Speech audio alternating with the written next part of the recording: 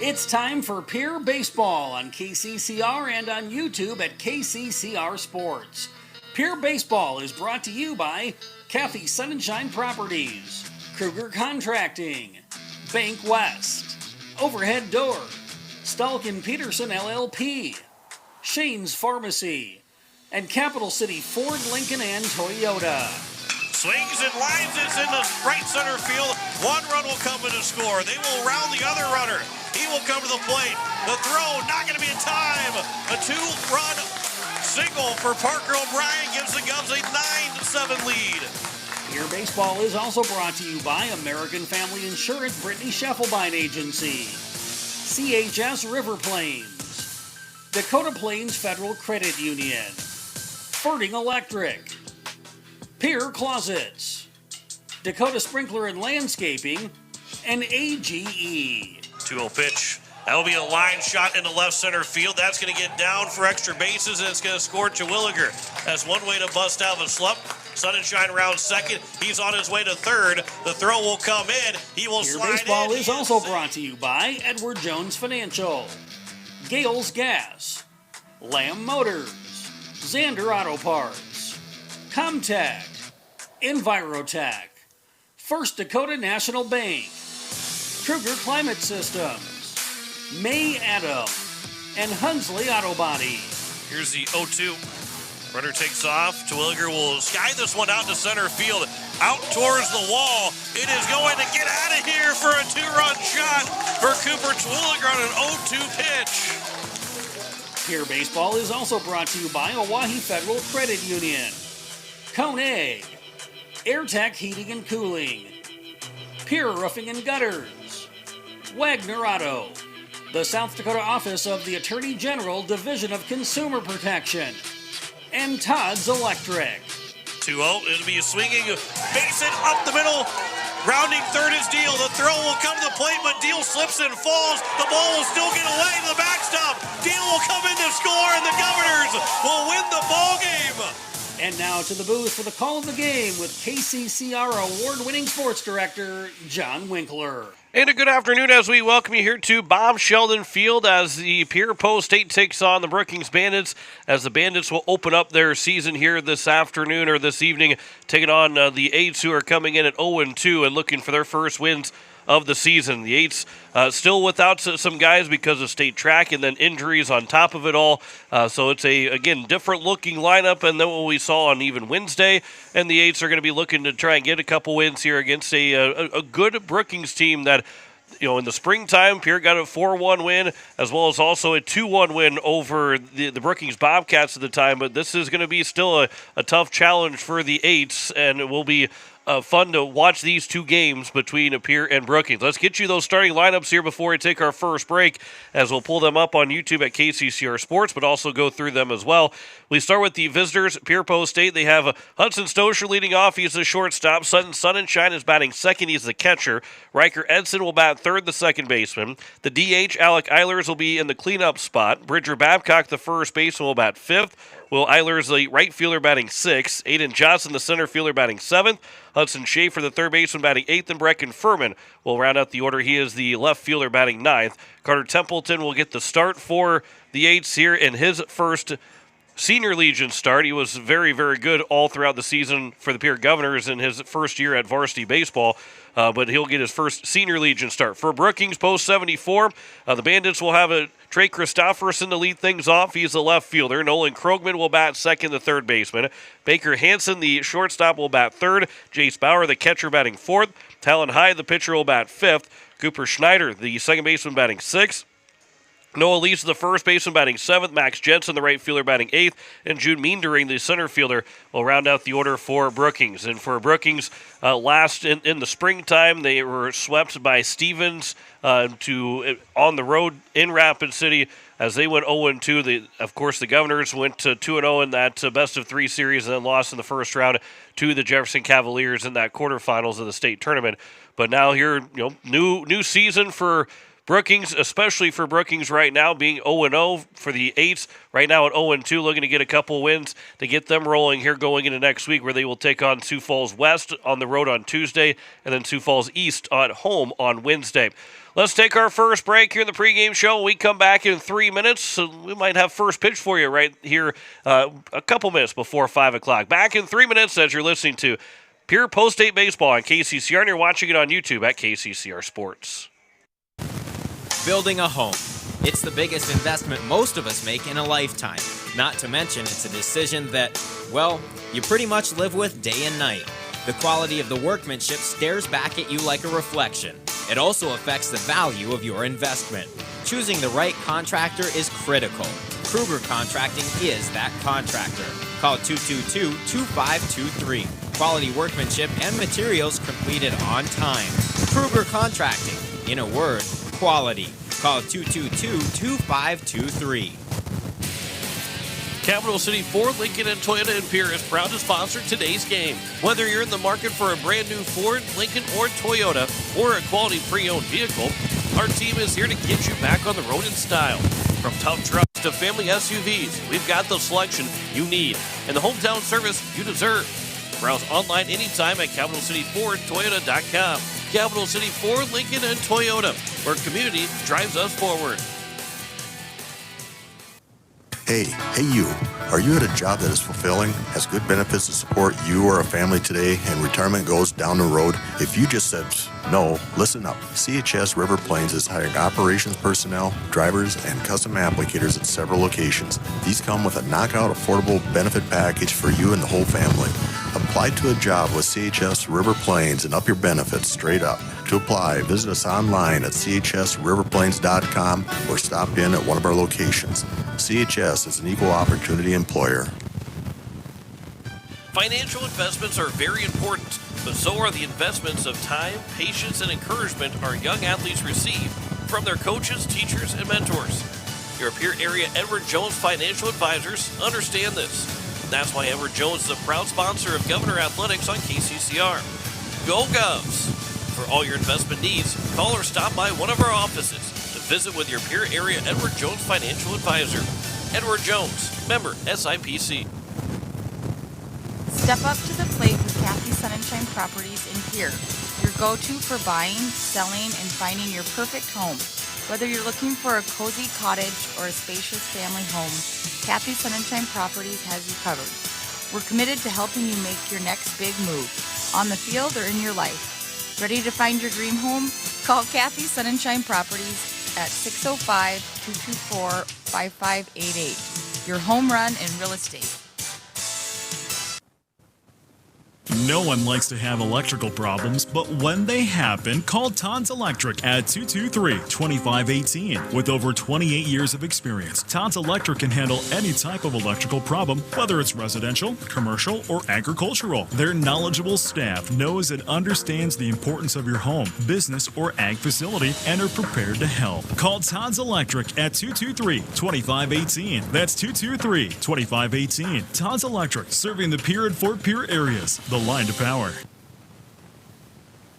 As we welcome you back, we are getting set here for first pitch between Pierre and Brookings, as right now the umpires have left the field. I don't know if I don't think there is any lightning in the area, so I think maybe they've maybe forgot a couple of things, and they'll get everything ready to go, and they'll come right back onto the field, because it looks like Brookings is just about to take the field right now and get things ready to go here for our first game of the day between Pierre and Brookings. Yeah, here they come back out. And I had to get a couple bottles of water and get ready to go. So Brookings will take the field here in just a moment, and then we'll get set for our first game between Pierre Post 8 and the Brookings Post 74 Bandits. John Mickler with you on this Friday evening. Glad you're with us, closing in on Friday evening, and glad you're with us here on KCCR and on YouTube at KCCR Sports. As it is Post 8, the visitors on the scoreboard. And again, that starting lineup for you.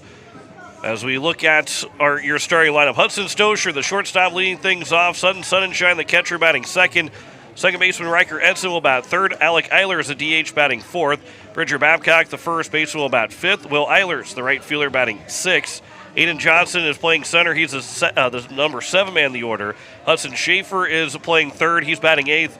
And Brecken Furman is the left fielder, batting ninth for the Eights. Carter Templeton is on the mound to make his Senior Legion debut on the mound after he did not pitch on Wednesday, and it was a very successful spring season for Templeton, and now he gets his first opportunity to swing to throw here for the Eights, as they will go against Talon Hyde, who they did see in the season, in the spring season. Hyde actually threw an inning and a third in game one, giving up only had one strikeout, no hits allowed, no walks. And then Talon Hyde also threw 6 innings in the 2-1 loss.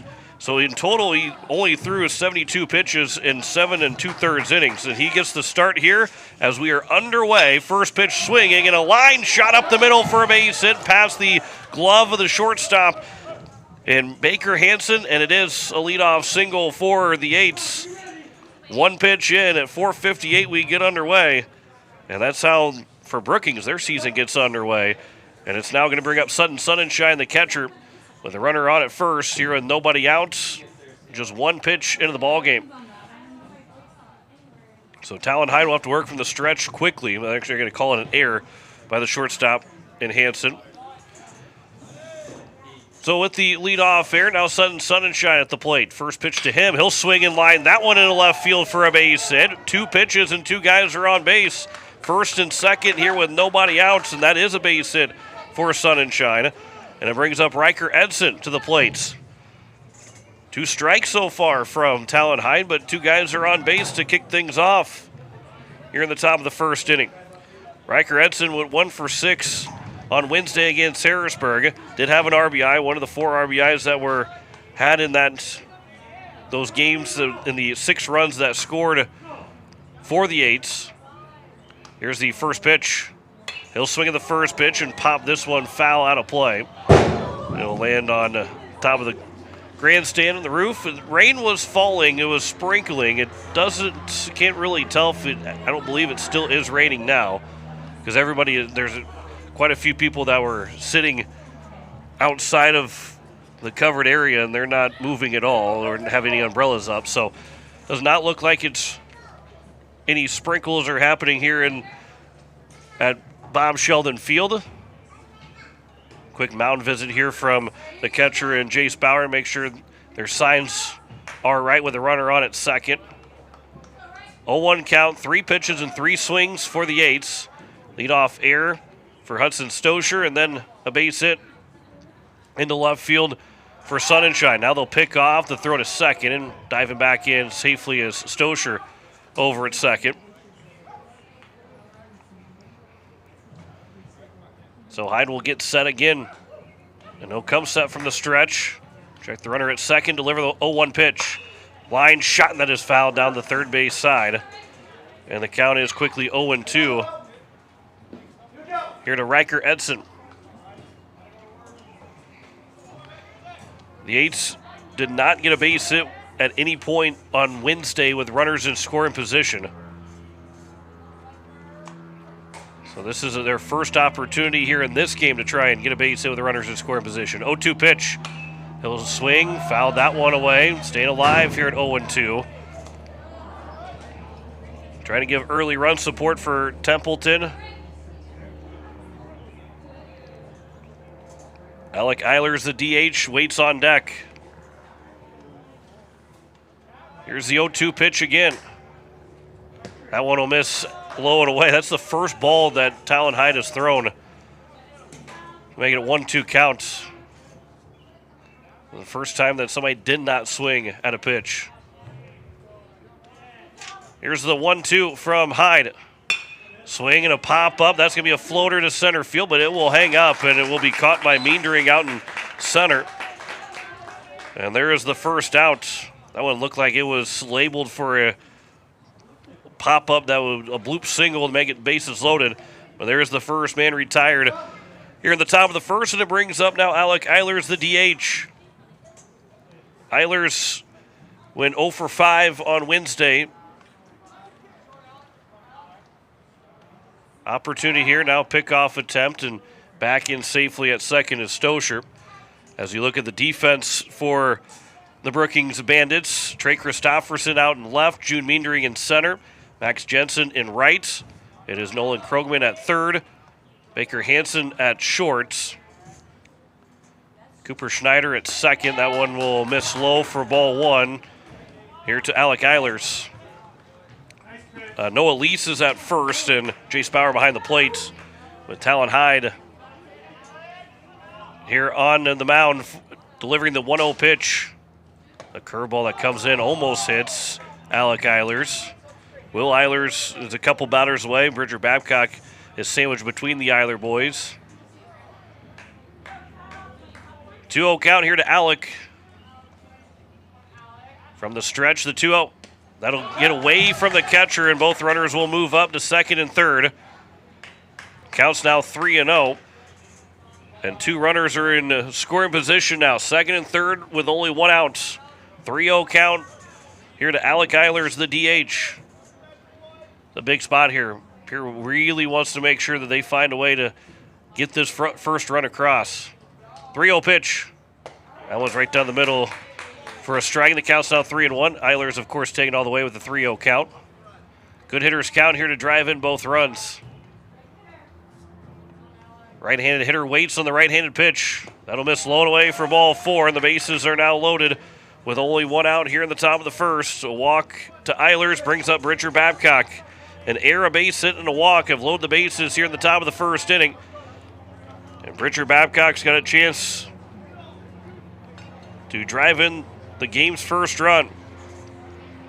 Went 1 for 2 yesterday on Wednesday as the first pitch was on the outside edge for strike one. Did not hit in game one because he was the pitcher for the Eights, throwing 6 innings, giving up 7 hits, 5 runs, 2 walks, and a strikeout. He was very, very good. 0-1 pitch. That one will catch the outside edge, and it's quickly 0-2 here to Babcock. And a bloop hit kept him from basically a 2-run outing, turned it into a 5-run outing. Here's the 0-2 pitch. Ground ball on the right side. This will be fielded by Schneider, but he boots it, and a run will come in to score. Another run is going to come in. As Sonnenschein, he did not slow up. 2 runs will score on the air. Second error of the inning. As first and second, still with 1 out and a 2-0 lead here for the Eights. And it brings up Will Eilers now to the plate.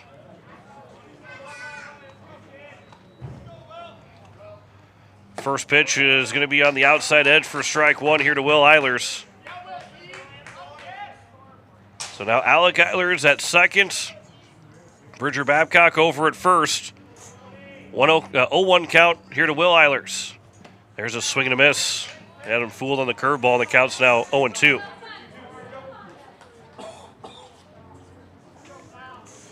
High looking for a strikeout here. 6 men to come to the plate for Pierre in this top of the first inning with a 2-0 lead. 0-2. Line shot, that's off the glove. The flip to second for 1. Back to first. It will turn into a double play to get out of the inning. And what a double play, 4-6-3. After the error by Schneider, he recovers and gets the double play to get out of the inning. As 2 runs will score on 1 hit, 2 errors, and a man left on base. 2-0 lead for Pierre over Brookings. As we head to the bottom of the first, you're listening to Post-8 Baseball on KCCR, and you're watching it on YouTube at KCCR Sports. Back in a minute. Looking for your next new or used car, truck, or SUV? Then go no further than the comfort of your own home. Shop online at lambmotor.com. On lambmotor.com, you'll find the vehicles Lambs has in stock. You can schedule a test drive or your vehicle's next tune-up, all online. New or used, shop for it all online, anywhere you are. Lamb Motor has the right vehicle for you. Lamb Motor in Oneida and online, lambmotor.com. Step up to the plate with Overhead Door Company of Pierre. Like your favorite team, we deliver reliability, strength, and top-notch performance. For over 100 years, Overhead Door has been the most respected name in the industry. From commercial or residential repairs to full upgrades, our team of technicians stand ready to provide winning results. Don't let a faulty garage door strike you out. Look for the signature red ribbon and call the industry MVP at 605-224-6200. Bring your garage door game to the big leagues. As we welcome you back, it is the bottom of the first and a 2-0 lead in the American Family Insurance Printy Shuffle by scoreboard for Pierre over Brookings on, again, 2 runs on just 1 hit. They had 2 errors in the inning, did Brookings. The man left on base, and Carter Templeton will be on the mound, and we look at the lineup for Brookings. Trey Christopherson, the left fielder, is leading things off, followed by the third baseman, Nolan Krogman. Baker Hansen, the shortstop, will bat third. Jace Bauer, the catcher, batting the cleanup spot. The pitcher, Talon Hine, is batting 5th. Cooper Schneider, the second baseman, is batting 6th. Noah Lease, the first baseman, batting 7th. Max Jensen, the right fielder, batting 8th. And Jude Meendering, the center fielder, is batting 9th for this post-74 Bandits team in their first game of the 2026 season. And they go against Carter Templeton as he makes his debut on the mound for Pierre Post State. And during that high school season for Carter Templeton, let's see if we can get that pulled up here. Clear all the stats away. 47 innings pitched for Carter Templeton. He went 5-2 on the season as he started 8 games and appeared in 10 overall. 30 hits allowed, 18 runs, 15 of them earned, 17 walks. He had 50 strikeouts to those 17 walks. 2.23 ERA and a whip at just 1 flat. Batting average against was 181. And he wants to forget about that last outing and really bear into this outing here as Trey Christopherson leading things off. The first pitch will be outside for ball 1. We did not see Christopherson in that game against Pierre on Sunday, April 19th, back during the spring season. 1-0 pitch. That one will just miss outside. The count's now 2-0. He was dealing with a little bit of an injury. Max Jensen dealing with injury as well, but both those guys are back in the lineup here for post-74. That one will be at the knees for a strike, and the count's now 2-1 here to Christopherson. Thankfully for Max Jensen playing right field, well, I guess maybe not thankfully too, with the fact that if they had somebody else with a really long last name, they'd have probably the most letters for a outfield as possible, with Christopherson in left, Meendering in center. Then Jensen kind of evens things out, only having those 6 letters in his last name. 3-1 pitch here to Christopherson. That one will catch the outside edge. That outside pitch, the lefties are going to be there, at least in this first game. The count's full at 3-2. And Templeton living on that outside corner. Looking for a strikeout here to start his outing. 3-2 pitch. It'll miss outside. It'll be a walk. Leadoff walk to Christopherson, and it brings up Nolan Krogman, the third baseman. Krogman threw in game 1, and then he hits in game number 2, going 0 for 2 with a walk against Pierre, again, back in the spring season. We'll see if maybe Krogman's that starting pitcher in game 2. He threw 4 2/3 innings in that 4-1 win for Pierre. Here's the first pitch from Templeton to the right-handed hitting Krogman. That one will be right down the middle for strike 1. Bottom of the first, here in our doubleheader between Pierre and Brookings, as the post-74 Bandits in their first game of the season. Here's the 0-1 pitch. Templeton with a long pause. He'll deliver. Curveball. That will be dropping in the strikes on the outside corner. The count's now 0-2. They have a west part of the state trip. I always like to say it's the West Coast trip, as we'll pull that up here in a second, because they are going to go out to play both Rapid City teams. There's a pitch that's going to be high, and the count's now 1-2. Starting Monday, they're going to go out to play post 320, and then they're going to play the Hard Hats on Tuesday in Rapid City. Then they go up and play Spearfish on Wednesday, so they'll play 6 games in 3 days, 3 straight doubleheaders, going out west to the side of the state. There's a swing and a miss of Krogman on the 1-2 pitch. Off speed there from Carter Templeton, and there's the first out here in the bottom of the first, and it brings up Baker Hansen, the shortstop. Talk about Pierre having Sioux Falls West and Sioux Falls East in back-to-back days, and those will be very tough as well. Well, one gets to be at home, one's on the road, where Brookings will be on the road for all 3 of those doubleheaders. Here's the first pitch to Baker Hansen, the number 3 hitter. That'll be outside for ball one. And for Post State, again, a grueling start to the season in terms of South Dakota opponents, and then you throw in Bismarck, who will be the first non-South Dakota team you face, and they're a really good team. Then you get the Dakota Classic, which usually has a lot of good teams in there. There's not really a break in the schedule other than the fact that there's a pickoff attempt, and diving back in safely is Trey Christofferson over at first. Really not a break in quality teams that you'll see. You just kind of get the break of the wins and losses don't matter if you playing Bismarck and some of those teams in that Dakota Classic. There's a swing and a fly ball down the left field line, but that will land foul. And the count goes now 1-1. That was labeled for a double down the line. But instead it will be a 1-1 count. So Baker Hansen, he'll come back to the plate. He went 0 for 3 in that first game, 1 for 3 in game number 2 against Pierre. There wasn't a whole lot of hits for either side in that doubleheader. Brookings had just 8 hits, 4 in each game, and Pierre had just 5 hits in each game, so 10 hits overall. But Pierre ended up winning both of those games back in the spring. Here's the 1-1. Runner takes off, pitches outside. The throw will go to second, and it'll be wide of the base. Coming off the base, though, was the runner in Christofferson, and now he is slow to get up.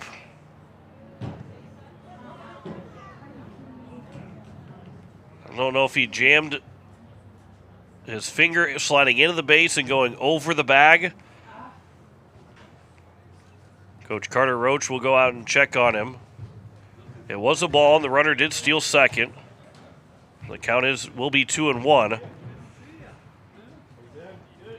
It's the left arm. See, he's got I always call it the oven mitt on his right hand.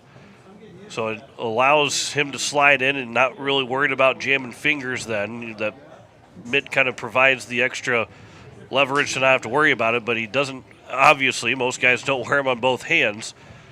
So him sliding in, you end up sliding with his, I don't know if it was, again, maybe the left arm, and he slid over the bag, so maybe his arm caught the bag itself sliding across. And he had to reach his foot back to get back onto the bag before Stosher could tag him.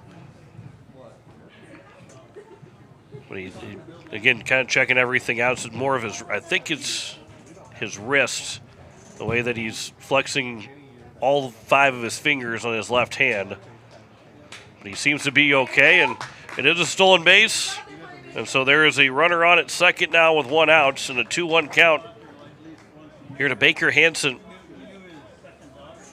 the number 3 man of the batting order here for Brookings. Chase Bauer, the catcher, waits on deck. Templeton works from the stretch, comes set, and will deliver the 2-1. There's a ground ball on the left side. It'll be fielded by the third baseman. The throw to first is going to be in time. A good play there from Hudson Schaefer. Runner does take third, but a 5-3 ground out. There's now 2 down here in the bottom of the first, and it will bring up now Jace Bauer, the catcher. We can pull up the Pierre defense here as it is. Brecken Furman out in left, Aiden Johnson in center, Will Eilers in right, Hudson Schaefer at third, Hudson Stosher at second, make that short, Riker Edson's at second. The first pitch is upstairs for ball 1 to Jace Bauer. Bridger Babcock at first, sun and shine behind the plates, and Carter Templeton on the mound. Bauer went 0 for 6 combined in those 2 games against Pierre.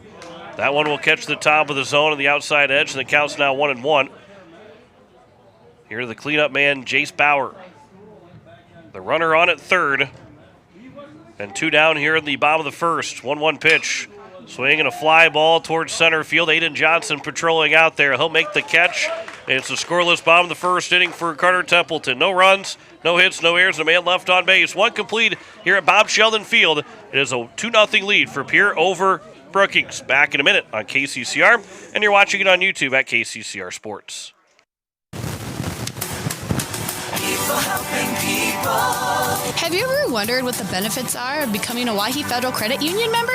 At Owyhee Federal Credit Union, we reinvest profits in you. We do this in the form of lower interest rates, higher dividends, and low to no fees. So come check us out or come in at 221 East Pleasant Drive in Pierre, because at Owyhee Federal Credit Union, we treat our members like they own the place because, well, they do. Owyhee Federal Credit Union. With any dream, the wind won't always be at your back, the sun won't always be shining, and some rain is going to fall. American Family Insurance is like a good, solid roof that you can trust to protect your biggest dreams. With plans that could save you up to 23% when you bundle your home and auto. Also, you can continue to dream fearlessly, no matter what comes your way. American Family Insurance. Visit mfam.com to learn how discounts may apply to you. American Family Mutual Insurance Company assigned its operating company, 6000 American Parkway, Madison, Wisconsin. Contact the Brittany Shufflebind Agency, LLC, 224-6627. As we welcome you back, it is the top of the second, and it is a 2-0 lead on American Family Insurance. Brittany Shufflebind scoreboard for Pierre Post 8 over Brookings. And it will be 7, 8, 9. Aiden Johnson, Hudson Schaefer, and Brecken Furman. He might reach his base. It goes back to the top of the order to Hudson Stosher, who led off that top of the first, reaching on an error. Then he came in to score on the error that was made by the second baseman, Cooper Schneider, as Baker Hansen had the first error and Schneider had the second error. So the Eights with just that one hit, but they were able to score 2 runs, as Aiden Johnson will lead us off. Johnson went 0 for 6 on Wednesday, did score a run, drew a walk. And again, Pierce still looking for that first hit against with runners in scoring position. As Talon Hyde will deliver the first pitch to Johnson. Off-speed curveball that will drop in for strike 1. Top of the second here of game 1 of our doubleheader. A beautiful night for some baseball here at Bob Sheldon Field. That one will bounce in. The count's now 1-1. Our temperature right now sitting at 75 degrees. Really that chance of rain has kind of gone away. There's 15% chance of rain in game 2, hopefully late in game 2. But that we should be seeing some pretty good temperatures throughout the rest of our day today. Here's the 1-2 pitch to Johnson. Ground ball on the left side, or the right side, fielded by the second baseman, Cooper Schneider. And the throw to first will get Johnson out to open up the top of the second. And it will bring up the number 8-man Hudson Schaefer, the third baseman. Schaefer went 0 for 6 as well on Wednesday, did have an RBI. And came with 2 outs in that one of those 2 games in that doubleheader. First pitch is outside for ball 1. And the RBI hit by pitch end up scoring that run when this one's popped up to left field. Backing up just a couple of steps is Christofferson to make the catch. And there's 2 down here in the top of the second, and it brings up the number 9-man in Brecken Furman. And that was as can of a corn for Christofferson as you could possibly get. I mean, he took 2 steps back and settled right underneath it. So now Brecken Furman. Furman had 1 at-bat, went 0 for 1, 3 plate appearances. First pitch is outside for ball 1. Playing left field here in game number 1.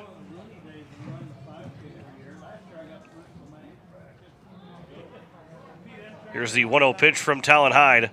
There's a line shot into right center field, but the right fielder will get over to it and make the catch, as Jensen will put it aside for a 1-2-3 inning for Talon Hyde. That one stayed up a lot longer than I thought it was going to. And it is a 2-0 lead for Pierre over Brookings as we head to the bottom of the second. Back in a minute on KCCR, and you're watching it on YouTube at KCCR Sports. Spring is the season for a fresh start, and that includes your technology. Whether you are looking to upgrade or need to breathe new life into your current device, CommTech is your one-stop solution. Experience the brilliance of LG OLED TVs, the immersive sound of Sonos and JBL, or the unmatched performance of Lenovo laptops. Buy with confidence thanks to our price match guarantee and 0% interest on selected purchases. We're your locally owned technology experts on the truck bypass. CommTech, we sell the best and fix the rest.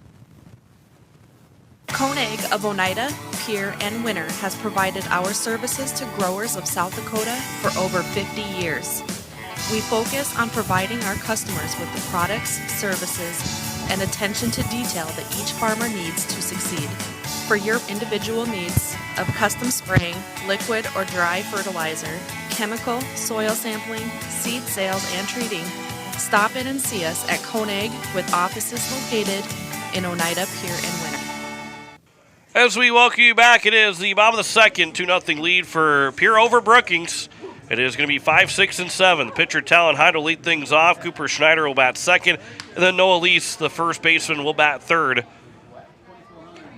Here in Game 1, bottom of the second, here at Bob Sheldon Field. The Eights will be on the road Tuesday out to Harmon Park to take on Sioux Falls West. And then home on Wednesday to take on Sioux Falls East. We'll have the Wednesday game for you on KCCR. No broadcast on Tuesday, but we will have it on Wednesday as the first pitch from Templeton will catch the outside edge for strike one to the right-handed hitting Talon Hyde. It's a 3 o'clock first pitch on Tuesday. Again, no broadcast, but then a 5 o'clock first pitch just like it has been last Wednesday or this past Wednesday and then today. That one will just miss low, and the count's now 1-1 here to Hyde. Wyatt Britchka and Blake Dean will have the call for you from Hyde Stadium on Wednesday next week. 1-1 pitch. That'll come high and tight and back and away, and out of the way is Talon Hyde. The count goes now 2-1. Templeton from the windup delivers the 2-1 pitch. That one's fouled back. And it evens the count at now 2 balls and 2 strikes. Leadoff man here in the bottom of the second, number 5 man the batting order. Hyde went 1 for 2 in that first game, 0 for 2 in game number 2, hitting in that number 3 spot both games. That one, boy, that's a really good take by Talon Hyde because that one missed by just inches, not even inches. 3-2 count now here to Talon Hyde. Full count to the first man here in the bottom of the second. Here is the 3-2. That one will miss low for ball 4, and it will be a leadoff walk. Second straight inning with a leadoff walk, and it brings up Cooper Schneider, the second baseman. Schneider hitting the number 2 spot, going 1 for 4 overall on that doubleheader against Pierre. And we'll also have a courtesy runner here in this for Talon Hyde, as it will be Nolan Wagner that will be the guy that will courtesy run. So he's over at first now in place of Talon Hyde. Cooper Schneider, the second baseman. Here's the first pitch. That one will be at the knees for a strike. Got Trey Christofferson, Talon Hyde, Cooper Schneider, Max Jensen. All hockey players for the Brookings Rangers. Part of this post-74 team. There's been a lot of hockey guys that are baseball players for Brookings. Templeton with a long pause. 0-1 pitch will be upstairs, and the count's now 1-1. Carter Roach, the head man for both the spring and the Legion team for Brookings. He's a former hockey player as well for the Rangers. Bridger Babcock, Hawaii Capital, holding on the runner over at first. Pickoff attempt, diving back in safely over at first is Wagner. 1-1 our count here with nobody out in the bottom of the second. Templeton will come set from the stretch, deliver the 1-1 pitch. That one will catch the top of the zone. Schneider wasn't leaning into the pitch, but kind of trying to show that it was a lot closer inside and stuck his elbow out a little bit. The umpire still calls it strike 2, and the count's now 1-2.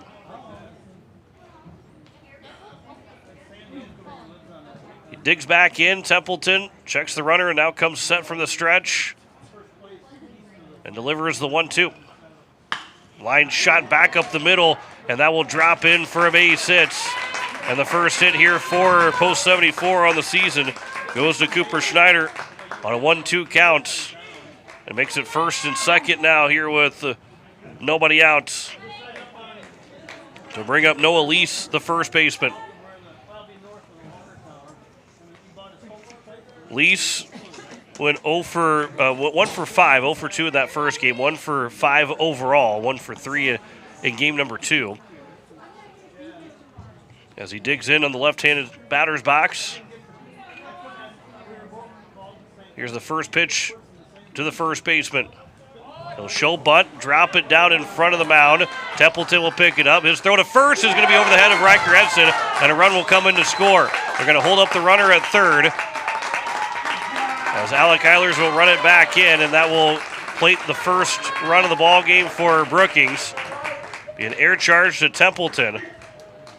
And it's now second and third here with nobody out, and Brookings is pulled within 1. And now have plenty of options to try and get this game tied. First error by the Eights. Max Jensen now to the plate. The right fielder trying to capitalize and give Brookings their first lead, or at least tie the ball game up. The first pitch is fouled at the plate off of him for strike 1.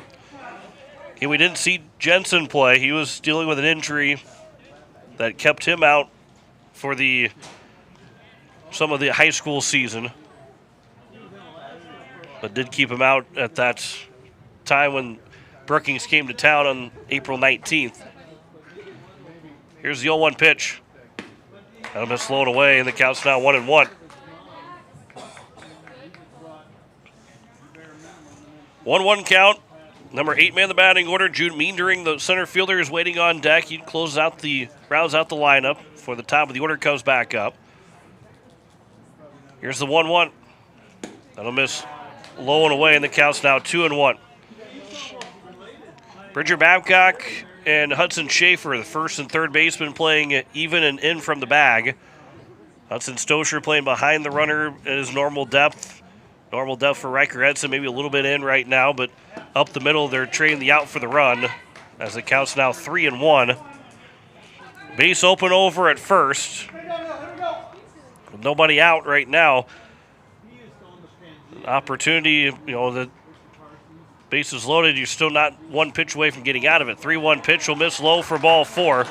And the bases are now loaded to bring up Jude Meendering. And Coach Elliott Life will make his way out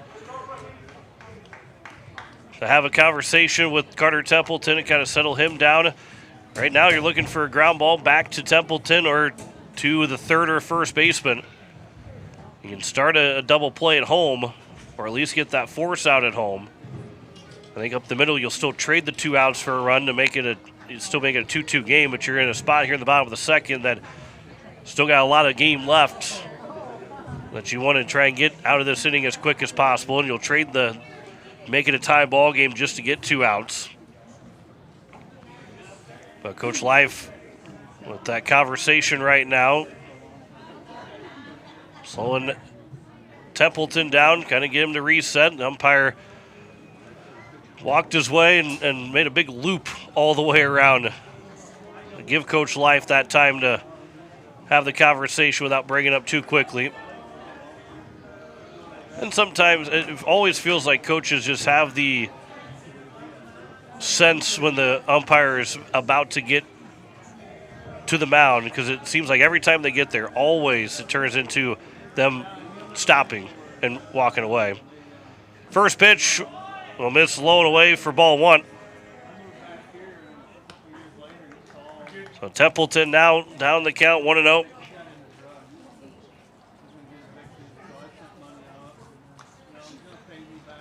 Here's the 1-0 pitch.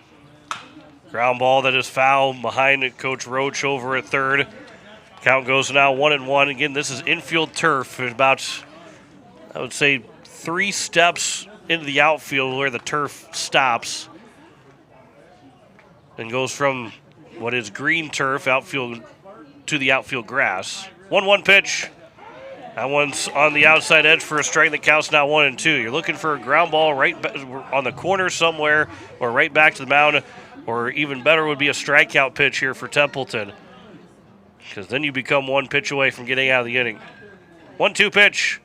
Niedering will take it low for a ball, and the count's now 2-2. 2-1 score. Bases loaded, nobody out here in the bottom of the second. Yates holding on to that one-run lead right now. Templeton from the stretch. Here's the 2-2. Grounder foul down the third base line again. And we'll do it again here at 2-2. Top of the order, Trey Christopherson. He walked in his first trip. Stole second, then was stranded over at third in that bottom of the first. Here's the 2-2. Inside, and the count's now full at 3-2. And now, with nobody out, a full count, this is a big pitch. Templeton will come set from the stretch and deliver. I will miss inside for ball 4. And it ties the ball game up at 2-2. And it brings up now Trey Christopherson. That's the 4th walk here in 2 innings now for Templeton. Christopherson drew one of those 4 walks. This is the 3rd walk of the inning. Still nobody out, and the bases are loaded. Top of the order now here for Brookings. First pitch to Christopherson. That one's taken to the top of the zone for a strike. And Templeton gets ahead in the count 0-1.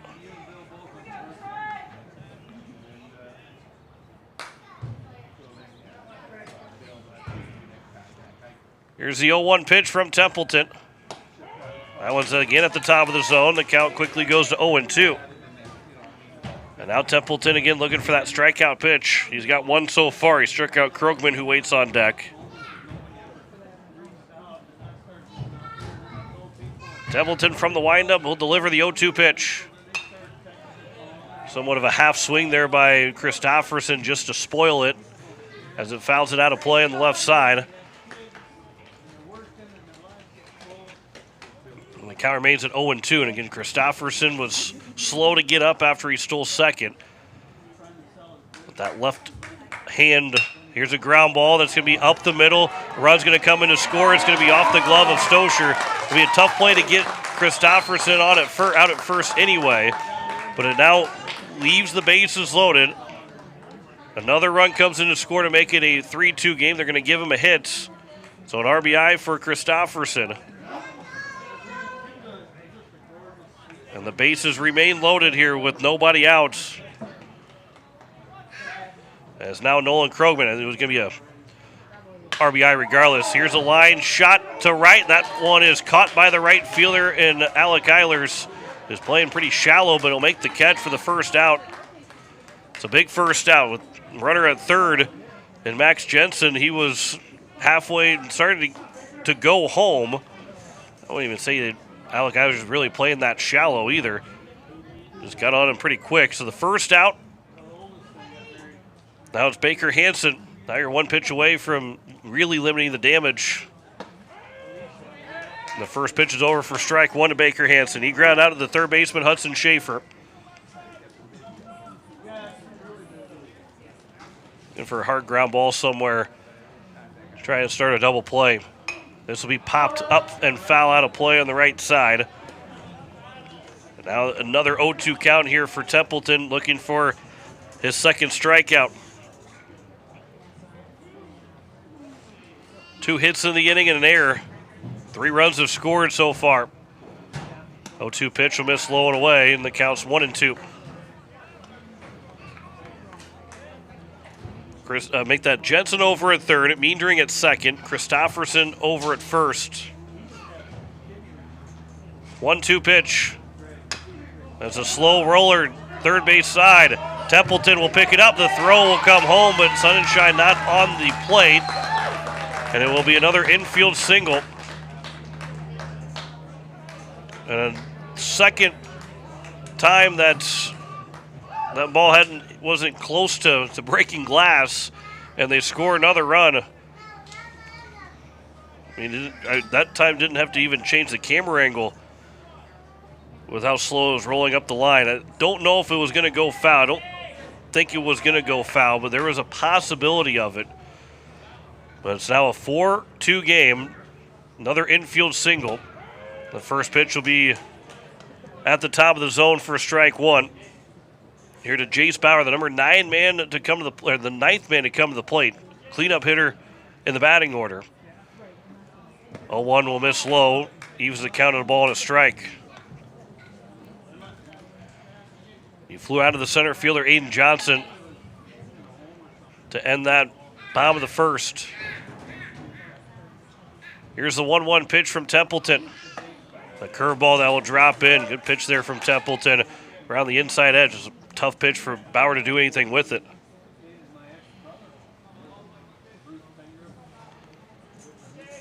Looking for a strikeout. Templeton, 1-2. That'll miss outside. Evens the count at 2 balls and 2 strikes. 4-run inning so far here for post 74. Templeton takes a deep breath, 2-2 pitch. Another slow roller. Hudson Schaefer will field this one. His throw is only to first because that's the only play he has. Another run will come in to score, and there's now 2 down. And runners at second and third here with 2 away. An RBI ground out, 5-3. And again, with that slow roller, there's nothing else that Schaefer could do with it. And it brings up Talon Hyde, who led off the inning with a walk. Wagner, who ran for him, came in to score. And that will be fouled away for strike one. That one hit the top of the grandstand and bounced back right down to the fans here at Bob Sheldon Field. Templeton now trying to put an end to this inning. 2 down here in the bottom of the second. Here's the 0-1. That one's on the outside edge for a strike, and the count's now 0-2 here to Hyde. Runners at second and third, 2 away, bottom of the second, 5-2 is our score. Templeton from the windup will deliver the 0-2 pitch. Swing and a miss. Tag of Hyde to end the inning. And that will send us to the top of the third.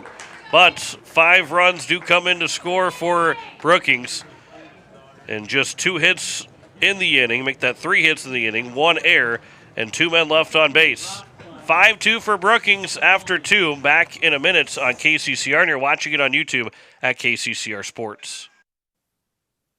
Is it the competition that keeps bringing you back? The long-standing rivalries? Or is it seeing friends again and cheering on your favorite team? At First Dakota, we're here for it all. We appreciate the fans, the players, the coaches and officials, the concessions crew. The shared community experience is part of what makes life here great, and we're here for it.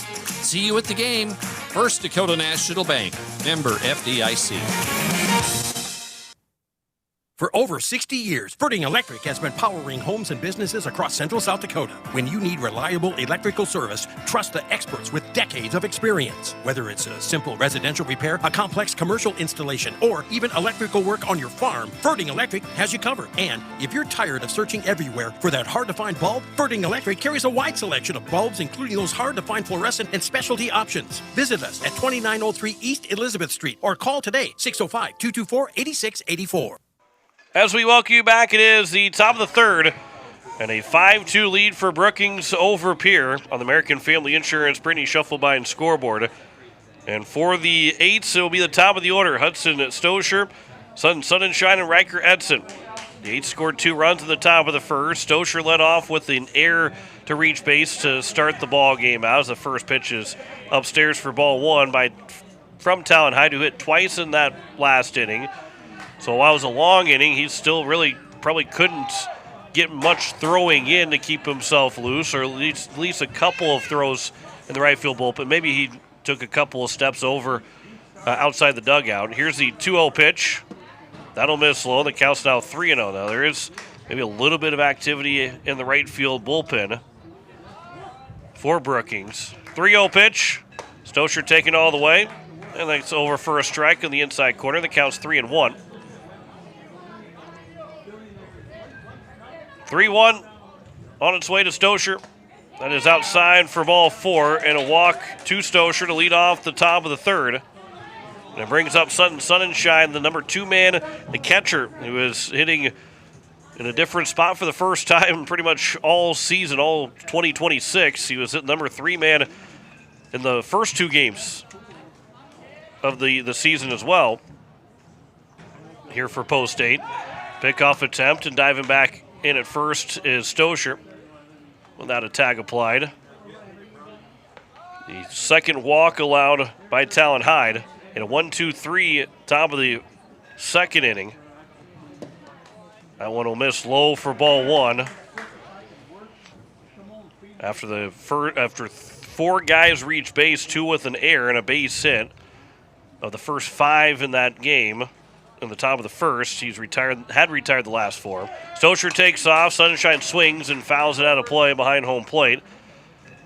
So Stosher will head back to first, and the count is even at a ball and a strike.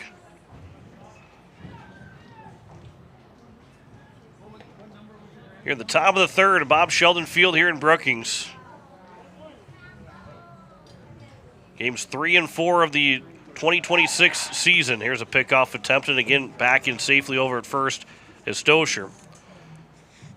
After we're done here tonight, we'll pick up coverage of Carolina and Montreal Game 5 of the Eastern Conference Finals. Here's the 1-1. Runner takes off again. Ground ball through the left side for a base hit. Stosher can see it all the way, so he pulls up at second, as it was basically a 3-hopper to Christofferson out left. But it is a base hit for Sunshine. He's 2 for 2 in the ball game, and it's first and second now here with nobody out. And it brings up the number 3 man, Riker Edson, who flew out to center in his first at-bats. Wind looks like it's blowing out to the left field foul pole, maybe coming in a little bit. Edson showing bunt. The throw will go into center field as no one was covering second, and Stosher will end up at third base to make it first and third, and that's the 3rd error now for Brookings. The shortstop in Hansen was far off the base when Hyde turned around and threw it, and so moves that runner over to third. And now the runners are at the corners, and the Eights are trying to get one of those runs back in from the bottom of the second here at the top of the third. Edson showing bunts. He'll pull it back and taking it for ball 1. Safety squeeze. Stosher's trying to get a good jump so he can score on that bunt attempt. But he's also got to be very careful, too, if Edson doesn't get the bunt down, that he's not too far off of third to get himself picked off. But he's got to also read that bunt well. 1-0 pitch, not bunting this time. That one will catch the outside corner on a sweeping strike, and the count's now 1-1. See if maybe Sunshine gets a green light to try and steal with runners at first and third. Pickoff attempt, and I think maybe Talon Hyde thinking the exact same thing and seeing if Sunshine was leaning a little bit too much to not get back in time on a pickoff attempt.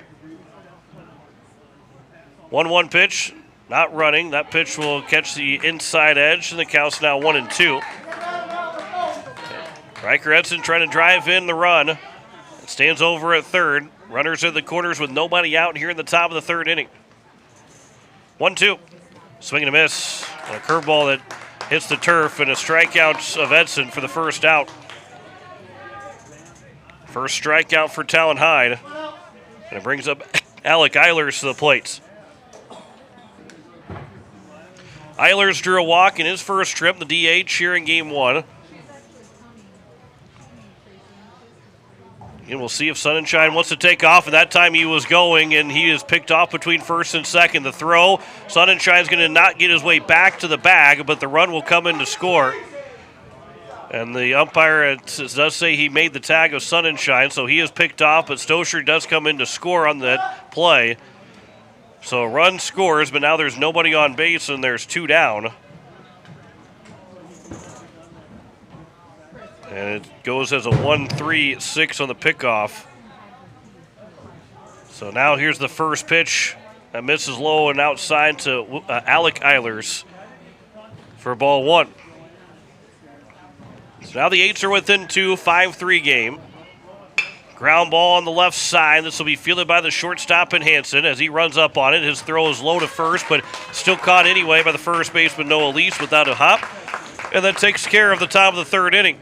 1 run scores on 1 hit in the inning. There are no errors and no one left on. Make that 1 error and no one left on base. We head to the bottom of the third. It is a 5-3 lead for Brookings over Pierre. Back in a minute on KCCR, and you're watching it on YouTube at KCCR Sports.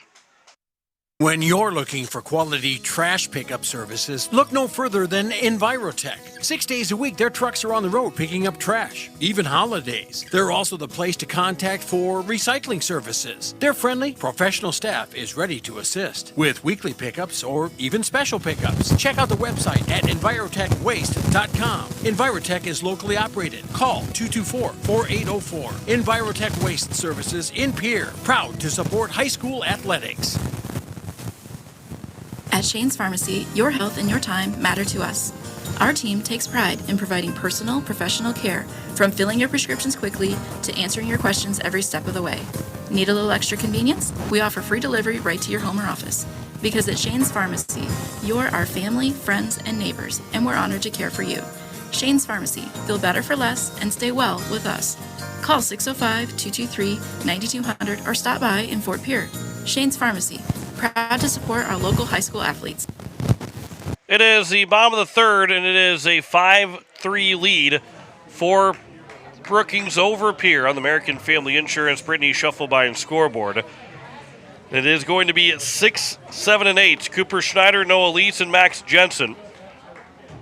He might reach his base. Jude Meendering to the plate here in this bottom of the third as Carter Templeton will look to work through that second inning and start to put up some zeros on the scoreboard. Guys that pitch today, if they stay under 80 pitches, will be available to throw on Tuesday again. So right now, obviously, Templeton's the first guy. If he stays under 80, he's available on Tuesday. If he throws over 80, he'll be able to pitch again on Wednesday against Sioux Falls East back at home. Ground ball right back up the middle. Barely missed the rubber. Right over the top of the mound and into center field for a base hit. Leadoff single for Cooper Schneider. He's 2 for 2 in the ball game. And it brings up Noah Lease to the plate. So now Noah Lease with runner on at first.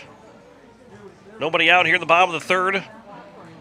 Reached on the air on his bunt attempt. Back in that bottom of the second, which kind of helped propel a lot of those runs to score. Pickoff attempt, and that throw high and wide of the bag. Been right on the money. It looked like a really big lead for Cooper Schneider. Been low into the bag. That could have been a really close play. Here's the first pitch now from Templeton to Lease. That's taken high and outside for ball 1. Now make that 1-1 count.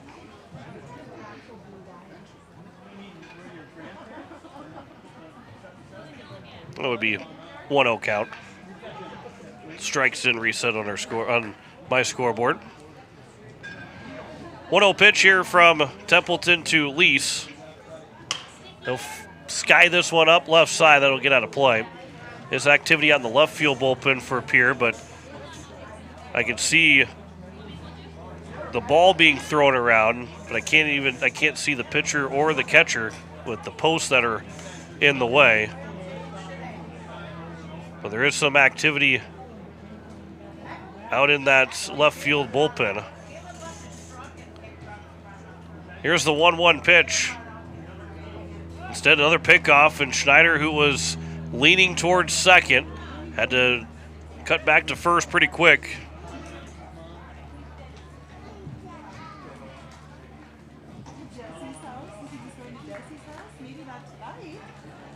Looks like maybe, I'm not sure who, yeah, probably Tucker Swenson. It's got to be one of those guys. Here's a throw to second, the swipe tag. They got him out on the foot. Hudson Stosher was able to swipe back on the back foot to get the out. Coach Roach, for the base umpire, not really wanting to talk to Coach Roach. Schneider thrown out. Stealing second. Good throw there by Sunshine. As that one will miss outside. The count's now 2-2. To Noah Lease. A heck of a throw there from Sunshine. A heck of a tag. So, I mean, that was on the right side of second base. Stosher had to reach back. This then will now hit Lease on the top of the foot. And so now he is on here with one out, but he is not walking, a little bit of a limp. I think he'll be okay as the farther he getting to first, the quicker he's kind of moving towards the base. Well, he got to first. Well, he's on the bag. That's when he stepped down and looked down at his foot. It didn't sound good coming off of the foot of Lease, and it probably hit him, got him on the toe.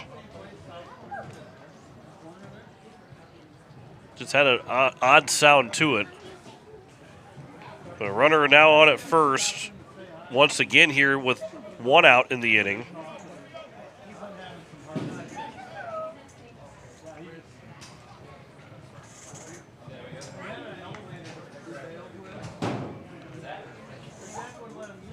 So as Lease looks to be okay, he'll get his lead over at first. Max Jensen, the right fielder, will come to the plate.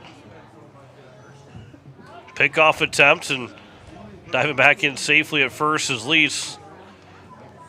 Kind of a cruel punishment to get hit on the foot and then have to quickly step and dive back. But also trying to see if maybe he wouldn't be able to move quick enough over there at first. First pitch comes high and tight for ball one to Jensen. He'll duck out of the way of it. 1-0 count here to Jensen. He drew a walk in his first trip. That was in the bottom of the second. Here's the 1-0 pitch.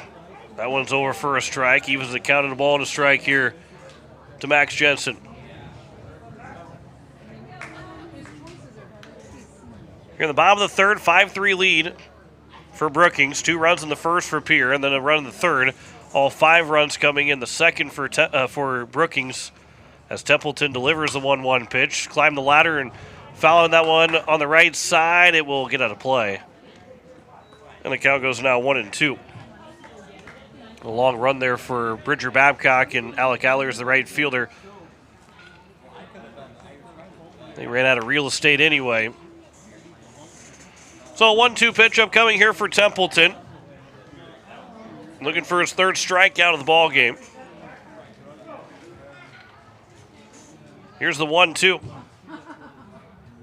The pitch, swing and a miss. The throw will go to second. Stosher, they'll throw it to first, and the runner's out at first. The throw was perfect. It was not a ball put into play. They had the Sunshine had a perfect throw to second, but Stosher thought maybe that ball was hit, or he thought he was trying to turn 2. They had to strike him out, throw him out to get out of the inning. But instead now there's 2 outs. It is a strikeout. And the inning continues with a stolen base for Noah Lease. And it's now Jude Meendering to the plate. He'll ground the first pitch over to the third baseman, Schaefer. His throw across the first is going to be in time, and that will get out of the inning. So nothing, no harm, no foul on that last play. No runs in the inning. There was 1 hit, no errors, and 1 man left on base. We head to the top of the 4th. It is a 5-3 lead for Brookings over Pierre. Back in a minute on KCCR, and you're watching it on YouTube at KCCR Sports. When your tank's running low and your stomach is growling, there's one place Pierre trusts, DJ Senex. Feel up fast, grab ice-cold drinks, selection of fresh donuts, and that perfect cup of coffee to keep you moving. Friendly faces, quick stops, and everything you need right when you need it. So next time you're on the go, make the easy stop. DJ Senex. Fueled by community, driven by you. For years, you have trusted Larry Fry Heating and Cooling to keep your home comfortable, no matter the season. Now that same commitment to quality service and expert care has a new name. Introducing Kruger Climate Systems. We're familiar faces, the reliable technicians, and the same dedication you've always known, now under a new banner. From essential repairs and routine maintenance to brand new installations, we're here to ensure your home's perfect temperature. Kruger Climate Systems, your trusted partner for a comfortable home. Call us today for all your heating and cooling needs. It is the top of the fourth, and the Pierre Post 8 down by 3 to the Brookings Post 74 Bandits. Looks like we have a new man on the mound, as it will be number 3 for Brookings, and that will be Nolan Wagner that will take over for Talon Hyde. So Wagner is in. He'll be, unless there is, we'll see if Talon Hyde goes anywhere on the defensive positioning. That will tell us then if he stays in the ball game. Looks like Talon Hyde's moved over to first base. And Noah Lease will move to third. Krogman will go to second. Boy, we got a lot of changes here. So the second baseman, Cooper Schneider, will come out of the game, as it shows on Game Changer, as Bridger Babcock is the first man to see and foul the first pitch away. First man to see Nolan Wagner. Over, and so it's an 0-1 count. So, again, Wagner is now on the mound, which puts Krogman at second. Lease moves to third, and Hyde goes to first, leaving Cooper Schneider now out of the lineup for Wagner to take his spot, because they were not hitting with the DH, and obviously with Hyde staying in the game, the DH would have gone away anyway. Here's the 0-1 from the right-handed pitching Wagner. Ground ball on the left side, having to charge it as the shortstop. The throw to first is high and over the head of Talon Hyde. Bridger Babcock had turned. They will tag him, and he will be safe because he did turn and around to the first base side or the foul line, down that first base line. So that'll be the fourth error now. And that one by Hansen, and Baker Hansen has had his second error. We also tell you for Talon Hyde, who threw just 3 innings, we'll give you his full total here in just a moment as well. But it now brings up Will Eilers to the plate with a runner on at first, and the first pitch is upstairs for ball 1. Hyde goes 3 innings, giving up 2 hits, 3 runs. None of those were earned, though. 2 walks and a strikeout. He threw 40 pitches. And some of this for Coach Carter Roach is trying to figure out how to handle this. There's a swing and a miss. The throw to second. They've got Bridger Babcock out trying to steal second.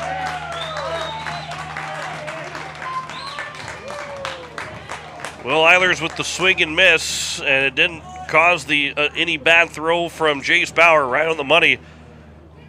And the tag applied to Bridger Babcock, and there's now 1 down. A 1-1 count here to Will Eilers. This will be popped foul. That'll get out of play. The count goes now 1-2. But again, some of this, too, for Coach Roach, and obviously you're trying to win these games, but you also have 3 games ahead of you, 6 games ahead of you over 3 days. Monday, Tuesday, and Wednesday of next week out west, as that one will be upstairs, and the count's now 2-2. So you're playing a little bit of feeling how the game is going, but also knowing that, hey, if we maybe get guys out, then they'll be ready to go and be able to pitch again on Monday or Tuesday. That one will be outside, just outside. The count's full now at 3-2 from Wagner to Will Eilers. And only 40 pitches. That means Hyde can pitch again on Monday against post 320. And I think, it's a really difficult 3 days of games for the Bandits. 3-2 pitch. That'll miss for ball 4. And it will be Eilers is on base. So back-to-back guys reach base, but there is only 1 on and 1 out now for Aiden Johnson, who grounded out to the second baseman in his first trip to the plate. He's 0 for 1. because you're playing 320, then you're playing post 22. So post 320 and 22 have split their 2 games that they've played so far this year. So they're 2 really good teams that you're going to have to go against those doubleheaders and back-to-back days. Here's a line shot that's over the head of the second baseman into right center field for a base hit. It's now first and seconds. First hit of the ball game for Aiden Johnson. Third hit of the ball game now for the Eights. And it's first and second here with 1 out to bring up Hudson Schaefer, the third baseman. But then after that, on top of all of that, you have Spearfish on Wednesday, and I'm not going to take anything away from Spearfish, but when you're probably looking at the quality of who are your, if you're ranking them 1 through 3, who's going to be the toughest? It's going to be 22 and 320. And then Spearfish is probably that number 3 team of the quality of teams that you're facing, as the first pitch is outside for ball 1 to Hudson Schaefer. But it probably is one of your toughest games because it's going to be your game 5 and 6 in the span of 3 days. So you're hardly going to have any of your pitchers remaining. Say hardly. You have guys that are not available, as this one is flown out left field, foul territory. That will get out of play. Count goes now 1-1. So again, if Coach Roach is sitting here thinking, as the game goes along, he's got to be mindful of a lot of pitch counts, because if Talon Hyde only threw 40 pitches and he'll be available, but anybody that throws 80 pitches, they're not available till Wednesday. And you've got 4 games before you get to Wednesday. So it becomes a very managing pitching staff over the course of the next 6 days, as the 1-1 pitch is fouled away on the right side. The count's now 1-2. Coach Iverson obviously still has a little bit of that, because he's going to have to figure out guys that are going to pitch on Tuesday and Wednesday next week. But anybody that throws 80 pitches, you're only out for 2 games on that Tuesday, and you're back available to pitch on Wednesday. And then you don't have anything till that Monday, so then everybody will be back to normal. Here's a line shot. That is going to be caught, and stepping on the bag, it's a double play. Snared at second by Nolan Krogman. And as Eilers is on at second, even if he freezes, I don't think there's any chance that he's back on the bag, and it just turns into bad luck for the Eights and turns into an unassisted double play to get out of the inning for Brookings. So no runs on 1 hit, 1 error, and 1 man left on base. We head to the bottom of the 4th. 5-3 lead for Brookings over Pierre. Back in a minute on KCCR, and you're watching it on YouTube at KCCR Sports.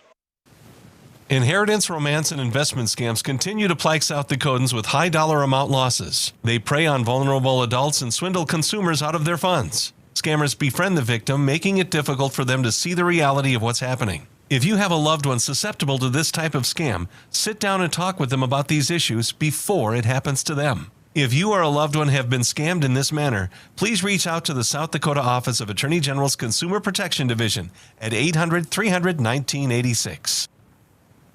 Stolken Peterson LLP has been your local CPA firm for over 40 years, offering tax preparation, bookkeeping, payroll, and consulting services. If your business, farm, or ranch needs professional, accurate, and reliable services, we are your firm. Our clients are our #1 priority. If you need a higher level of accounting service, give us a call at 605-224-5828. That's Stolken Peterson LLP, 222 East Missouri Avenue in Pierre. As we welcome you back, it is the bottom of the 4th, and it is a 5-3 lead for Brookings over Pierre on the American Family Insurance Brittany Shufflebein scoreboard, as Carter Templeton works into the bottom of the 4th inning. Those 5 runs allowed in that second inning. The difference right now in the ball game, Pierre scored 2 in the first and 1 in the third, as you're listening to KCCR Pierre, a Riverfront broadcasting station. Emma Thielen is back in the studios. John Winkler with you on this Friday night here from Bob Sheldon Field. Lights will turn on eventually here, but we've still got a couple more hours of daylight. Another 3 hours before sunset hits. As the first pitch is high and outside for ball 1. Top of the order, Trey Christopherson, Nolan Krogman, and Baker Hansen. Here's the 1-0 to Christopherson.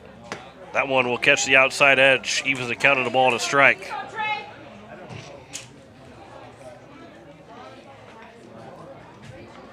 Templeton, Here's the 1-1 pitch. This will be out towards center field. Shallow coming in is Johnson. He'll call off Hudson Stosher. He'll make the catch. And the leadoff man is gone here in the bottom of the fourth inning. Good play there and good talk from everybody to get that first out. As we look at Carter Templeton's numbers right now, more so his pitch count, 70 pitches thrown. He's got 35 left to go. Try and get through another inning or so as that first pitch is over for strike one. You'd like for him to get at least through the fifth on the pitch count wise, which I mean, if he's efficient enough, he could still get through 6 completes. That one will miss low and away, and the count's now 1-1. Again, no Carter Shuffleby, no Porter Hunsley with state track, no Will Danberg out with an injury, Trip Lindekugel out with an injury, Parker O'Brien out with an injury. 1-1 pitch is flown out to right field. Will Eilers going towards the line. He'll make the catch on the run. And there's now 2 down. Good play there by Eilers out in right field, going pretty much right out of your picture, making that catch. Might have been in there right at the last moment to make the catch, but there's now 2 down, and it brings up Baker Hansen to the plate with nobody on. So Pierre is, I mean, that's 5 players that are, I mean, it's not funny to have injuries. It's not, you know, all of that, but at some point you almost feel like you just have to laugh about it. Here's a ground ball that's going to be off the glove of Hudson Schaefer, and it will be a 2-out error that will keep the inning going. As Jace Bauer will come to the plate, who's 0 for 2 with an RBI ground out. Say you pretty much laugh so you don't go insane, because that's, I mean, you're just starting the summer season and you have 3 guys down with injuries. And you know, the good news is for Carter Shuffleby and Porter Hunsley, they're again at state track, and they'll be ready to go next week, Tuesday and Wednesday. As here's the first pitch to Jace Bauer. That's at the bottom of the zone for strike one. Now you're just hoping that Trip Lindekugel is, you know, able to return sooner rather than later. You're hoping that Will Danberg can come back. Hoping that it's not a long-term injury for Parker O'Brien either. Just the injury bug is hitting at an inopportune time, and really there is no good time. Here's a line shot into center field for a base hit. Rounding second on his way to third. The throw coming in. It'll one hop, and it will be a single for Jace Bauer. He takes second of the throw. Hansen makes his way over to third. Johnson nearly was able to gun down Hansen trying to take third base with 2 outs. And it is just a single for Bauer. He advances on the throw going to third as we have a courtesy runner for the catcher in Bauer. And it now brings up, so Talon Hyde, Talon Hyde's playing first anyway. The guy on deck is Nolan Wagner. Hyde moved over to first. So he remains in the lineup.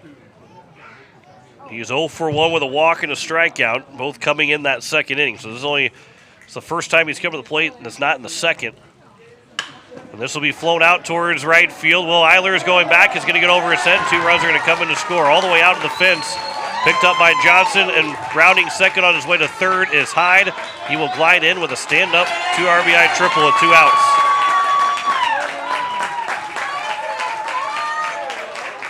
It's now a 7-3 lead for Brookings here with 2 outs in the bottom of the fourth. 2 RBI triple, and all of this coming with that 2-out error. Then errors will come back to haunt you. 2 unearned runs here in this fourth inning. That was Nolan Wagner's first attempt at the plate, so he can help himself out. Obviously, you know, he came in with the lead, but he can help extend that lead out.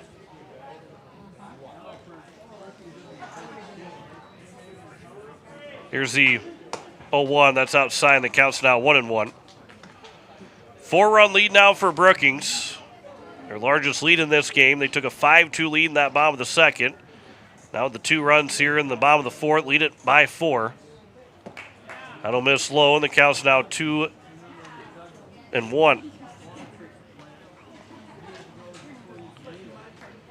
Templeton will work from the windup with that runner on at third base.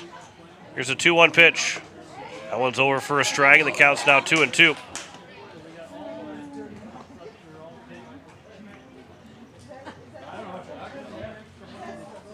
Two from Templeton. On its way. That'll be behind Sun and Shine. That will get to the backstop, and that will score a run. And it makes it now an 8-3 lead. And the count also runs full. So now nobody on here with 2 outs. 3-run bottom of the 4th inning. A 5-run lead now for the Bandits. Here in this bottom of the 4th. 3-2 pitch to Wagner. This is low for ball 4. And Noah Lease now to the plate. Lease is 0 for 1, reached on an error in the second, was hit by a pitch in the third. Came around to score in that second inning. Coach Iverson, I don't know if they're going to make a change or not. Templeton obviously now over 80 pitches, so he would not be available on Tuesday. So we'll see if they'll ride it out a little bit longer or if he will come out of the ball game at 83 right now. Yeah, he will come out of the ball game, and we'll have the pitching change come up. We'll take a break. We'll come back in a minute. You're listening to Post-State Baseball on KCCR, and you're watching it on YouTube at KCCR Sports. Has life left a dent in your ride? Or maybe you're dreaming of a fresh start for your classic? At Hunsley Auto Body and Sandblasting, we bring vehicles back to life. Located right here in Fort Pierre with over 25 years experience, we specialize in expert auto body repair, from minor dings to major collision work. Got a boat or RV with fiberglass damage? We handle that too. And for projects needing a complete refresh, our professional sandblasting service preps anything ready for a perfect finish. For quality work you can trust, Hunsley Auto Body and Sandblasting, 605-280-4451, 310 West Highway 1434 in Fort Pierre. Dakota Sprinkler and Landscaping wants to make it easy for you to get that lush green lawn and that yard haven that you've been dreaming of.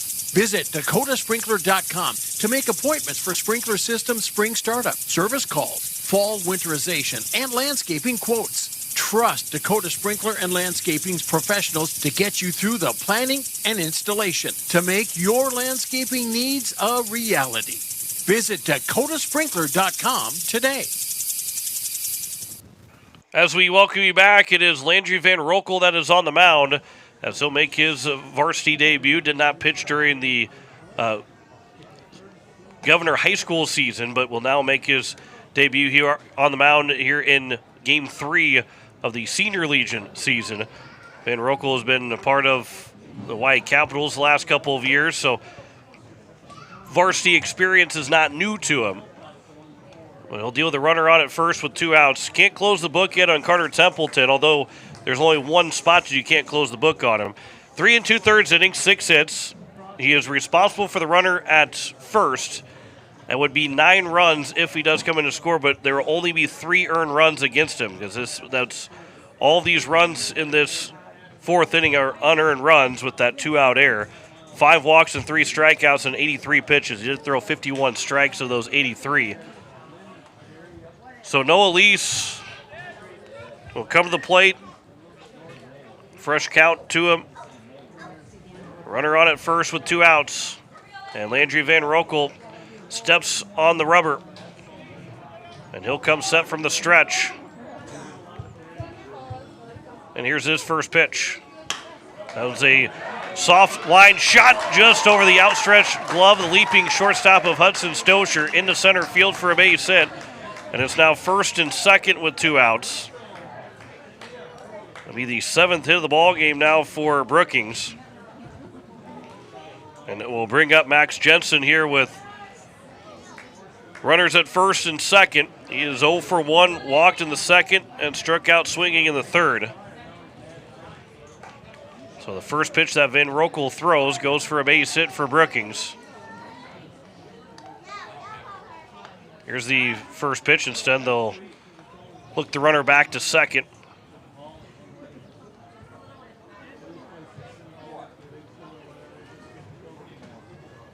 So Wagner is over at second.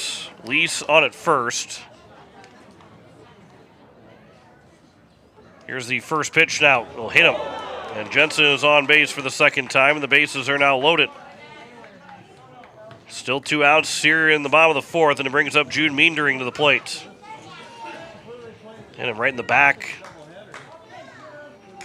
So now Meendering, who had an RBI walk in the second, ground out in the third. He's 0 for 1 so far. He's got a chance to really break this thing open with a base hit, and he's number 9 man in the batting order, so the top of the order is due up next. If he can pass along to Trey Christofferson. First pitch from Van Rokel. That will catch the outside edge for a strike, and the count's 0-1.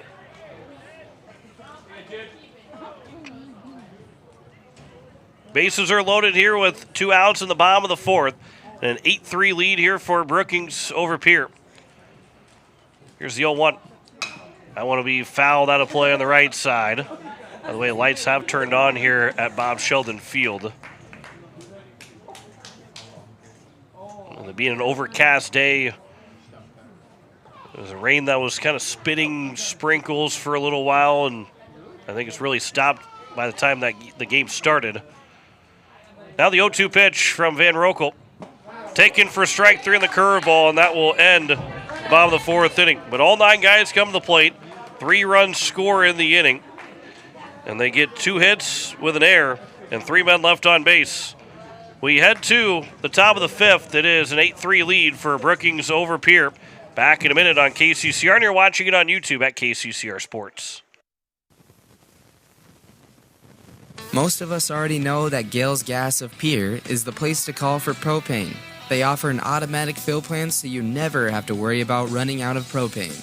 They accept debit and credit payments or a budget payment plan to spread out the cost throughout the year so you never have surprises when you get your bill.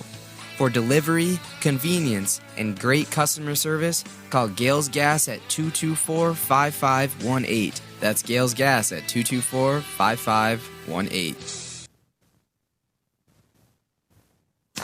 At Dakota Plains Federal Credit Union, we salute the service and sacrifice of our members. To show our appreciation for veterans, active duty military, and first responders, we're proud to introduce the We Salute Service and Sacrifice Loan Program, granting a special rate reduction on eligible consumer loans. Valid offer on new secure loans only. Internal refinances and unsecured loans do not qualify. Veterans, active duty military, and first responders, contact our loan team for more details. All deposits are insured up to $250,000 by NCUA. At Dakota Plains Federal Credit Union, we're big on you. As we welcome you back, it is the top of the fifth, and Post 8 down 8-3 in the American Family Insurance. Brittany Shuffleby and scoreboard. Be 9-1-2. Brecken Furman, Hudson Stosher, and Sunshine. Anybody reaches base, it'll be Riker Edson. Now 9 outs still left for the Eights, so they have time, but it's starting. I mean, it's halfway point of this game, so they've got to start to put. They don't have to get all 5 back in this fifth inning, but 1 to 2 runs or 3 runs would be a fantastic start to make the comeback happen. As Nolan Wagner, who is now into his second inning of work, again, Talon Hyde went the first 3 innings, throwing just 40 pitches. 2 hits, 3 unearned runs, 2 walks, and a strikeout. Here's the first pitch to Brecken Furman. That one's over for strike 1. Furman 0 for 1. He flew out to right in the top of the second. What to me looked like it was going to be a bloop single, but hung up in the air long enough. 0-1 pitch. This will be popped up behind second base. Center fielder and Meendering will come all the way in to make the catch. And the leadoff man is gone here in the top of the fifth for the first outs. To get us back to the top of the order now for Hudson Stosher. Stosher's been on base twice. He scored twice. It was an error to start the ball game, and then a walk in the top of the third to lead off. End up at third after he got to second on the base hit by Sunshine. Then he got to third on a throwing error by the pitcher trying to pick him off with nobody at second base. And then he came in to score when Sunshine was picked off between first and second as he fouls the first pitch back for strike 1.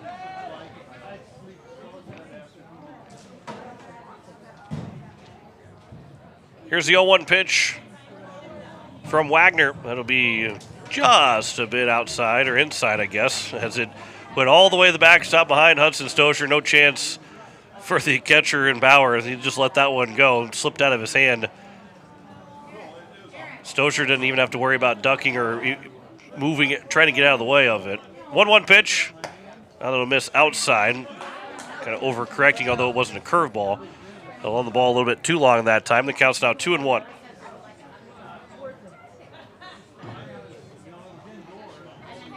2-1 pitch here from Nolan Wagner to Hudson Stosur. That'll be outside. It's now a 3-1 count to the leadoff man in the batting order. With one out, nobody on here at the top of the fifth inning. And the Eights trailing 8-3 to Brookings. 2 runs in the first and a run in the third for Pierre. 5 in the second and 3 in the fourth for the Bandits.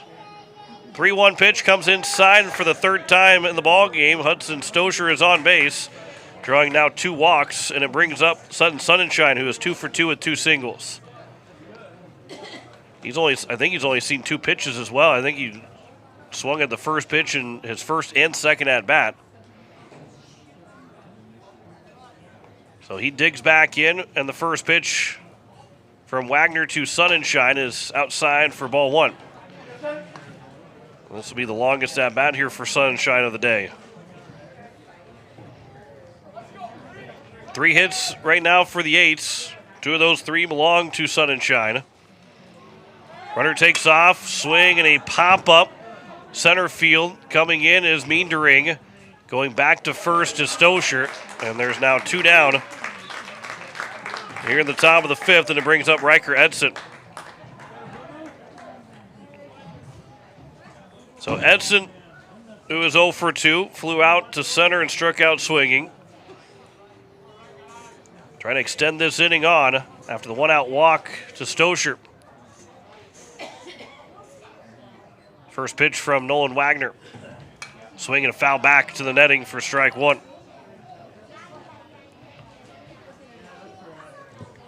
And Pierre has gone to their bullpen. Landry Van Rokel is now on the mound. Nolan Wagner, the second pitcher for Brookings as well. Pickoff attempt and diving back in safely is Stosur. We'll see how long of a leash that Wagner has, and some of it could have been, for Coach Roach wanting Hyde to not throw too many pitches. Another, they maybe just didn't feel like he had his best stuff, so they went to the bullpen. Another pickoff attempt. That one was spiked into the turf, but Talon Hyde over there at first was able to scoop it out. You had mentioned back in that third inning, they have 6 games over 3 days, Monday, Tuesday, and Wednesday. So they need guys available to pitch. 0-1 pitch, runner takes off, and Stosur will easily get there. He'll round second as the pitch got to the backstop. And it will still be a stolen base for Stosur. But now he is in the scoring position. And the count's 1-1 here to Riker Edson.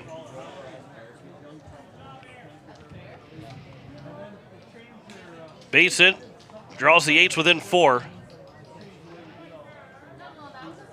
1-1 pitch here from Nolan Wagner to Edson. That one's flown out of play behind home plate.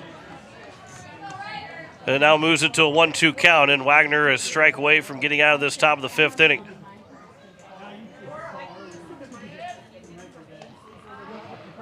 Landry Van Rokel, who looks like he's going to hit for Alec Eilers, is on deck. There's a swing and a miss, and that will be strike 3. And that will end the inning. No runs, no hits, no errors, and a man left on base. We head to bottom of the fifth, 8-3 lead for Brookings over Pierre. Back in a minute on KCCR, and you're watching it on YouTube at KCCR Sports.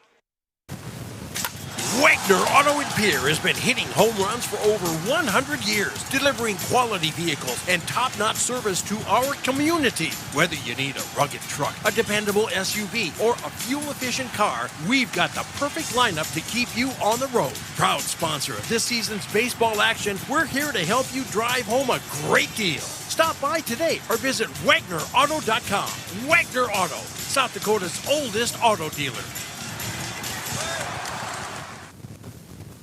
When the South Dakota wind howls and the rain pours, is your home ready? Introducing Pierre Roofing and Gutters, the newest name serving Pierre, Fort Pierre, and surrounding communities. Owned by Karsten Erickson, the same expert you've trusted for years at Karsten Erickson Roofing and Construction, we're expanding to keep our community covered.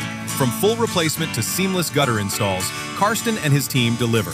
Don't wait for the next storm. Call Pierre Roofing and Gutters today for a free estimate. 605-280-8080. Pierre Roofing and Gutters. Built strong. Built local. It is the bottom of the fifth, and Brookings has a 8-3 lead on American Family Insurance Brittany Shufflebine scoreboard. And it was the top of the order. Trey Christofferson to lead things off, followed by Nolan Krogman, and then Baker Hansen was how the fourth inning started. And Christofferson and Krogman were retired rather quickly from Templeton, but then an error that led to 3 runs, then scoring as the inning continued all the way to Jude Meendering, the number 9 man that came to the plate. And then he struck out looking from Landry Van Rokel, who is on the mound to work into his first full inning now. 3 runs, 3 hits, 2 errors for Pierre. 8 runs, 7 hits, 4 errors for Brookings. 5-3 lead, or a 5-run lead for Brookings, as that first pitch is on the outside edge for strike 1. Here to Trey Christofferson. He is 1 for 2, walked in the first, singled in the second, driving home a run. Then he flew out to center to lead off the bottom of the fourth. Here's the 0-1 pitch. That is at the top of the zone for a strike, and the count's now 0-2.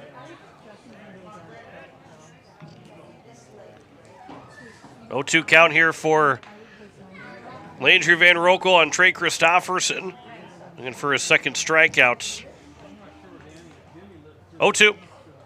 That's high and outside, and the count's now 1-2. Officially 3 2/3 innings for Carter Templeton. 6 hits, 8 runs, 3 earned, 5 walks, and 3 strikeouts. Here's the 1-2 pitch from Van Rokel. Curveball that stays upstairs and evens the count at 2 balls and 2 strikes. The Eights will have 4, 5, and 6 due up in the top of the 6th inning.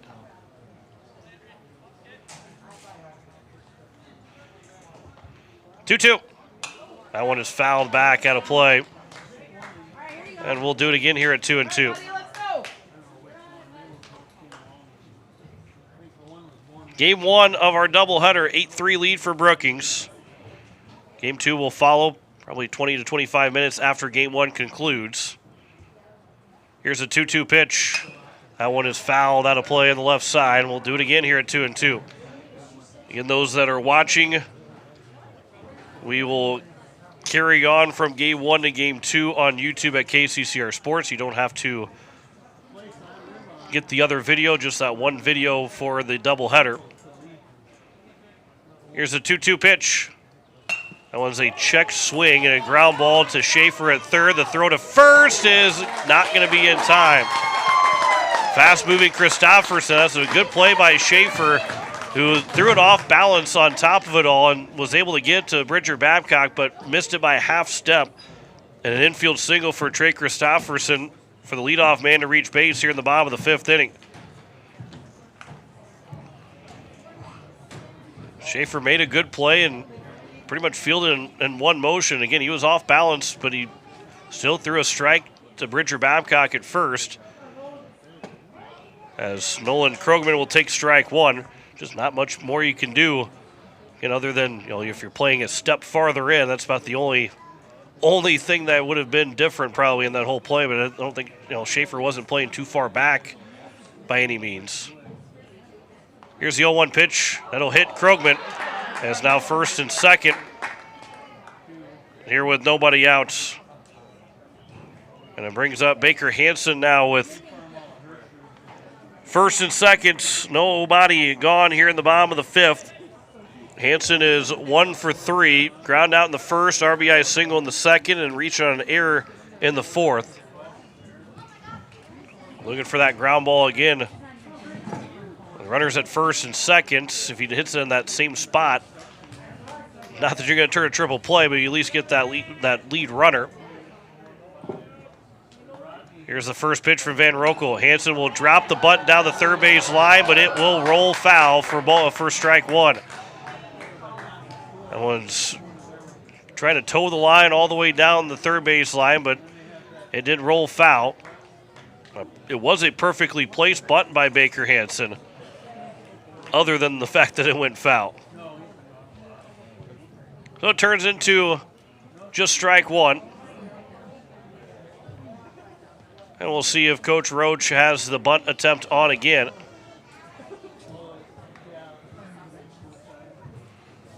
Going through a lot of signs over at third base, and now Landry Van Rokel will come set. Hansen again showing bunt, pulls it back and takes it for a strike, and he turns in disgust. I think he knew that it was a strike, but didn't want to offer at it. Now he's down the count 0-2 and most likely not bunting anymore. So now you're looking for a ground ball right at somebody. 0-2 pitch. Here's a fly ball towards right center field. Aiden Johnson will come over. They will collide, and Will Eilers will make the catch. And Aiden Johnson now is down out in center. Eilers made the grab. And Johnson looked like he was about to get up, but he is still on the ground right now out in right center. There's one down. Eilers ran the ball back in and got time called.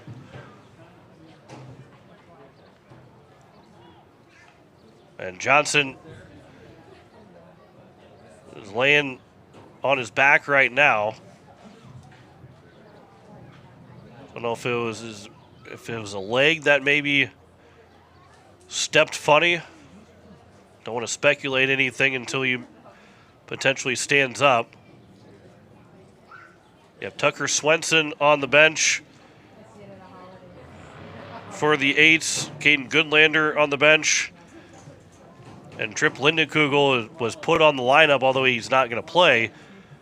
But the way that the season has kind of started for the Eights, what happens if you end up with a lot more injuries? And I think Johnson seems to be a little bit more okay as he stands back up and trying to stretch it out. It's something with the right leg. And he will be able to walk it off. He'll stay in the ball game. And so there is one down here in the bottom of the fifth. Again, it was caught by Will Eilers out in right center. As now Jace Bauer that will come to the plate with runners at first and second and one out. And I think Coach Iverson maybe a little bit of a sigh of relief that Johnson is okay. I think everybody a sigh of relief that he's okay. Everything in his mind was probably saying, oh boy, here we go again. Another guy's going to go down. Here's the first pitch, swinging a foul back for strike one.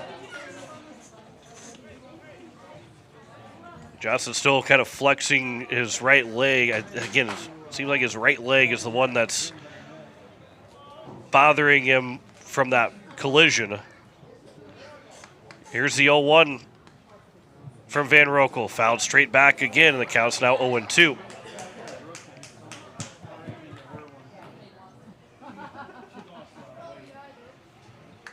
Oh-2 count. One out here in the bottom of the fifth. 8-3 lead for Brookings over Pierre. Here's the 0-2. That one will miss just low, and the count moves to now 1-2. Talon Hyde is waiting on deck. Jace Bauer right now, who is 1 for 3 in the ball game, an RBI ground out, and also the base hit in that fourth inning. 1-2 pitch. Ground ball to the third base side, but that'll be foul. Another 1-2 pitch upcoming. Talon Hyde has got 3 foul balls sitting by him that he'll hand to the home plate umpire. Looking for a second strikeout here is Van Rokel. Runners are at first and second with one out here in the bottom of the 5th. 1-2. That's upstairs, and the count's now even at 2 balls and 2 strikes.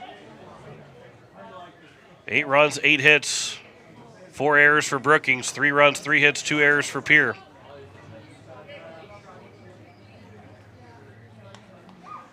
Here's the 2-2 from Van Rokel to Bauer. Another curveball that stays upstairs, doesn't break towards the middle of the plate. The count's now full at 3-2. Only one out, so runners most likely won't be taking off unless they get a pretty good jump. 3-2. It'll be ball 4, and the bases are now loaded. And it brings up Talon High to the plate. So bases are loaded here for Talon High to a 2 RBI triple in his last trip to the plate. A courtesy runner for the catcher, Bauer. Looked like it was Ben Schulte that is running for him. I believe it was number 12 that went out there. Infield is in all the way around. First pitch is outside for ball 1. The 5-run deficit right now, ground ball and a force out at the plate with only one out. They're going to try and get that force out. They're not going to try and turn the double play up the middle. Here's the 1-0. That one is at the top of the zone in the inside corner. Hyden thought about swinging at it, held up, took it for a strike. It'd be quick turning hands on a pitch right there in that spot in the zone. 1-1 pitch. That'll catch the bottom of the zone for a strike. The count's now 1-2.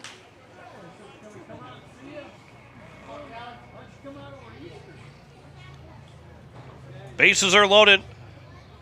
One out here in the bottom of the 5th. 1-2 pitch to Talon Hyde. That's outside. Evens the count at 2-2. Nolan Wagner waits on deck after Cooper Schneider went 2 for 2. He was the guy that came out on all the changes that put Wagner into the ball game. 2-2. This one will be floating out towards right field, coming in, diving and making the catch. Runners will tag. The throw to the plate is going to be offline, and the run will come in to score. An RBI sac fly to make it a 9-3 ball game, but a diving catch by Will Eilers out in right saves at least 2 runs, another run on that opportunity. And so there's 2 away, and it's now a 9-3 game. And runners are at the corners now with 2 outs. That's a fantastic catch by Will Eilers out in right field. First pitch is upstairs for ball 1 to Nolan Wagner. 3rd RBI of the ball game for Talon Hyde, but well, he was hoping he would have been 2 for 3 instead of still being 1 for 2. And if Eilers doesn't make that catch either, 1 run scores for sure. Probably a 2nd run comes in, especially if it gets away from him at all. As that one is in for a strike, but down by 5, you're really going after it. You're trying to get, I mean, at that point, you got to get the out. You can't play it safe. That one will come in and hit Wagner on the arm, and it will load the bases again. 3rd hit by pitch now for Landry Van Rokel. And so with the bases loaded, it's Noah Lease to the plate, who is 1 for 2, reaching on an error in the 2nd, hit by pitch, and then he's single in the 4th. And so now it's a big spot once again. And a ground ball that'll be to the 2nd baseman, Riker Edson, who will field and fire to first to get out of the inning. Only 1 run will score, only 1 run will score in the inning, as they were able to get 1 hit, no errors, and 3 men left on base. We head to the top of the 6th. It is a 9-3 lead for Brookings over Pierre. Back in a minute on KCCR, and you're watching it on YouTube at KCCR Sports. When the South Dakota wind howls and the rain pours, is your home ready? Introducing Pierre Roofing and Gutters, the newest name serving Pierre, Fort Pierre, and surrounding communities. Owned by Karsten Erickson, the same expert you've trusted for years at Karsten Erickson Roofing and Construction, we're expanding to keep our community covered. From full replacement to seamless gutter installs, Karsten and his team deliver. Don't wait for the next storm. Call Pierre Roofing and Gutters today for a free estimate. 605-280-8080. Pierre Roofing and Gutters. Built strong. Built local. As community bankers, BankWest employees are deeply committed to supporting local causes, growing the local economy, and creating local opportunities. At a time when you can bank anywhere, we hope you choose BankWest. We'll be your financial partner for the long haul, helping you and your community achieve financial success. BankWest. Convenient, connected, committed. Member FDIC. As we welcome you back, it is the top of the sixth, and it is a 9-3 lead for Brookings over Pierre on the American Family Insurance Brittany Shuffleby and scoreboard. Alec Eilers make that Landry Van Rokel hitting for Alec Eilers as the DH is now gone. With Van Rokel coming to the plate, Bridger Babcock and Will Eilers be the first three hitters here in the top of the sixth inning. So Van Rokel will get his first chance to swing the bats here for the Senior Legion, just like he was on the mound for the last inning and a third now. He will deal against Nolan Wagner. First pitch will bounce in for ball one. 9 runs on 8 hits and 4 errors for Brookings. 3 runs, 3 hits, 2 errors for Pierre. They've left 3 guys on base through the first 5 innings, have the 8s. And there's a line shot. That's through the right side for a base hit. And Landry Van Rokel is on to kick off the top of the sixth. He's 1 for 1, his first varsity hits for Post 8s. And it brings up now the number 5 man in the batting order in Bridger Babcock, who is 0 for 2, but he's been on base twice with errors. One by the second baseman and one by the shortstop. So he put the ball in play twice and been on base twice. First pitch to him is a ground ball on the right side. This will be fielded by Talon Hyde. The throw will go to second, but nobody was covering first, so it turns into just a fielder's choice. And there's now 1 down. 3-6 on the fielder's choice. And it brings up Will Eilers, the right fielder. So third time that Bridger Babcock is on base, but he's unfortunately 0 for 3 on that. And he was probably, a little bit farther to the right of Talon High. That could have been a base hit for Babcock. That first pitch is outside and low for ball 1.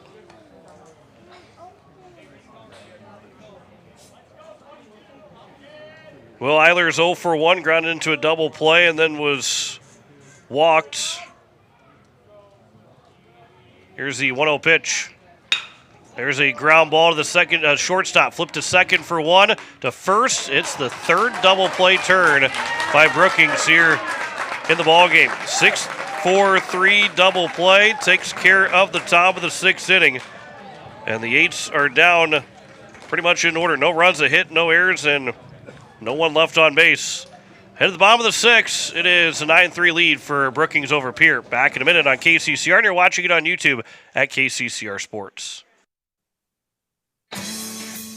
AGE Corporation has been building South Dakota for over 60 years. For all your site work, construction, and crane needs, AGE is there for you. If you need a boat dock and dock lighting, AGE has what you need.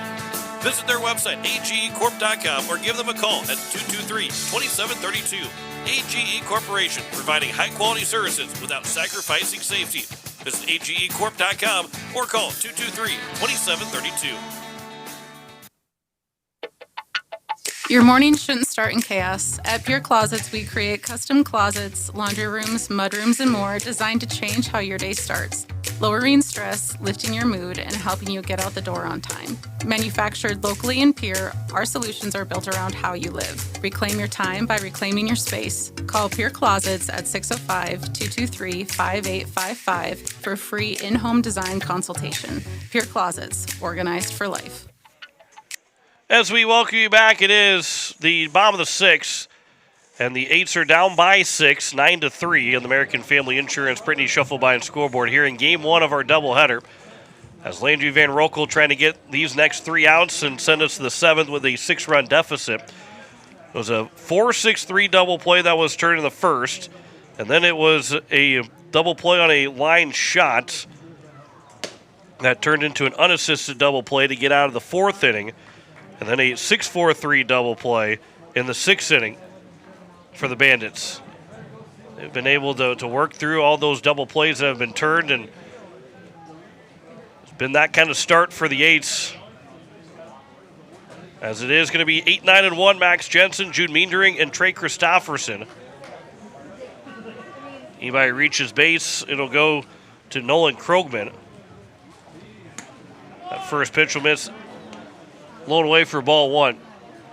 Rain might be starting to fall here at Bob Sheldon Field. I see 2 fans under an umbrella. Everybody else is still sitting out above the canopy. Here's the 1-0 pitch. This will be popped up on the infield. The second baseman, Riker Edson, right to him. And he'll make the catch for the first out. Here in the bottom of the 6th, and it brings up the number 9 man in the batting order in Jude Meendering. An RBI walk in the 2nd, and he grounded out and struck out looking. So 0 for 2 here in game number 1.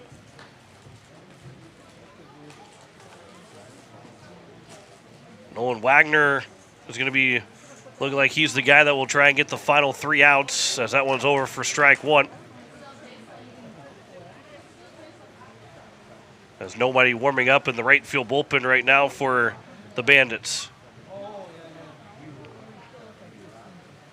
0-1 pitch will miss, low and away. Evens accounted a ball and a strike to Meendering. Van Rokel 1 for 1 at the plate. Trying to get through 2 1/3 innings.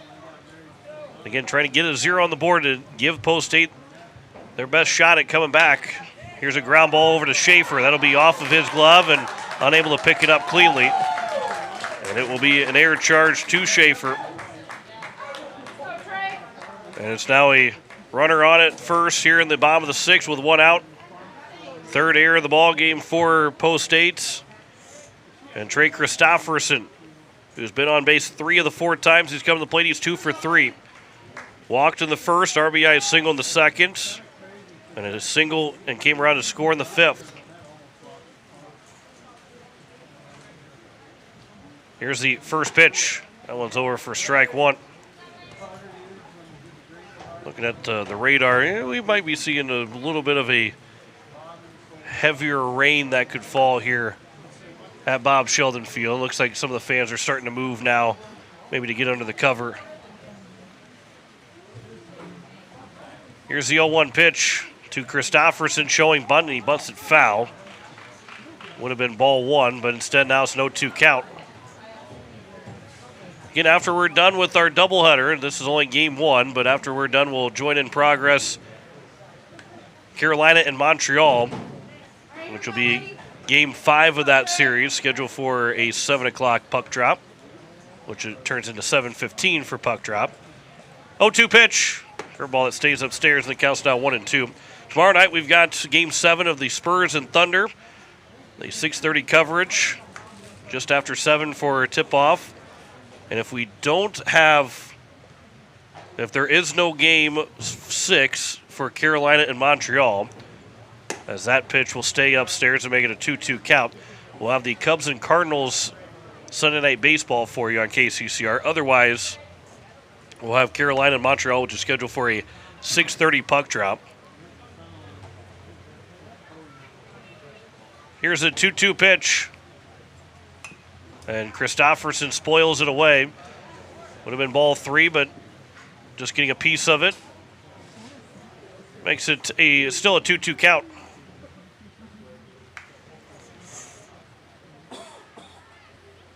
Runner on at first. 1 out here in the bottom of the 6th. The 2-2 pitch, instead of pick off over at first and diving back in safely at first, is Meendering.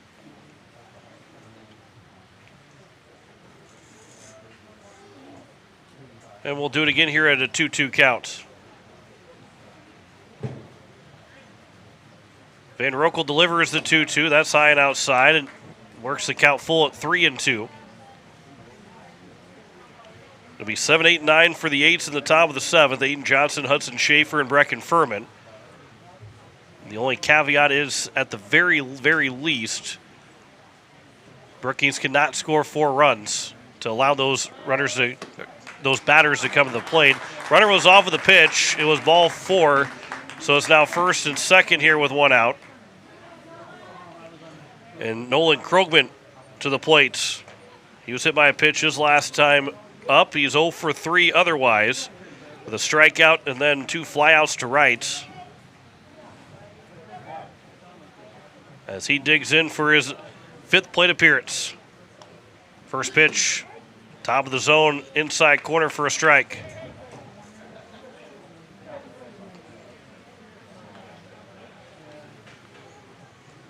First and second, 1 out here in the bottom of the 6th, 9-3 lead for Brookings. Here's the 0-1 from Van Rokel. There's a soft liner to center field that will get down for a base hit. And the bases are now loaded. And what will be the winning run is at the plate.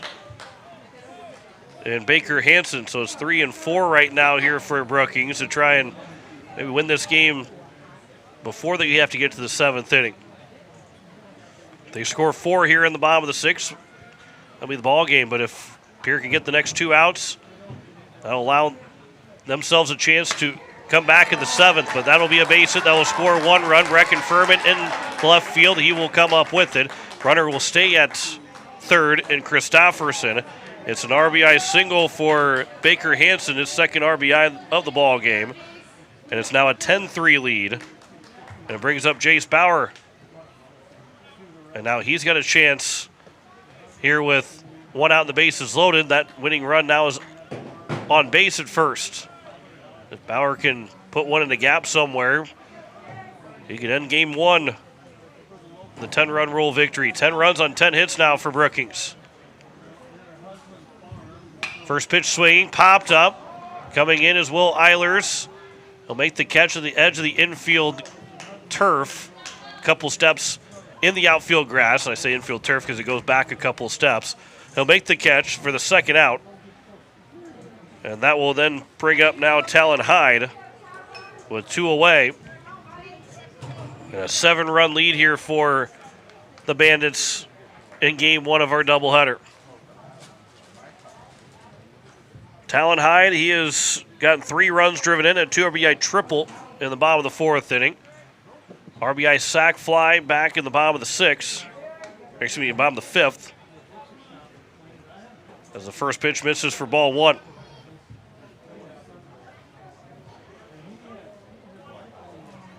We can have up to Nolan Wagner and Noah Lease to come to the plate. That one will hit the umpire as Sun and Shine got a piece of it, but ends up hitting the umpire to stay right there at the plate.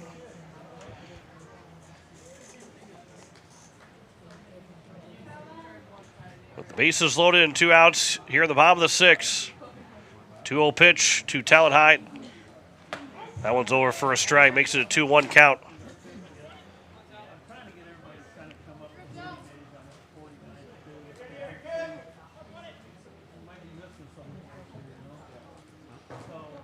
Van Rokel comes set from the stretch. Here's a 2-1 pitch. That will get off to the right side of Sun and Shine, but nobody is advancing. It's now a 3-1 count. Again, how that went off of Sun and Shine, it's hard for Christofferson to really see that ball where it's at. And if you don't have a good jump, you're not going. And with a 7-run lead, you're wanting to leave for the opportunity for the guys with the bats in their hands. 3-1 pitch will be outside for ball 4 to walk in a run to make it 11-3. And the 4th RBI now of the game for Talon Hyde. And it will bring up Nolan Wagner to the plate. So base hit could win it here for Brookings in game 1. First pitch is over for strike 1. Wagner is 0 for 0 so far. He walked and hit by a pitch in his 2 trips to the plate. After Cooper Schneider in that spot went 2 for 2. This will miss inside. The count's 2-0. So this spot in the lineup has been on base all 4 times. Noah Lees, who is on deck, he is the last batter of the inning. No matter what, he would be the last batter if man gets on base here. Here's a ground ball to the shortstop in Stosher. He will field. His throw to first will be in time, and that will take care of the bottom of the 6th. Another 2-run score in the inning. On 2 hits, there was 1 error, and 3 men left on base again. We head to the top of the 7th. The 8's down by 8. Back in a minute on KCCR, and you're watching it on YouTube at KCCR Sports. When you're in the need for high-quality replacement auto parts, look no further than Zander Auto Parts and Machine Shop in Pierre. Zanders has been servicing the Pierre area for over 40 years. Their professional parts techs can get you the parts you need and get you back on the road. Stop by Zander Auto Parts and Machine Shop at 500 West Sioux in Pierre or call 224-9221. Zanders, your source for domestic and foreign auto parts and accessories. Did you know a well-maintained AC will last up to 40% longer? Save money and extend the life of your equipment with AirTech Heating and Cooling. From Oneida to Fort Pierre, we help homeowners and businesses slash their energy costs with high-efficiency cooling systems and precision maintenance. Don't let a dirty filter or low refrigerant drain your wallet this summer. Experience the AirTech advantage. Call AirTech today at 605-945-0160 to join our maintenance program. AirTech Heating and Cooling, locally owned, keeping the Pierre area comfortable for over 20 years. As we welcome you back, it is the top of the 7th, and the 8's down by 8, 11-3 on the American Family Insurance Brittany Shuffleby and scoreboard. 7, 8, 9, Aiden Johnson, who's 1 for 2, Hudson Schaefer, and then Brecken Furman.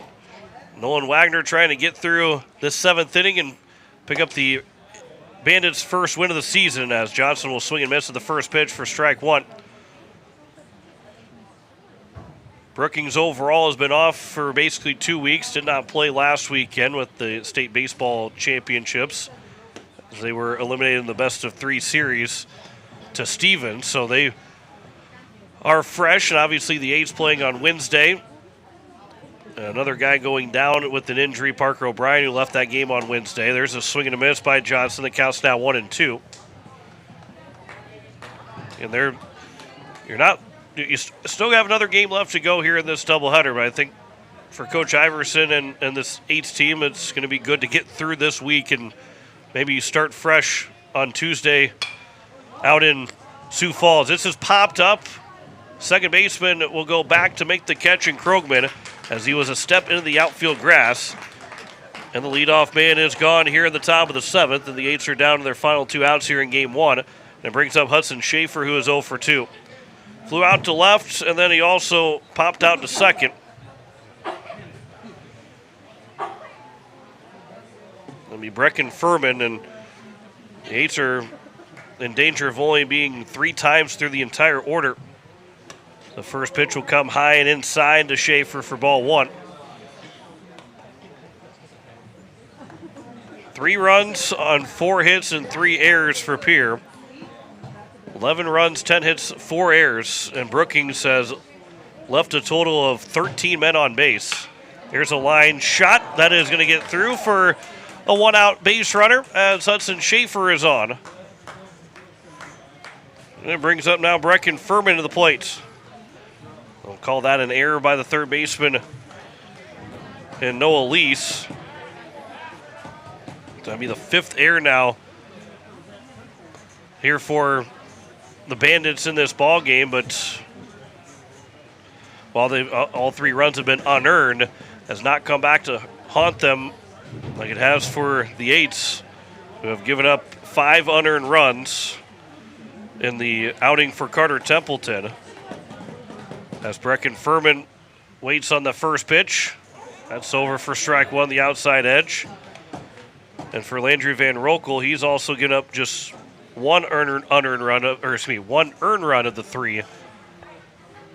So a total of 7. I mean, if it's all earned runs only, it'd be a 4-0 game. As this one's popped up, it is going to be out of play, landing on top of the grandstand.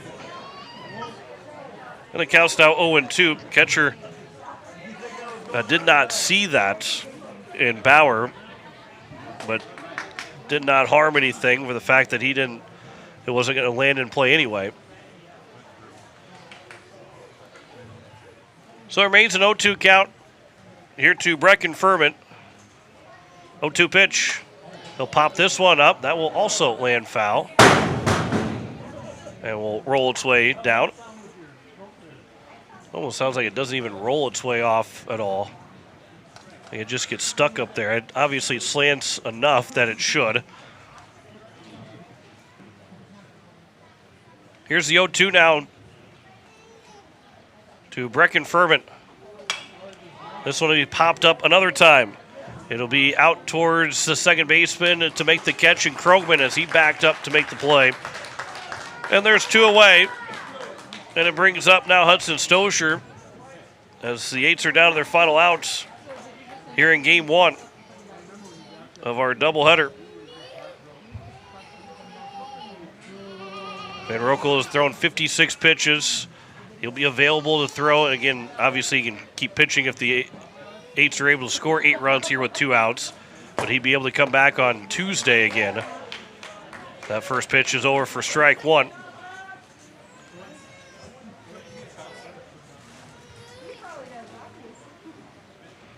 Here's the 0-1 pitch from Wagner. This will be flown out towards right field. Coming in is the right fielder in Jensen to make the catch.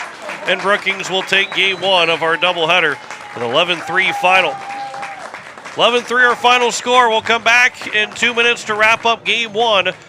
Back in 2 minutes here on KCCR, and you're watching it on YouTube at KCCR Sports. When life throws you a curveball, May Adam Law Firm in Pierre is here to help you knock it out of the park. For over 130 years, we've been providing trusted legal expertise in business, family law, criminal defense, and more. Proud sponsors of this season's baseball action, we're committed to serving our community both on and off the field. Need legal advice? Step up to the plate with May Adam Law Firm. Visit mayadam.net or call today. May Adam, South Dakota's law firm since 1881. Building a home. It's the biggest investment most of us make in a lifetime. Not to mention it's a decision that, well, you pretty much live with day and night. The quality of the workmanship stares back at you like a reflection. It also affects the value of your investment. Choosing the right contractor is critical. Kruger Contracting is that contractor. Call 222-2523. Quality workmanship and materials completed on time. Kruger Contracting. In a word, quality. Call 222-2523. Capital City Ford, Lincoln, and Toyota in Pierre is proud to sponsor today's game. Whether you're in the market for a brand new Ford, Lincoln, or Toyota, or a quality pre-owned vehicle, our team is here to get you back on the road in style. From tough trucks to family SUVs, we've got the selection you need and the hometown service you deserve. Browse online anytime at CapitalCityFordToyota.com. Capital City Ford, Lincoln, and Toyota, where community drives us forward. Hey you. Are you at a job that is fulfilling, has good benefits to support you or a family today, and retirement goes down the road? If you just said no, listen up. CHS River Plains is hiring operations personnel, drivers, and custom applicators at several locations. These come with a knockout affordable benefit package for you and the whole family. Apply to a job with CHS River Plains and up your benefits straight up. To apply, visit us online at chsriverplains.com or stop in at one of our locations. CHS is an equal opportunity employer. As we welcome you back, it is a final score in game number 1 as the Eights will fall 11-3 on the American Family Insurance Brittany Shufflebine scoreboard. 2 runs for Pierre in the top of the first inning. As if you're watching on YouTube at KCCR Sports, it is Pierre, not Harrisburg. Pierre got 2 runs in the top of the first before Brookings answered with 5 runs in the bottom of the second inning. A run the third made it a 5-3 game, but 3 runs in the fourth, all unearned. A run the fifth and 2 in the sixth for Brookings, who had 10 hits in the ball game. They had 5 errors. They left 13 guys on base. They had 3 straight innings, the 4th, 5th, and 6th, where they stranded the bases loaded. Obviously, they scored in the 4th, 5th, and 6th innings, but they also had the bases loaded, left stranded at the end of that inning. The Govs make that the Eights, had 3 runs on 4 hits, 3 errors, and 4 men left on base. Talon Hyde is the winning pitcher with 3 innings pitched, 2 hits, 3 unearned runs, 2 walks, and a strikeout. Nolan Wagner got 3 innings, 2 hits, no runs, 2 walks, and a strikeout. It was actually Jude Meendering that was pitching the 7th with an inning. Did not allow. He had 1 error that happened. It wasn't his error, but that was the only base runner that got on base. He had 3 flyouts. Carter Templeton will pick up the loss, 3 2/3 innings, 6 hits, 8 runs, 3 of them earned, 5 walks and 3 strikeouts and 83 pitches. Landry Van Rokel threw 56 pitches, 2 1/3 innings, 4 hits, 3 runs, 1 earned, 3 walks, and a strikeout. He also hit 3 different guys as well. As the Eights got hits from Sunshine, he had 2 of the 4 hits. Landry Van Rokel went 1 for 1 at the plate, and the other hits came from, let's see here. Boy, how am I not able to see exactly who that hit was? It was Aiden Johnson that got the base hit, the 4th hit for the Eights. They had 3 errors in the ball game. Time of the ball game was 2 hours and 5 minutes, and for Pierre, it's hit the reset button real fast and get ready for game number 2. And again, it's a team that is down several guys with injuries and other things going on that have put them, in a lineup that is probably not going to be how their lineup is throughout the entire season. However, you still get that opportunity for these guys to take advantage of this spot with the fact that they're, your everyday starters, as they would call it in Major League Baseball, your everyday guys in the lineup that are not available right now as you're listening to KCCR Pierre Riverfront Broadcasting Station. And you got to take advantage of it. And so far, the Eights aren't able to do that in the first 3 games, but one quick win here in game number 2 kind of puts you in a good headspace going into the weekend, and then going into Tuesday against Sioux Falls West, where we'll have some of those reinforcements back and hopefully be able to have maybe guys that have been banged up that they can be coming back as well. And for the Eights, it's going to be, again, trying to just get that first win. Don't let the losses start to pile up to feel like you can't win. You got to get that first win, and maybe those wins will start to kind of all file into each other after that. But 11-3 loss in game 1. And again, you look at it, 8 runs for Carter Templeton, but only 3 of those were earned. He didn't have his best stuff, but he certainly, with those 5 unearned runs, that doesn't help Pierre to try and win those ball games. Landry Van Rokel with 2 unearned runs as well. So realistically, and yes, I know that the 3 runs were unearned against Brookings, but if you have only earned run score, if you're looking at the side of Post State, if you do the job that you're doing on your side, it's a 4-3 ball game in that top of the 7th, and things feel a lot different. Not that guys mailed in at bats in the top of the 7th by any means, but it's a lot different feel. And with the runner on at first and 1 out, maybe a button gets put over to put him in the score position, a base hit happens, so many different things. But 7 unearned runs in that game is not, again, how you're going to win a lot of baseball games. So Pierre's got to hit the reset button, get ready for game number 2, and try to get a win against Brookings, who, this Brookings team, they were the 11th seed they're the 12th seed in the regular season for high school baseball, but they're still going to be a good Summer Legion team. If they're going to pile up wins too. So all these games matter to pick up wins to get seed points and to make sure, and even if Brookings doesn't get a lot of wins at the end of the season, you don't want that to be hurting you either, with the fact that, if you end up with 33-point losses instead of 44-point wins. It's, again, wins are very important when you're playing anybody in South Dakota, and certainly important going into game number 2 here for the Eights, who will try and get that split of the doubleheader. So that is your first game. Final score, 11-3 for Brookings over Pierre.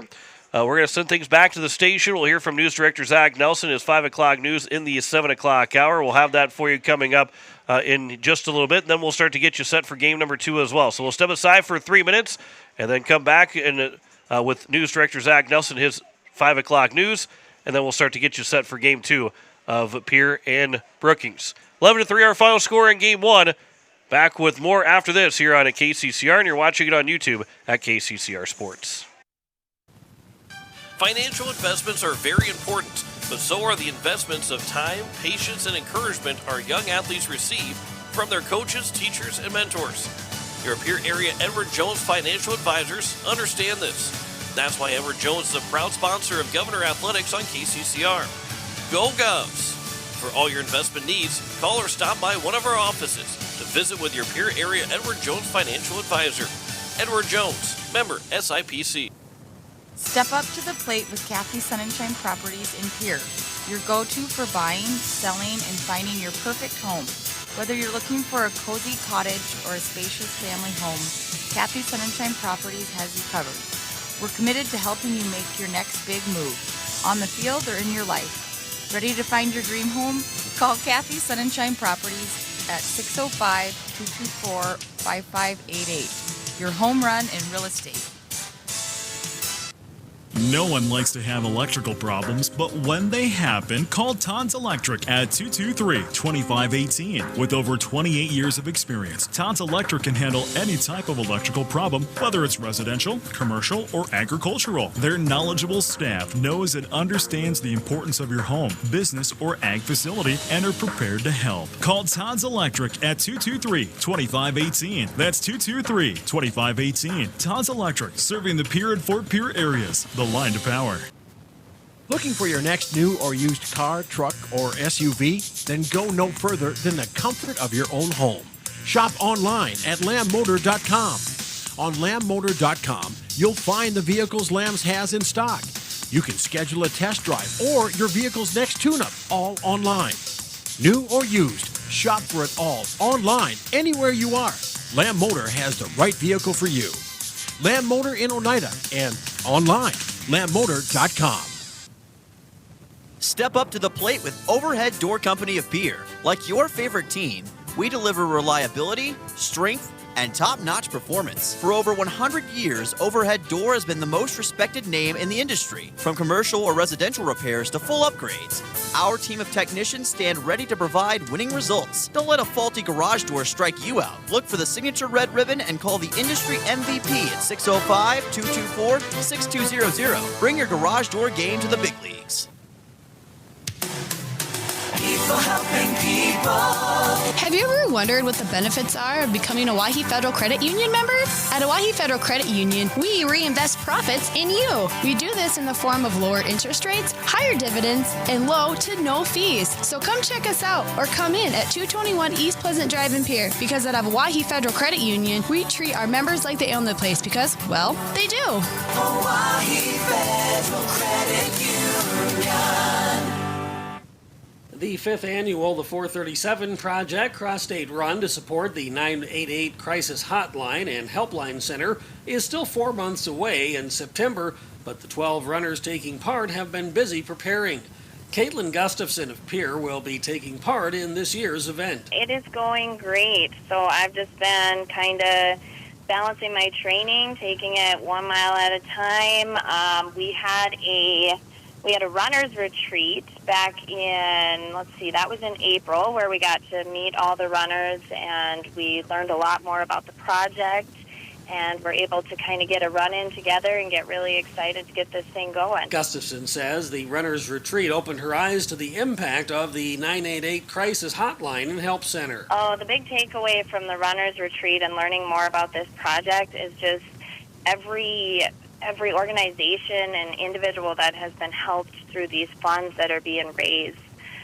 We got to see more of the side of where this money is going and how it is helping individuals, and it was just phenomenal to see the impact that this project has made. May is Mental Health Awareness Month, and while it may be ending Sunday, mental health assistance through the hotline has no limit. The 988 line is available for individuals 24/7 if they are struggling with their mental health and need someone to speak with. They offer resources and, help along the way if you're struggling. This project, which raises funds for the 988 helpline, it brings attention to that, the mental health side of things, suicide prevention, and how we can really tie in physical wellness with our mental wellness as well. So if someone is struggling, certainly use those resources that are available to get help. The 437 Project will again be holding a community event in the Pierre-Fort Pierre area, although the details remain pending. Riverfront Broadcasting News has been awarded a regional Edward R. Murrow Award for coverage of the USS Pierre's commissioning in Panama City, Florida last November. Officers and crew of the USS Pierre man our ship, and bring her to life.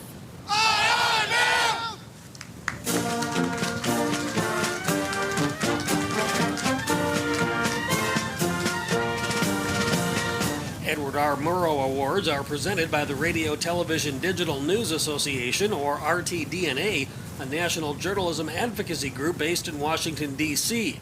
South Dakota sits in Region 4. Regional winners will go on to national consideration among the 13 other regions across the country. The entry is the same entry that won a first-place Eric Severide Award for News Series from the Midwest Broadcast Journalists Association in April. Murrows are not easy to win. KCCR's entries will compete against entries from cities like Jackson, Mississippi, Roanoke, Virginia, Monterey, California, Fort Collins, Colorado, and Columbia, Missouri. After a 2-week delay to review funding for a previously budgeted item, the Fort Pierre City Council approved a pickup truck purchase for the Parks Department. Mayor Gloria Hanson queued up Superintendent Brett Fergan to speak again on the truck when Alderman Larry Cronin cut in. Brett? Mayor Hanson, very cool. Brett gives his sermon there. This went before the Parks and Recreation Committee a couple months ago. Right. He asked that if we get a review of last year's finances, so we kind of know where our finances were at on each department and overall things. So at that time, it was kind of consensus, yes, this would work. But we wanted a financial statement kind of 2025 there. We haven't received that yet from Alderman Greg Kenzie asked about the condition of the truck the new vehicle is replacing. Is there anything wrong with the pickup? The pickup that you're replacing? Some electrical issues, just some wear and tear. It has close to 120,000 miles on it. We would be able to surplus that pickup and remove some of the toolboxes that are on and reuse those.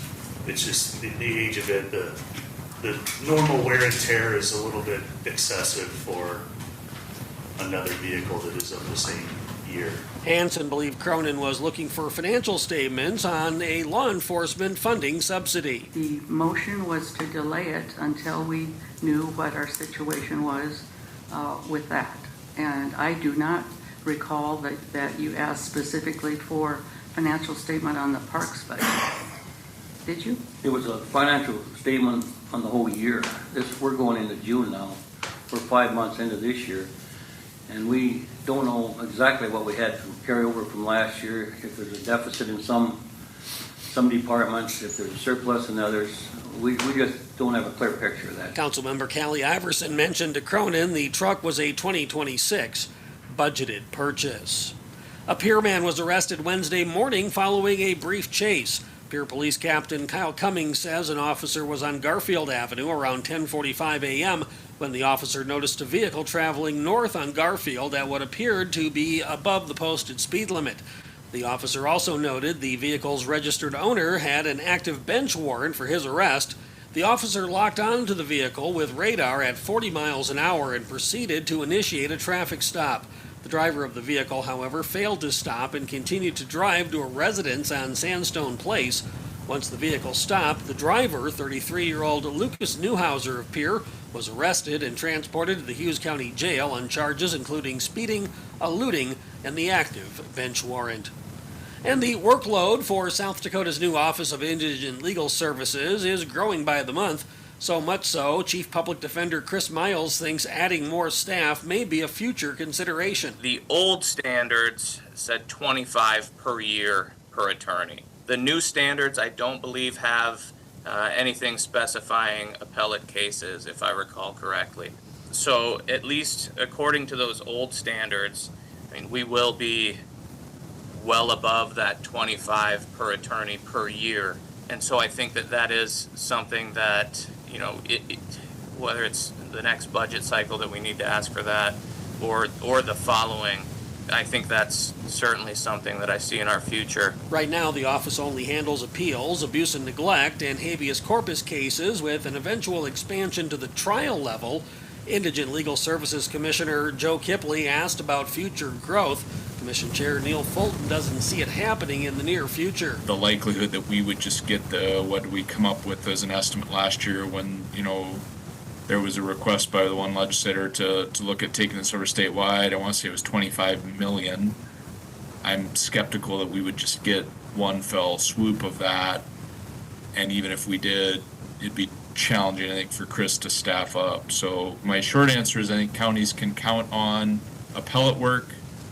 Reinforcements are coming on trial work, but they're not going to arrive in the coming year. Board member Betsy Doyle says any rollout to the trial court level should focus on smaller rural counties that need help. As far as trial work, my envision is that when and if we do take that step and the legislator approves that next step, that it would begin small and it would begin in the areas of most need. I don't think that Pennington and Minnehaha are in the most need. It would be wonderful for the county and for purposes of budget, but if the goal is to ramp up and make sure that statewide we're offering adequate representation at all levels, I imagine that would begin kind of the rural areas, prove that it works, and then look to potentially expanding. The Office of Indigent Legal Services is also still working on the promulgation of rules for the office.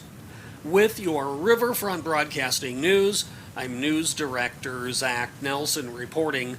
News anytime online at kccrradio.com.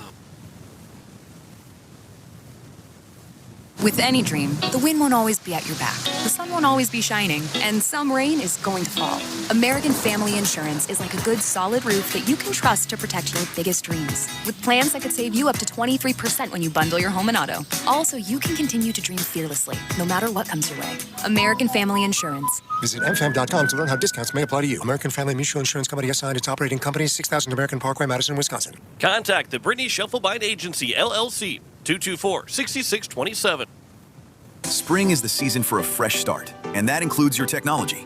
Whether you are looking to upgrade or need to breathe new life into your current device, CommTech is your one-stop solution. Experience the brilliance of LG OLED TVs, the immersive sound of Sonos and JBL, or the unmatched performance of Lenovo laptops.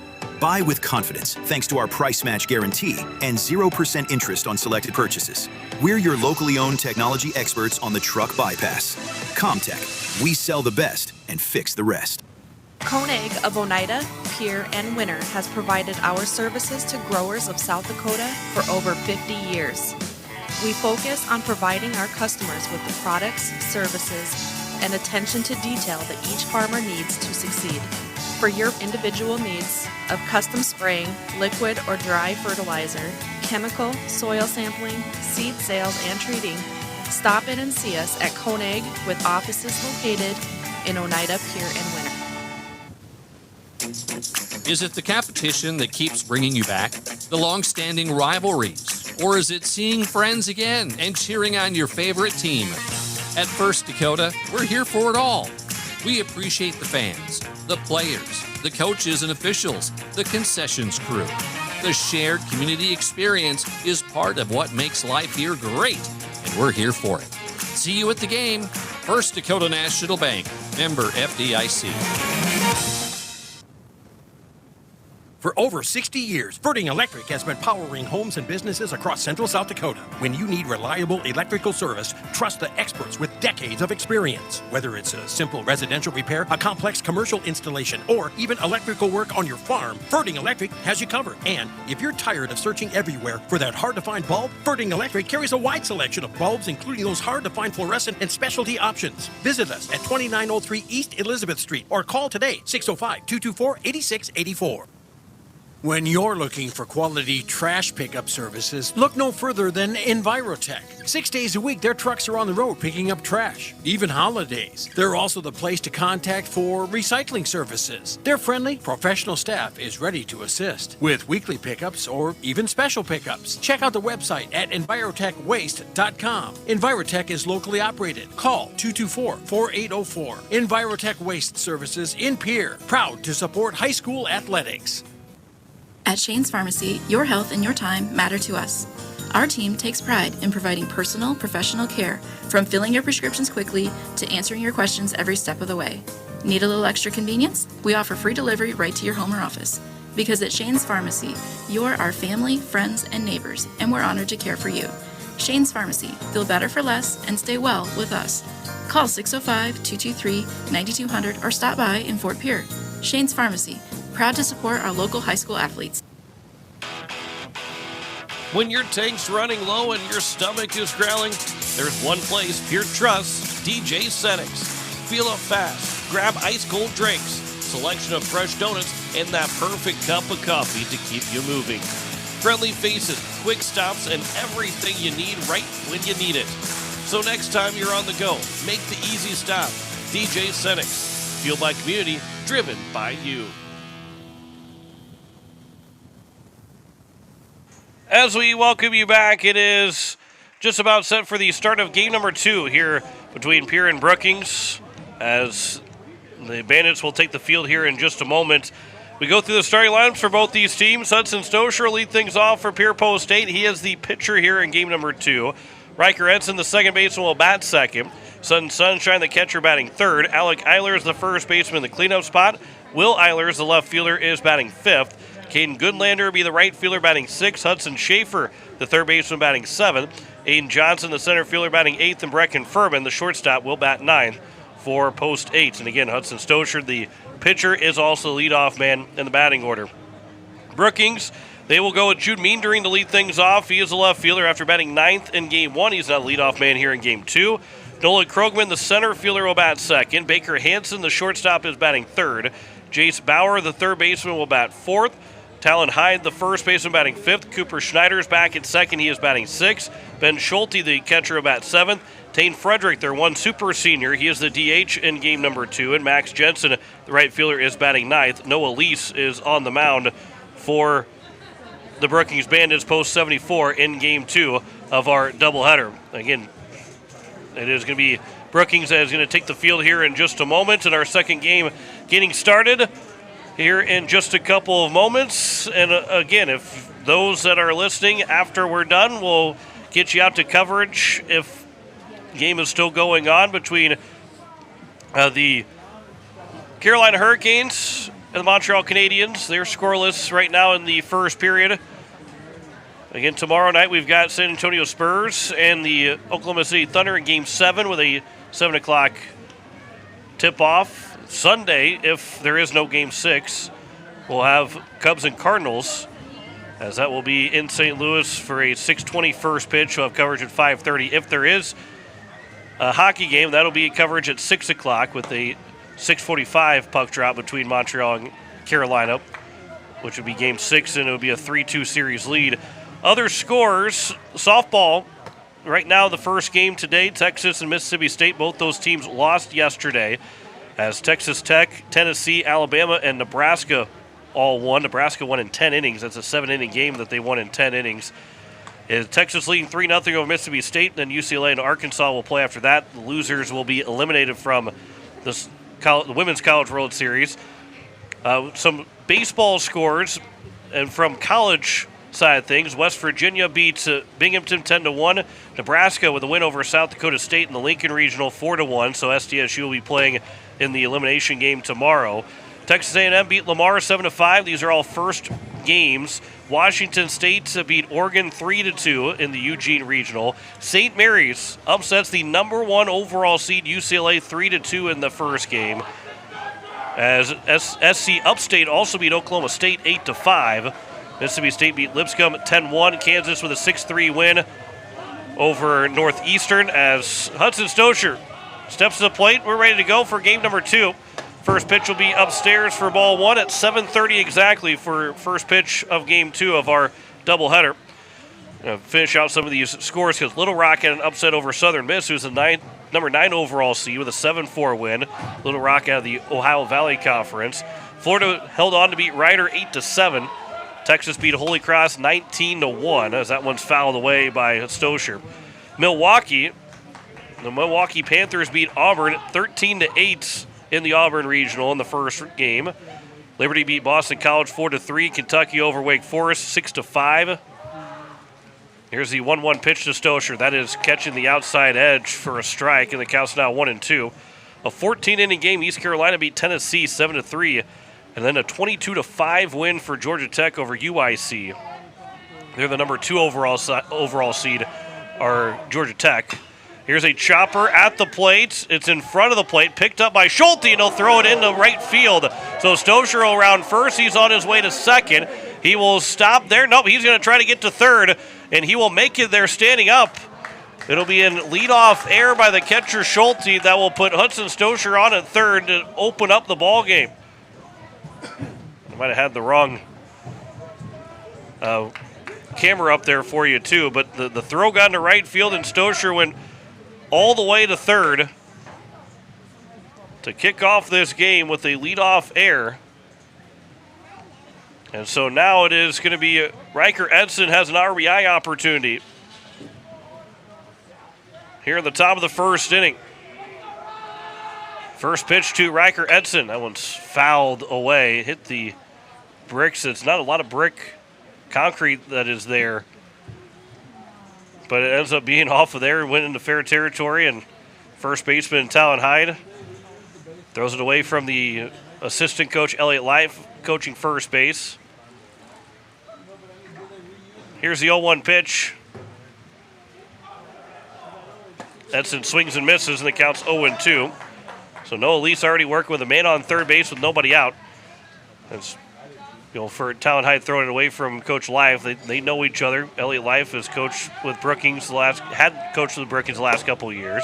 That would be upstairs. The count's now 1-2 during spring ball. He's been with Post 8 for the last 4 to 5 years, or even 6 years.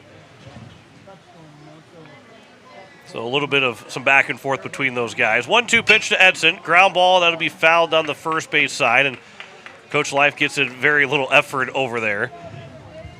And then tells Talon Hyde, hey, you should have had that one. The count's now 1-2.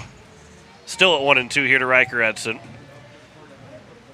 Leadoff man is over at third. Nobody out here at the top of the first. That will be taken for strike three on the outside corner. And Edson is down looking for the first out and brings up Sutton Sunshine. Got to put the ball in play here. Runner on at third. Less than 2 outs. And ground ball scores a run, other than if you ground it to the third baseman, right back to the pitcher, or even right at the bag at first. Anything up the middle that's, again, not to the pitcher will get the run in. They're playing back. They're going to trade the out for the run here in the top of the first inning, as the first pitch was fouled back by Sutton Sunshine, who had 2 of the 4 hits for the Aids. He went 2 for 3 in the ball game. 0-1 pitch. There's a line shot. That'll be in the right center field and down for a base hit. It's going to roll out to the gap. Sunshine's on his way to second. It is picked up by the center fielder in Krogman. He's got an RBI double, and the Aids will open up with a 1-0 lead here in game number 2. Good piece of hitting by Sunshine. His first extra base hit. First extra base of the season for anybody for Post 8. And they lead at 1-0. An unearned run again here for Brookings.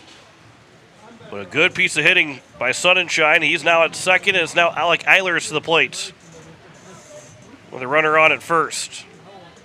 He went 0 for 1 as the DH in game number 1, as the first pitch is outside for ball 1. He walked and grounded out, and then Landry Van Rokel hit in his place. Here's the 1-0 pitch. That'll bounce in the turf. Good block there by Schulte and popped up quickly. And the count is now at 2-0.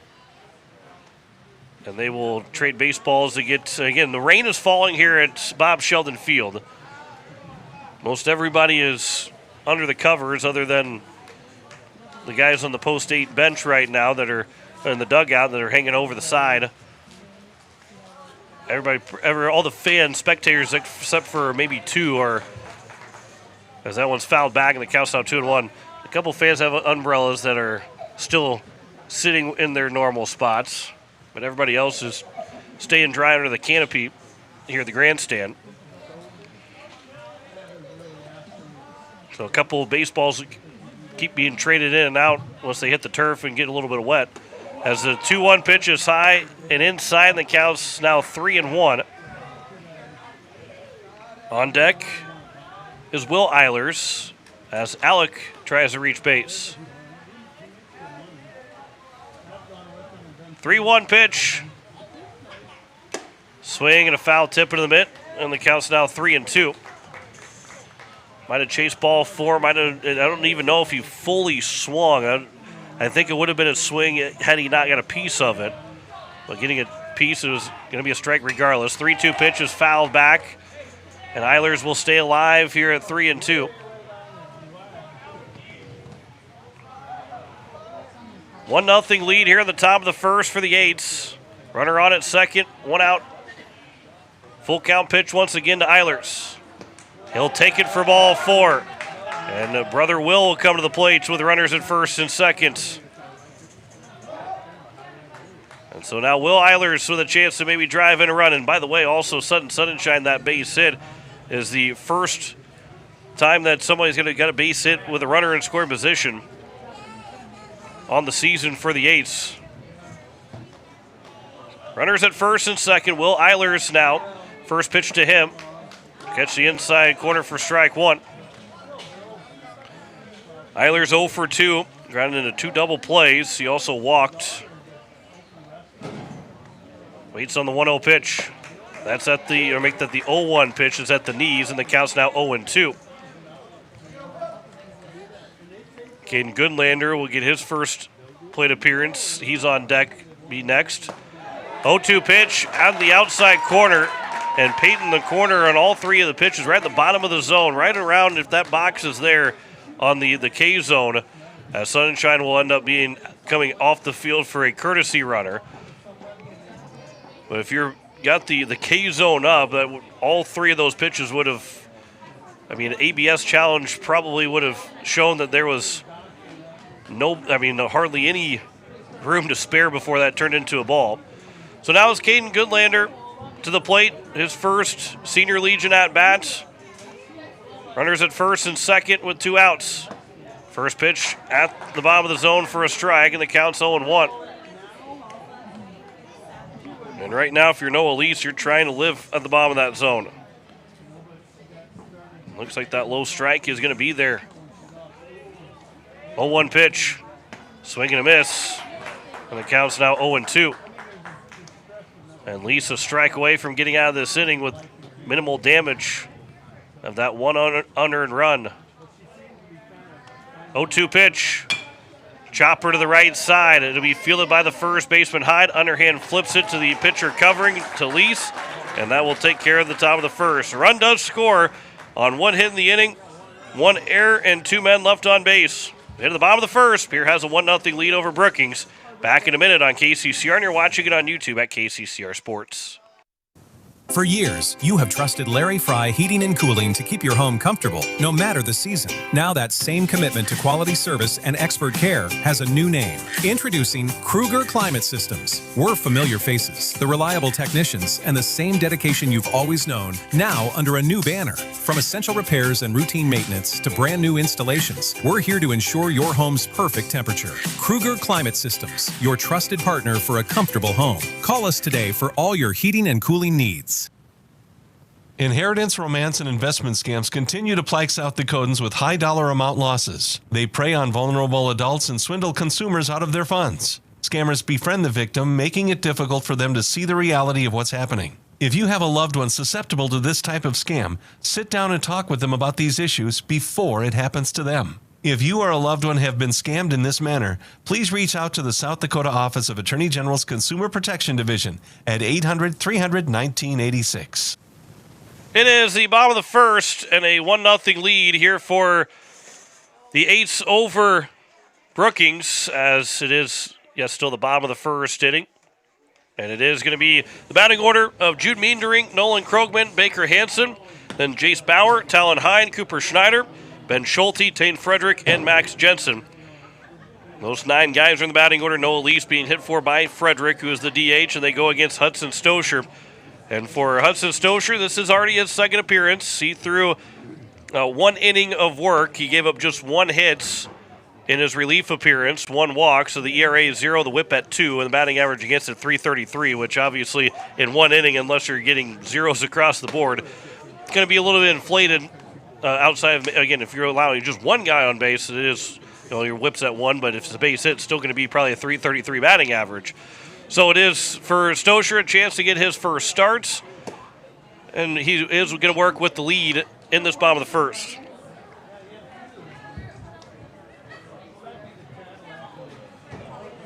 So here is Jude Meendering, the left fielder, here for game number 2, the leadoff man at the 9 spot. He went 0 for 3. He walked, driving in a run in the bottom of the second in game 1. Then he ground out, struck out looking, and reached on an error in his other 3 trips to the plate. So 0 for 3 with an RBI in game number 1 for Meendering. First pitch, swinging and fouling it away for strike 1. In Brookings, their first games of the season, they will play again Monday, Tuesday, and Wednesday. They travel out to Rapid City for Monday and Tuesday against 320 and then post 22. And then they get Spearfish on Wednesday. 0-1 pitch. That'll bounce in. That counts 1-1. So 6 games over 3 days for the Bandits. 1-1 pitch. This will be flown out to center field. Long run coming in for Johnson. He'll call off the right fielder in Goodlander, will make the catch, and the leadoff man gone here in the bottom of the first, and it brings up Nolan Krogman to the plate. Krogman playing center field after playing third, then second in game 1, his third different position in this doubleheader. He went 1 for 4 in the ball game, hit by a pitch in the 5th. He singled in the 6th inning after a strikeout, then 2 flyouts to right. That first pitch comes high and inside. Dropping the bat was Krogman. Had to make sure that he dropped the bat. 1-0 count. Hudson Stosher working from the stretch with nobody on base. 1-0 is outside, and the count's 2-0. And lights are on here at Bob Sheldon Field as we are just starting game 2 of our doubleheader. 2-0 pitch. This will be popped up. That will get out of play. And it will crash down on the press box, or not on the press box, but on the grandstand canopy, and the count's now 2-1. Pierre will be off Saturday, Sunday, Monday, and then they'll have a doubleheader in Sioux Falls at Harmon Park on Tuesday, and then home on Wednesday against Sioux Falls East. Here's a ground ball through the right side for a base hit. It's a 1-out single for Nolan Krogman. And the first base runner, both teams now with a hit apiece. And it will bring up Baker Hansen, the shortstop. On Spearfish picks up a 3-1 win over Post 320. So Post 320 has a win over Post 22. Post 22 ended up beating Post 320 again in another game, one game day. And now Spearfish with a win over Post 320. So that tells you just how tough it's going to be next week for Brookings going out to Rapid City and out west. Here's a shallow fly ball to right field that will drop in for a base hit. The runner will go off for third. The throw will come in, and it will bounce away from Schaefer, the third baseman. It'll be a single, and backing it up was Will Eilers from the left field spot, came all the way in. And it's now second and third. Ends up being a base hit. Taking second on the throw was Baker Hansen. And it's now runners at second and third here with 1 out. And Jace Bowers got a chance to give Brookings the lead here in the bottom of the first inning. And the infield's going to come in all the way around. They're going to play for that 1-0 lead still here in the bottom of the first. They want to make sure that if this is a low-scoring game, they're not trading outs for runs. First pitch to Bauer. Swinging a fly ball to center field. Backing up is Johnson. That's going to get over his head and all the way out to the wall. Bounces off the wall. 2 runs are going to score. Bauer is on his way to third. He's flying around the bases, and he's got a 2 RBI triple to make this a 2-1 lead. Just like that for Brookings. 370 out in center field, and it 1 hops off the center field wall. And Bauer's driven in 2 runs. Second triple today for Brookings. Talon Hyde had the other one, who is at the plate now. And Bauer's picked up RBIs 2 and 3 of the day after having 1 in game number 1. First pitch will miss low and away, 4-1. So now a 2-1 advantage here with one out in the bottom of the first for the Bandits. Third straight hit for Brookings. 1-0 pitch. That one's at the outside corner for a strike. Count is even at a ball and a strike here to Talon Hyde. 1-1 pitch. That one's fouled back, and the count's 1-2.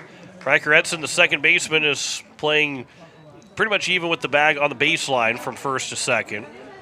Brecken Furman, the shortstop, is playing a little bit back but still playing in. You would expect a ground ball would be hit hard enough to keep that runner over at third or for Furman to try and throw it home. As that one will miss low and away to make the count 2-2 here to Talon Hyde. Will Eiler is out in left, Aiden Johnson in center, Caden Goodlander in right, Hudson Schaefer at third, Brecken Furman at short, Riker Edson at second, with Alec Eilers at first. Sun and Shine will catch ball 3 high from the pitcher Hudson Stoscher. And the count is full at 3-2. Cooper Schneider, the second baseman, is waiting on deck. 3-2 pitch. Fly ball, foul out of play on the right side.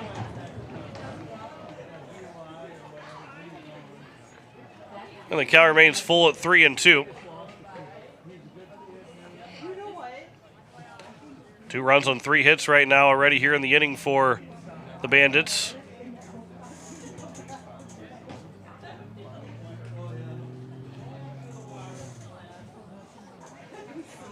As the home plate umpire now drying off the baseballs that were given to him.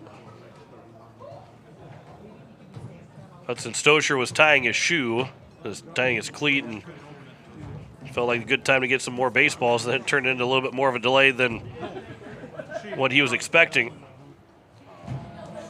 Here's a 3-2 pitch now to Talon Hyde. That one's fouled out of play on the right side again. Another 3-2 pitch upcoming here to Talon Hyde. Again, Tuesday, we will not have a broadcast coming from Sioux Falls, and then Wednesday, Wyatt Britchka and Blake Dean will have the call back at Hyde Stadium. 3-2 pitch. Comes high and inside, and that'll be a walk. And it's now first and third here with 1 away. In the bottom of the first inning, and it brings up Cooper Schneider, who was 2 for 2 in game 1. He was taken out of the game whenever Nolan Wagner came to the plate. Or excuse me, came to the mound. And then Wagner was hitting in his spot then because Talon Hyde stayed in the game, so somebody had to come out of that order. Which ended up being Cooper Schneider. And Wagner took his spot. But now Schneider digs in, waits on the first pitch. He'll take it on the outside corner on the top of the zone for strike 1. First and third with 1 out here in the bottom of the first. Brookings leading 2-1 on the American Family Insurance Brittany Shufflebein scoreboard. Stoscher will check the runner over at first. He'll come set from the stretch. Now pick-off move and diving back in safely over at first is Hyde.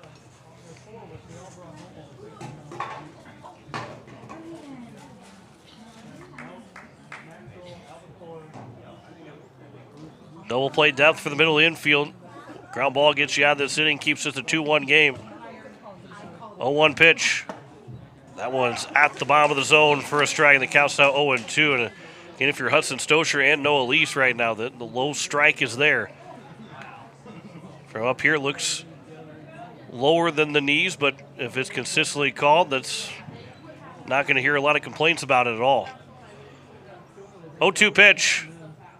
Curveball taken for strike 3. It stayed inside the zone. And Schneider kind of backed away, kind of turned a little bit, but he takes it for strike 3, and there's the second out. First strikeout for Hudson Stoscher, and 2 down, and it brings up Ben Schulte, the catcher. His first at-bats, he did not play in game number 1, but now his first at-bat of the Senior Legion season.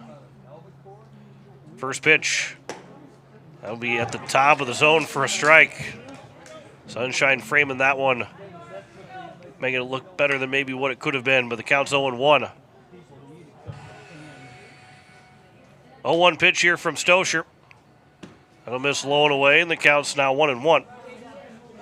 Over at third is Jace Bauer, who had the 2 RBI triple. At first is Talon Hyde. And Brookings leading 2-1. Here in the bottom of the first inning, here's a 1-1 pitch from Stosher. That's upstairs, and the count's now 2-1. The Eights were able to get 7 guys to come to the play, or 6 guys to come to the play. They'll have 7, 8, 9. This is the 7th man for Brookings here at the bottom of the first. 2-1 pitch. That'll miss low. Taking off late. The throw to second. The tag. They're going to get him out. It was a delayed steal. They're going to try and take that run. And that run does not score before the out was made. So it remains a 2-1 ball game as Sunshine throws out Hyde trying to steal second on a delayed steal. And it ends the inning. 2-run score on 3 hits in the inning. No errors and 1 man left on base. After 1, it's 2-1 for Brookings over Pierre. Back in a minute on KCCR. Watching it on YouTube at KCCR Sports. Has life lent a dent in your ride? Or maybe you're dreaming of a fresh start for your classic. At Hunsley Auto Body and Sandblasting, we bring vehicles back to life. Located right here in Fort Pierre with over 25 years experience, we specialize in expert auto body repair. From minor dings to major collision work. Got a boat or RV with fiberglass damage? We handle that too. And for projects needing a complete refresh, our professional sandblasting service preps anything ready for a perfect finish. For quality work you can trust, Hunsley Auto Body and Sandblasting, 605-280-4451, 310 West Highway 1434 in Fort Pierre. Dakota Sprinkler and Landscaping wants to make it easy for you to get that lush green lawn and that yard haven that you've been dreaming of. Visit dakotasprinkler.com to make appointments for sprinkler system spring startup, service calls, fall winterization, and landscaping quotes. Trust Dakota Sprinkler and Landscaping's professionals to get you through the planning and installation to make your landscaping needs a reality. Visit dakotasprinkler.com today. Top of the second, it is a 2-1 lead for Pierre over Brookings. John Wickler with you on this Friday night. Emma Thielen back at the station here on KCCR and on YouTube at KCCR Sports. 7-8-9, Hudson Schaefer, Aiden Johnson, and Brecken Furman. He might reach his base, so it'll go back to the top of the order, which will be for Hudson Stosher. The Eights will try and get that run back here in this top of the second. First pitch here from Noah Lease. Be at the top of the zone for strike 1. Schaefer in game number 1 went 0 for 3. Did reach on an error in the top of the 7th. But a fly out to left and a pop out to the second baseman. 0-1 pitch will miss low and away, and the count is now at 1-1.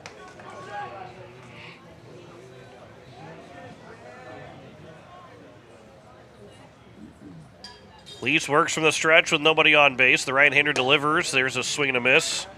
And the count goes now 1-2. And Lease looking for his second strikeout now. 3 of the first 4 guys reach base with an error and a double and a walk. 1-2 pitch. That one's fouled off the mask of the home plate umpire. And he will walk a baseball out to the pitcher. Ben Schulte is also walking between the baseball and the mound and his pitcher that's coming down just to also kind of buy some time as well. Home plate umpire looks like he is okay. And with a 1-2 count, Schaefer will dig back in. The right-handed throwing Lease, the right-handed hitting Schaefer. That is outside, evens the count at 2 balls and 2 strikes. Top of the second, game 2 of our doubleheader, 11-3 win for Brookings in game 1. Here's a 2-2. That'll bounce in, and the count is now full at 3-2. Here to Schaefer. Aiden Johnson and Brecken Furman round out the 9 guys in the batting order, then get back to the top.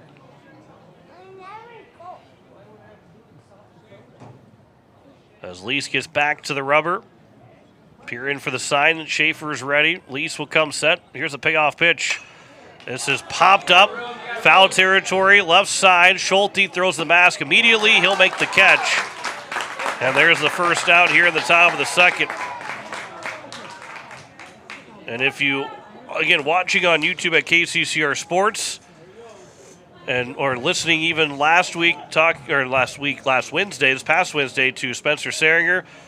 Schulte took the mask off immediately, threw it away, and went to go find the baseball, and that's what Mr. Seringer that's what he wants to do when he's behind the plate, is get rid of that mask immediately, so there's one less thing to worry about.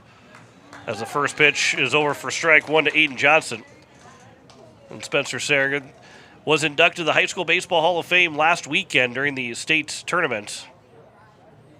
0-1 pitch. Here's a ground ball to the left side by Johnson. Be fielded by the shortstop and Hanson. He waited on it. The throw will still get Johnson out at first. Hanson almost waited too long for that ball to get to him, but he is able to still get the second out. Johnson barely out, and there's two down here in the top of the second, and brings up the number 9 man in Brecken Furman. Furman in game 1, 0 for 3. Flew out to right center and then popped out to second. And he'll dig in for his first plate appearance here in game 2 of our doubleheader. First pitch to him. That's outside for ball 1. Third Governor to be inducted to the High School Baseball Hall of Fame for Seringer. Joining Landon Badger and Peyton Zabel as the other two. Here's the 1-0 pitch. That'll be on the inside edge for a strike, and the count's now 1-1. We were able to get videos of Coach Steve Gray and the coaching staff surprising Landon Badger and Peyton Zabel, saying that they're going to be inducted to the High School Baseball Hall of Fame. A little bit harder to do with Spencer Seringer, who is living in Perth, Australia, who does live in Perth, Australia, and is home here for a while to spend time with his family before going back. With it being the off-season right now over in the Australian Baseball League. As it counts 2-2 here to Brecken Furman. That's a little bit harder to make a quick trip to surprise him and be able to have a video. That was going to be a lot harder to do. 2-2 pitch. Here's a ground ball to the right side, and that'll be fouled. The count remains at 2-2. But still a big congratulations to Seringer for being inducted, and well-deserved honor. There's those three guys. It's hard. There's a lot of really good peer governors that have played through the course of high school baseball, as Furman will foul that one away. Stay alive at 2-2. I think if you name three guys prior to 2020, just for the fact that I think there's, after so many years, that's when you can be eligible for it. 2-2 pitch, swing and a miss for a strike 3. But prior to 2020, if you name three guys, it's going to be hard to pick anybody that's better than those three guys of Landon Badger, Peyton Zabel, and Spencer Seringer. That's not to take anything away from all the great players that Pierre has. That just tells you how good those three guys were during their time with the Pierre Governors. No runs, no hits, no errors, and no one left on base. Head to the bottom of the second. 2-1 lead for Brookings over Pierre. Back in a minute on KCCR. Watching it on YouTube at KCCR Sports. Most of us already know that Gales Gas of Pierre is the place to call for propane. They offer an automatic fill plan so you never have to worry about running out of propane. They accept debit and credit payments or a budget payment plan to spread out the cost throughout the year so you never have surprises when you get your bill. For delivery, convenience, and great customer service, call Gales Gas at 224-5518. That's Gales Gas at 224-5518. At Dakota Plains Federal Credit Union, we salute the service and sacrifice of our members. To show our appreciation for veterans, active duty military, and first responders, we're proud to introduce the We Salute Service and Sacrifice Loan Program, granting a special rate reduction on eligible consumer loans. Valid offer on new secure loans only. Internal refinances and unsecured loans do not qualify. Veterans, active duty military, and first responders, contact our loan team for more details. All deposits are insured up to $250,000 by NCUA. At Dakota Plains Federal Credit Union, we're big on you. As we welcome you back, it is the bottom of the second, 2-1 lead here for Brookings over Pierre. As you're listening to KCCR Pierre, a Riverfront broadcasting station, as we hit 8 o'clock on this Friday night. Emma Thielen is back in the studios. John Wickler with you. As, again, after we're done, we will join in progress with Carolina and Montreal as long as time permits. And Carolina is out to a 3-0 lead, trying to close out that series over Montreal. If Carolina does close it out, Game 1 of the Stanley Cup Final will be on Tuesday. However, as Election Day And News Director Zach Nelson will have coverage of the election on Tuesday. And so we will not have Game 1 coverage if that is the ending score that Carolina does win, as the first pitch is missing outside for ball 1. We'll pick up Game 2 coverage on Thursday then. NBA Finals start on Wednesday. We'll have that after Pierre baseball is done, again with time permitting. This one will be fouled out of play for a strike to Ben Schulte, who's back up on the plate. I think he's going to get some pine tar, hold on to his bat a little bit more. Tane Frederick and then Max Jensen. With the rain that has stopped now, and the umbrellas are down, and there are some people standing out and watching the game outside of the grandstand. Here's the 1-1 pitch to Schulte. That's on the outside edge for a strike. The count's now 1-2. He was left at the plate whenever Talon High was thrown out trying to steal second on a delayed steal. They did not score that run from third, and Jace Bauer in time. Here's the 1-2 pitch. That'll miss outside. The count's now 2-2 as Stoscher's trying to get a little bit farther out. Maybe get Schulte to chase, or at least see if he can expand that strike zone a little bit. Here's the 2-2 from Stoscher to Schulte. Just a bit upstairs. It didn't break enough to get at the top of the strike zone. And the count runs full here to the leadoff man at the bottom of the second.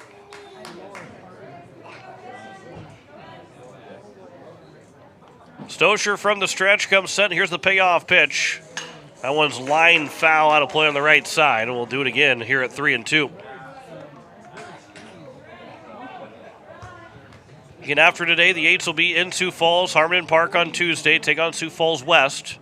It's a 3 o'clock first pitch. Again, that will not be on KCCR. It will not be on KCCR. 3-2. The inside for ball 4. And then on Wednesday, it'll be at home, and that will be on KCCR with coverage at 4:45 and a 5 o'clock first pitch. Wyatt Britchka and Blake Dean will have the call for you for Pierre and Sioux Falls East. Tane Frederick is coming to the plate. The runner on at first and nobody out. The leadoff walk. Second one issued by Stoscher. 2 walks, 1 strikeout so far, and the 3 hits that he has allowed as well. Here and now in this second inning of work. First pitch to Frederick. One's over on the outside edge for a strike 1. Lone super senior for the Brookings Bandits. As he steps to the plate with an 0-1 count. 0-1 pitch from Stoscher to Frederick. Swing and a miss. And the count is now at 0-2. And Frederick, he's got may not be able to see it so well on YouTube, but he has got a full beard. I mean, super senior. He doesn't look like a super senior. He looks like he's a college senior or in his late 20s. 0-2 pitch, runner takes off. That'll be taken for strike 3. Throw to second, they got him. It's a strike him out, throw him out, and there's 2 down. Another caught stealing for sun and shine. And there's 2 down with nobody on here in the bottom of the second. What a throw from Sun and Shine. And again, a great tag from Brecken Furman at short. And has made this 2 away here in the bottom of the second inning. Second strikeout for Stoscher. And now Max Jensen, the right fielder, number 9 man, the batting order, comes to the plate. 2 outs and nobody on. Here's a soft fly ball to right field. That will drop in front of Caden Goodlander. And there is a 2-out single.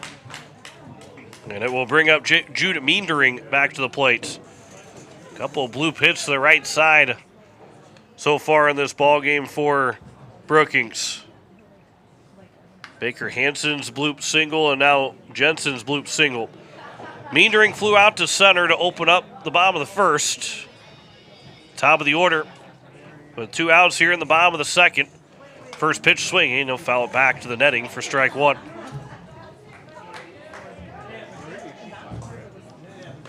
Sun and Shine, he was able to, he did throw out 1 man. Actually, it was Will Eilers that threw out the man on Wednesday. Now Sun and Shine has caught a couple guys trying to steal here in this doubleheader, and especially in this game alone. 0-1 pitch. That'll hit the helmet of Meendering. Put his head down, trying to duck underneath it, and is now first and second with 2 away. And it brings up Nolan Krogman to the plate with a curveball, so he is okay over at first in Meendering. But Coach Roach just making sure. And now Nolan Krogman, who had a base hit, he's 1 for 1. All of a sudden, that 2-out bloop single. And the hit by pitch makes it first and second, and runner in scoring position here with 2 outs. First pitch from Stoscher here to Krogman. That'll miss low for ball 1. Runners at first and second. 2 outs here in the bottom of the second. 1-0 pitch. That'll miss low and maybe a little bit away as well, and the count's now 2-0. A walk, a strike him out, throw him out, and then a bloop single and a hit by pitch. Here's now the 2-0 from Stoscher to Krogman. Ground ball on the left side. Diving and can't make the play is Furman. Coming up is going to be Eilers. He will throw late, and it'll be to the cutoff man, Schaefer, and that'll be another run to score. And it's now a 3-1 ball game.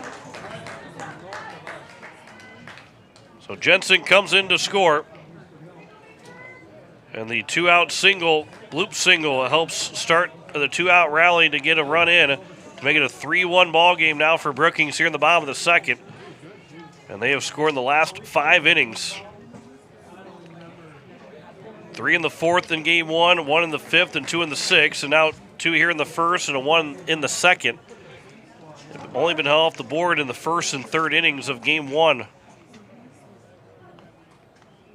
Here's the first pitch now to Baker Hansen.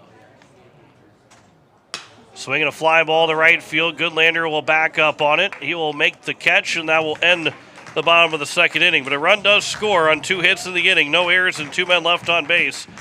We head to the top of the 3rd.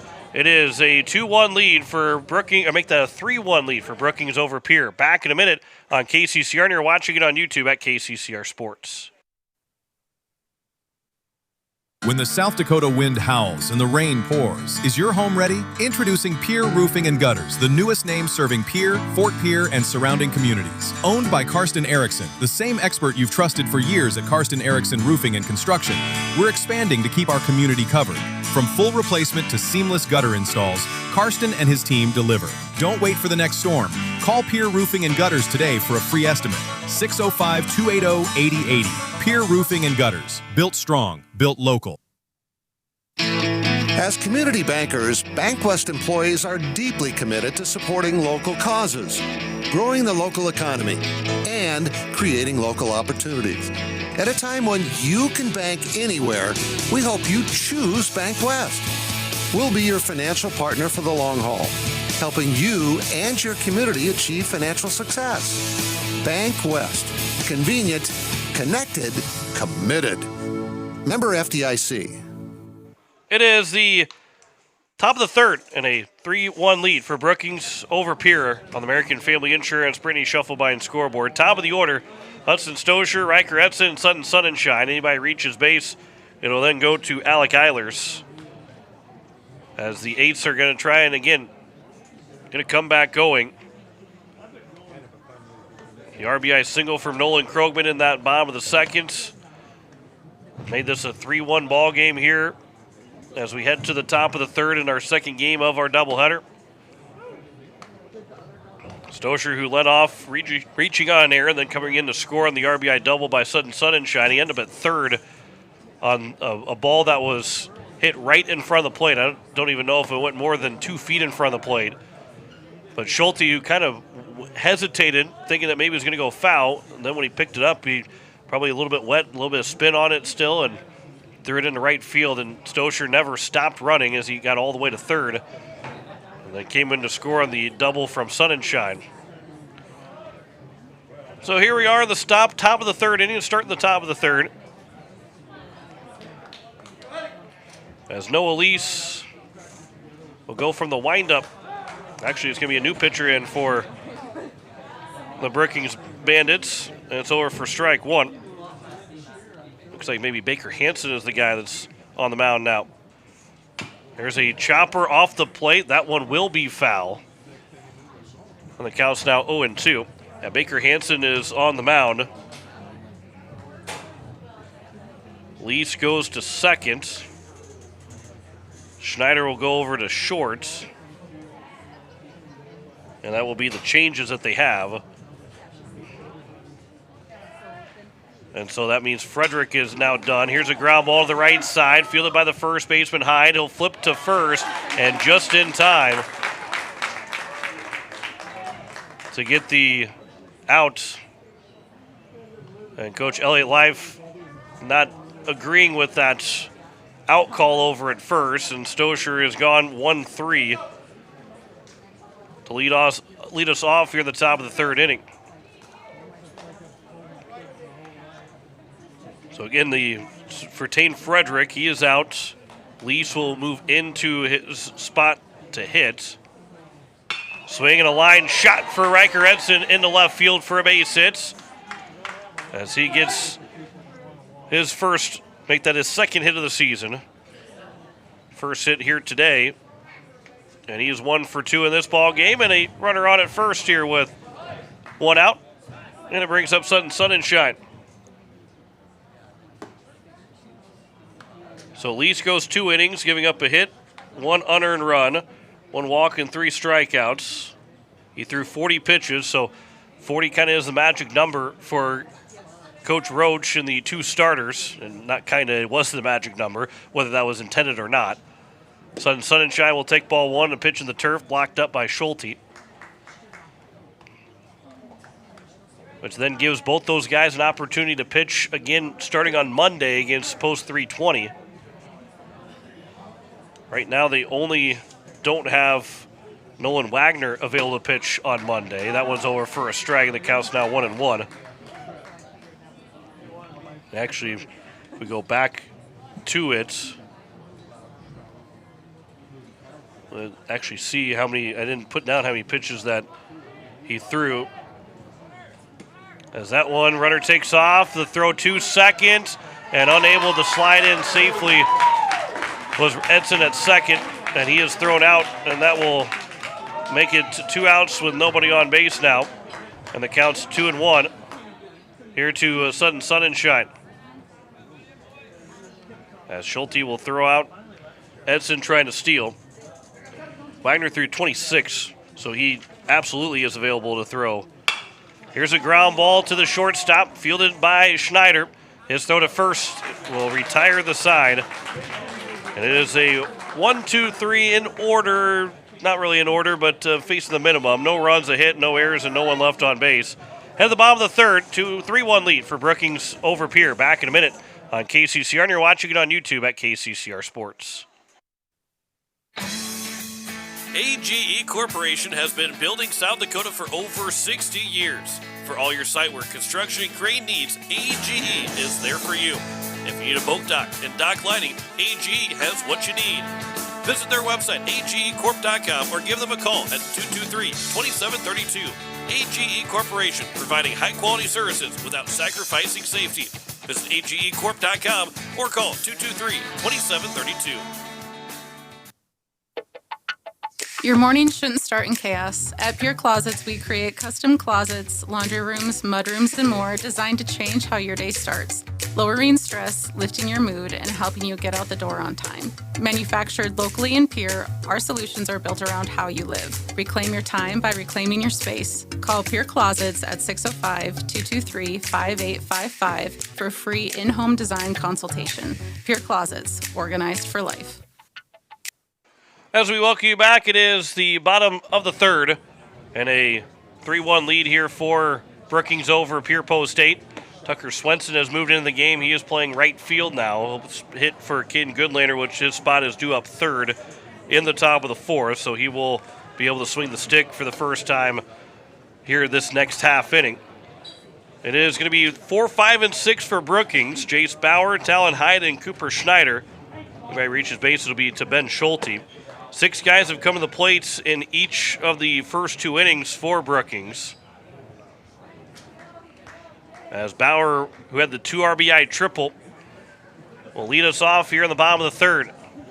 3 runs on 5 hits, 1 error for Brookings, 1 run, 2 hits, no errors for the Yates. They've left 2 guys on base through 3 innings. 3 guys have been left on base for Brookings through 2 innings so far, and now here into the bottom of the third. First pitch to Jace Bauer. He'll swing at it. He'll fly it out to right field. Tucker Swenson, who's just in the ball game, still backing up, and will make the catch. It'll find you as soon as you get in the ball game. That first pitch finds Tucker Swenson out in right, and he is able to make the catch. A little bit more interesting, but he does make the put out, and there's 1 down here in the bottom of the third. It brings up Talon High, the first baseman, who drew a walk and then was thrown out trying to steal second to end that bottom of the first inning. Here's the first pitch to Hyde. He'll swing at that first pitch and foul that one out of play on the right side. An 0-1 count here to Hyde, who had 4 RBIs in game number 1 with a 2 RBI triple, sac fly RBI, and a bases loaded walk in the 4th, 5th, and 6th innings. Here's the 0-1 pitch. That one's a fly ball to center field. Aiden Johnson with a long run has to come in. He will make the catch. And there's now 2 down. Boy, everything kind of feels like that fly ball to Tucker Swenson felt like it kept carrying a lot farther than maybe it should have, and then that fly ball didn't carry as far out to Johnson out in center field. It had made a long run to come in to make the play. Well, there are 2 down. Both guys do make those plays out in right and center field. And it brings up Cooper Schneider, who struck out looking in his first trip to the plate. First pitch from Stosher, swing and a fly ball to right field, foul territory. That one will get out of play, and no chance for Alec Eilers, who's playing first, to try and bring it back. And the count's 0-1.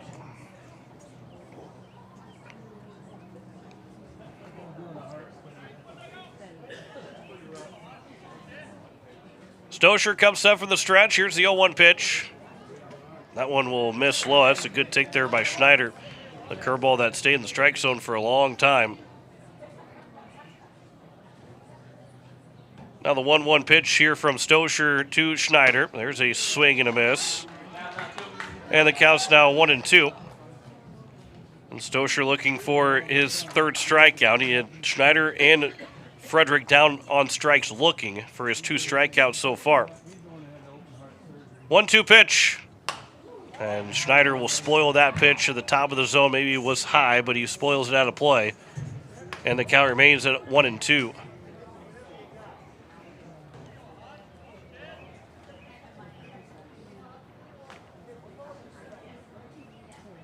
Hudson Stosher looking for that clean bottom of the 3rd inning. 1-2 pitch to Schneider. That one's taken to the top of the zone for the 2nd time that Schneider is down looking, and that will end the bottom of the 3rd. No runs, no hits, no errors, no one left on base. We head to the top of the 4th. It is a 3-1 lead here for Brookings over Pierre. Back in a minute on KCCR, and you're watching it on YouTube at KCCR Sports. When you're in the need for high-quality replacement auto parts, look no further than Zander Auto Parts and Machine Shop in Pierre. Zanders has been servicing the Pierre area for over 40 years. Their professional parts techs can get you the parts you need and get you back on the road. Stop by Zander Auto Parts and Machine Shop at 500 West Sioux in Pierre or call 224-9221.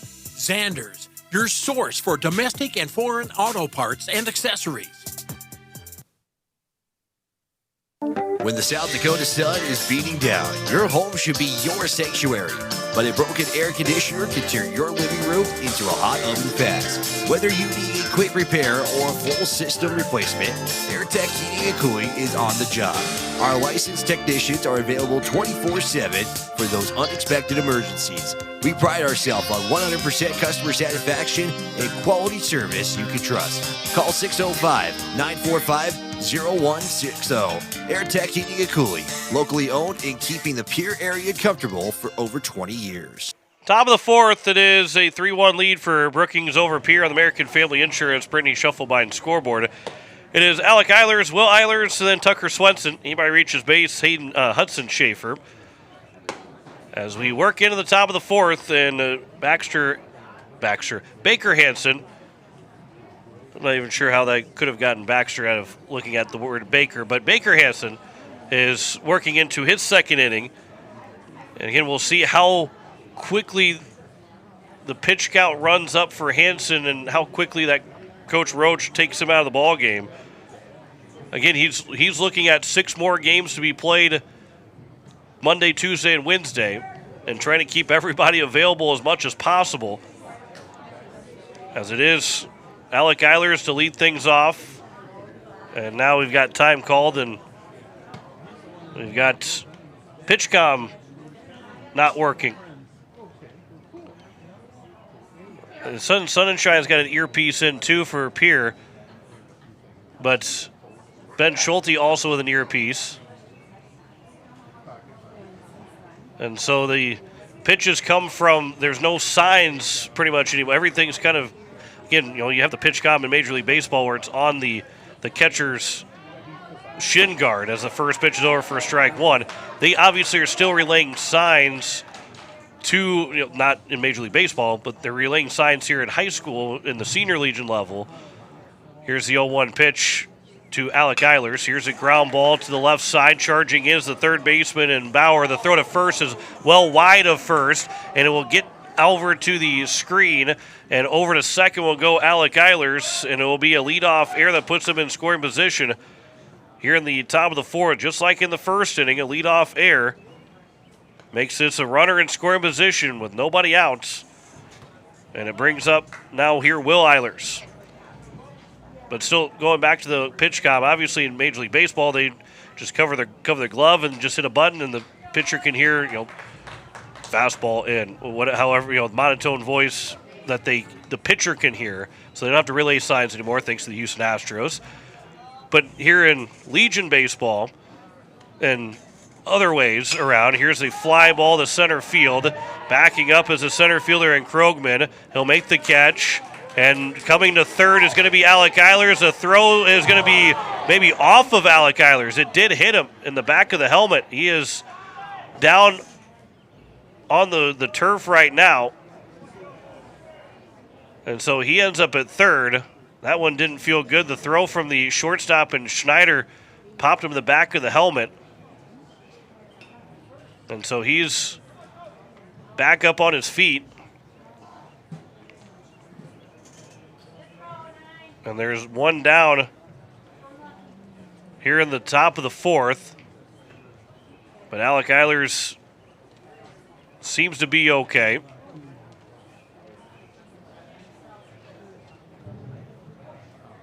And Coach Iverson talking to him real quick, trying to make sure everything, that's a hard one to, you give him a chance to kind of gain his bearings and everything else. But now here's Tucker Swenson to the plate with one out and a runner on at third.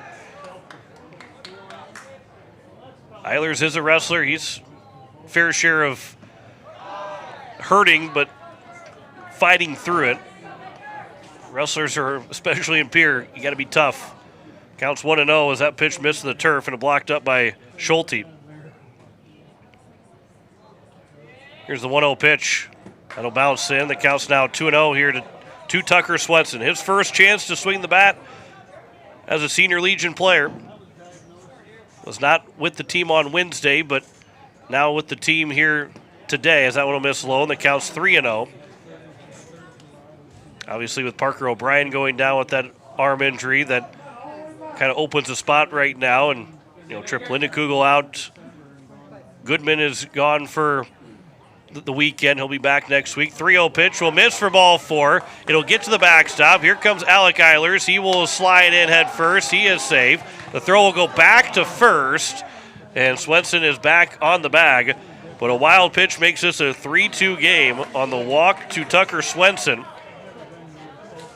And Pierre is within a run now here in the top of the fourth inning.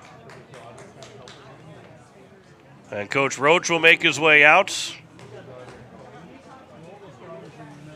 Now we're going to talk to the base umpire. And we'll see what, I'm not sure what Coach Roach might be asking the base umpire. something that happened over at first base. And there are 2 bags over there at first. It's the orange bag and the white bag. Again, I'm not sure what Coach Roach might be talking about. It might be something that happened at the plate with the throw to first. Not really sure. The issue I think that comes into all of this, and again, may not have anything to do with what Coach Roach is talking about, but it's not a mandated orange bag yet until next year. So I think a lot of guys are still kind of confused because the orange bag is only there on ground balls that you're trying to get to first base. Those are the force out plays that throw to first. That's where the orange bag comes in. Once you're on first, the orange bag is moot at that point. The white bag is the only one that you have to be on as a base runner. And if you're the fielder, the white bag's the only one that you care about at all, as the first pitch is over for strike 1 to Hudson Schaefer. Pretty sure I'm right about that. I'm also not as versed with the second bag at first, but it is becoming more of a thing as there's a over to first, a pickoff move over to first, and Tucker Swenson dives back in safely. Because outside of slow pitch softball, never grown up playing with a secondary bag. Here's the 0-1 pitch. Swenson takes off, swing and a miss. The throw to second. He is going to be out. There was going to be batter interference if Swenson was not thrown out. So the count is now 0-2. And the runner is out stealing second. And now nobody on here with 2 outs. The umpire, home plate umpire, I think Coach Roach is trying to say now that the batter should be out. Yeah, his batter's interference, so he is out. And then the runner is out stealing second. So that turns into a double play to end the inning. We'll keep it here for just a moment. Coach Iverson having a conversation now, the home plate umpire explaining to him what happened. The swing by Hudson Schaefer took him over in front of the plate on the throw. And immediately the home plate umpire stepped out from his crouch and was walking towards the mound and was going to have that call be made. So it turns into batter's interference. Schaefer is out. Swenson's thrown out trying to steal, and that will end the inning here in the top of the 4th. But a run does score without a hit in the inning and an error, and no one left on base. We head to the bottom of the 4th. It is a 3-2 lead for Brookings over Pierre. Back in 30 seconds here on KCCR, and you're watching it on YouTube at KCCR Sports. When life throws you a curveball, May Adam Law Firm in Pierre is here to help you knock it out of the park. For over 130 years, we've been providing trusted legal expertise in business, family law, criminal defense, and more. Proud sponsors of this season's baseball action, we're committed to serving our community both on and off the field. Need legal advice? Step up to the plate with May Adam Law Firm. Visit mayadam.net or call today. May Adam, South Dakota's law firm since 1881. As we welcome you back, it is the bottom of the 4th. And for Brookings, it is 7, 8, and 9. Ben Schulte, Noah Lease, and Max Jensen. Here's the first pitch, swinging and a miss for Ben Schulte. Again, Noah Lease will have to hit after he would pitch the first 2 innings, moved over to second, so the DH is gone. High school baseball, you can let that still be the DH, but Legion baseball, so here's a ground ball over to the third baseman, Schaefer. He'll gobble it up, low throw, and that's picked out at first by Alec Eilers for the first out on a long hop from Schaefer to Eilers.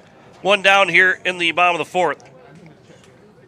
And it brings up Noah Lease, Noah Lease, who in game number 1, he was 1 for 3 in the ball game. Reached on an air hit by a pitch and also singled. Was also a ground out victim.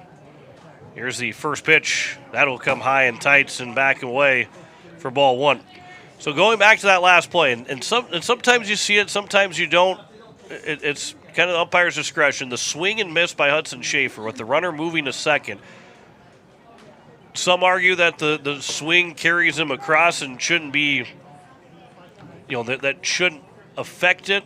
But with the runner going to second, the swing from Schaefer, he stepped in front of the plate. And then while the throw was not disrupted by any means, and Schulte did a really good job of that as it counts 2-1, it can be judged as batter interference, and they still threw him out at second.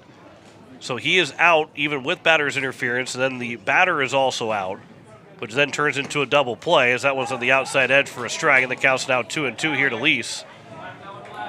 So that's where why the inning ended like it did, because Schaefer, and again, he wasn't trying to. It wasn't his intent, but that's what happened. And when you swing, sometimes that back foot slides out from you, and you end up going in front of the plate, or maybe behind the plate, but you stepped out of the batter's box. As the count remains at 2-2, at least fouling that away.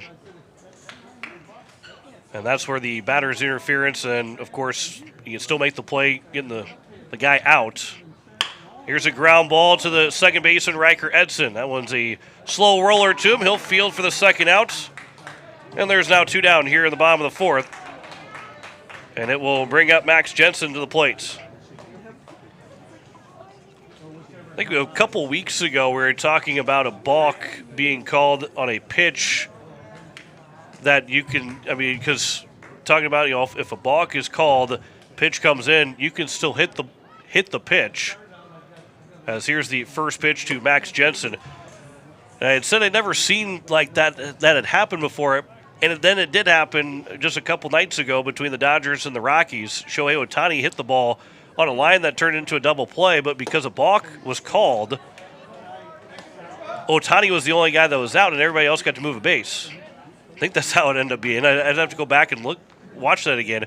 But the play still could happen, but the balk still ends up being a part of that play.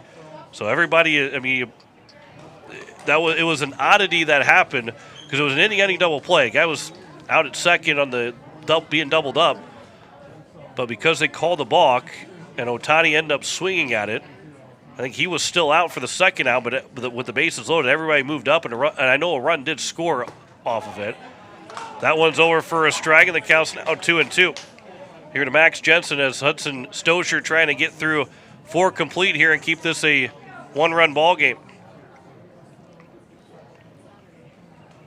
Number 9 man the batting order right now here for Brookings. 2-2 pitch. Just missing low and away, and the count's now full at 3-2. Riker Edson was trying to help out his pitcher from second base, trying to start to make his jog off the field. Aiden Johnson the same way. Here's a 3-2 pitch from Stosher to Jensen. That'll miss for ball 4. And it will be a 2-out walk that will move back to the top of the order for Jude Meendering. Meendering, who is 0 for 1, he flew out to center, is hit by a pitch. Ends the streak of 7, make that 6 straight retired by Stosher. But still trying to get through this 4th inning unscathed and put us to the halfway point of our second game with the Eights down by just 1 run.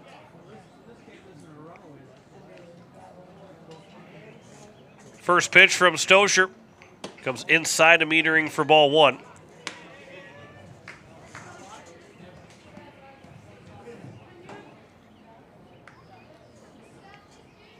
Runner on at first, 2 outs here in the bottom of the 4th. Here's the 1-0 pitch. Line shot in the left center field. That is going to get down for a base hit. Roll towards the fence. Johnson will cut it off. They will send the runner trying to score. The throw will be not made from Furman. And gliding in to score from first is going to be Jensen. And the 2-out walk will hurt the Eights to make it now a 4-2 lead for Brookings. Here in the top, make that the bottom of the 4th inning. And turns into a double as well for Meendering. And Max Jensen, who obviously was off with contact, never slowed up, rounding second on his way to third, never slowed up on the round of third with Coach Roach emphatically waving him in. And still man in square position here with 2 outs for Nolan Krogman. That first pitch is missing inside for ball 1. By the way, Carolina has taken a 4-0 lead halfway point of the hockey game. Montreal just cannot get shots on goal against Carolina. They got 7 shots on goal through a halfway point of a hockey game. That's not a lot of shots. That was a swing and a miss, and the count's now 1-1.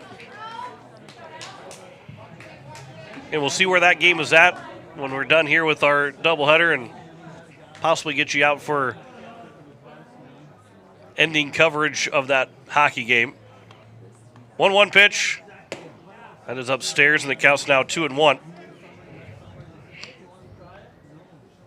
And again, if that's the case, we'll have baseball for you Sunday night between the Cubs and the Cardinals, with the series coming to an end here tonight unless Montreal is able to make a 4-goal comeback. 2-1 pitch. Swinging a fly ball down the right field line. That will land just fair, and it's going to drive in another run. Swenson cuts it off, but he slips for a moment. The throw is cut off by Riker Edson. It's another double, and a 5-2 lead now here for Brookings in the bottom of the fourth. Back-to-back 2-out RBI doubles for Krogman and Meendering. And now it's Baker Hansen to the plates. He was the pitcher now for the Bandits. 7 hits now here for the Bandits. Boy, I was going to call them Bobcats 5 seconds after I called the Bandits. That's the 3rd extra base hit of the 7 hits. First pitch swing in, and Hansen will turn on it and launch it foul out of play on the left side. Some quick hands there by Baker Hansen on the inside pitch. Count is 0-1 here to the number 3 hitter, Baker Hansen, who's 1 for 2. Base hit back in the bottom of the first inning. 0-1 pitch will bounce in. Good block there from Sun and Shine. Keeps that runner on over at second base. By the way, for Pierre, the top of the 5th will be 8-9-1. Aiden Johnson, Brecken Furman, and Hudson Stosher. He might reach his base, and then it'll be Riker Edson. The 3-run cushion right now for Brookings. 1-1 pitch is a ground ball over to Riker Edson. He'll stay down on it. He'll make the play, and that will retire the side here in the bottom of the 4th. But 2-run score on 2 hits in the inning. No errors and 1 man left on base. We head to the top of the 5th, halfway home in Game 2, and it is a 5-2 lead for Brookings over Pierre. Back in a minute on KCCR, and you're watching it on YouTube at KCCR Sports. Building a home. It's the biggest investment most of us make in a lifetime. Not to mention, it's a decision that, well, you pretty much live with day and night. The quality of the workmanship stares back at you like a reflection. It also affects the value of your investment. Choosing the right contractor is critical. Kruger Contracting is that contractor. Call 222-2523. Quality workmanship and materials completed on time. Kruger Contracting. In a word, quality. Call 222-2523. Capital City Ford, Lincoln, and Toyota in Pierre is proud to sponsor today's game. Whether you're in the market for a brand new Ford, Lincoln, or Toyota, or a quality pre-owned vehicle, our team is here to get you back on the road in style. From tough trucks to family SUVs, we've got the selection you need and the hometown service you deserve. Browse online anytime at CapitalCityFordToyota.com. Capital City Ford, Lincoln, and Toyota, where community drives us forward. It is the top of the 5th, and Pierre is down 5-2 on American Family Insurance. Brittany Shufflebein scoreboard. It is the 3rd inning of work now in relief for Baker Hansen, as he deals with 8-9-1, Aiden Johnson, Brecken Furman, and Hudson Stosher. And we'll see again how long of a leash does Coach Roach have for his pitchers, and not because they're not pitching well. It's just that he is, again, like it just feels like he's trying to get everybody out so they're available to throw on Monday, as Baker Hansen's only thrown 17 pitches so far in his 2 innings of work. 1 hit, 1 unearned run with 1 walk. Least through 40 pitches. Again, we're having some issues with the pitch comm again. And they're struggling to the 2nd straight inning now. We've had a delay to start the inning with their pitch communication not working. don't know if I ever finished that, but with Major League Baseball, you just hit the button. You can hear the computer voice in the pitcher's ear, can hear it, so he knows what they're throwing and where to throw it. But here the coach is calling the pitches to the catcher. And then he is relaying the number signs down. And obviously when there's a guy on second, they put multiple numbers down as the first pitch is missing low and away for ball one. Here's the 1-0 pitch to Aiden Johnson. He'll sky this one up on the left side of the infield. The shortstop and Cooper Schneider will call for it. He'll make the catch. The leadoff man is gone. He stepped right where Jace Bauer pretty much was playing to begin the inning. But the shortstop on the left side, really outside of maybe the first baseman, the shortstop controls what the second baseman and third baseman do. He's the quarterback of that middle and left side of the infield. Probably not calling off the first baseman at any point, but he can call off anybody else in the infield.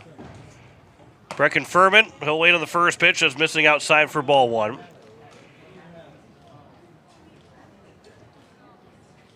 Here's the 1-0 to Furman. He'll miss low and away or low and in. The count's now 2-0 from Baker Hanson to Brecken Furman. Center fielder has the call of everybody. 2-0 pitch, swing and a miss. The count's now 2-1. Then it turns into left field and right field.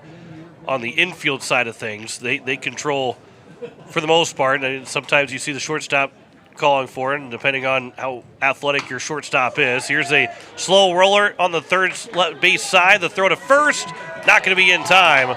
And Brecken Furman will beat it out for an infield single. And he's got his first hit of the day. And a runner on at first here with one out. And a mound visit now here to Baker Hanson. The top of the order and Hudson Stocher due up. I still think they're having a hard time with the pitch comm to figure things out. And the mound visit. Brecken Furman will walk his way over to Coach Iverson. Hudson Stocher is waiting his chance to hit with a runner on at first. It's the third hit of the ball game for the Eights. Riker Edson and Sudden Sunshine of the other two, and they are due up next. We'll see if the Eights can string some hits together here. They're down by 3. It's still within reach here in the top of the fifth of our second game of the doubleheader.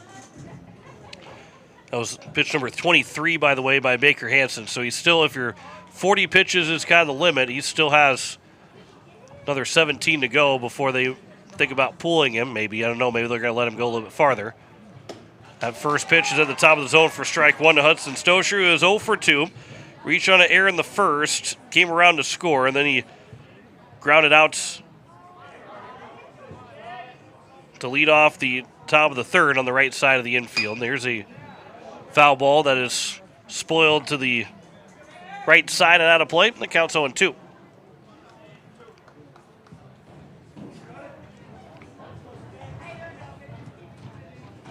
Furman leads away from first. Here's the 0-2 pitch. That one's fouled away behind home plate. Keeps the count at 0-2.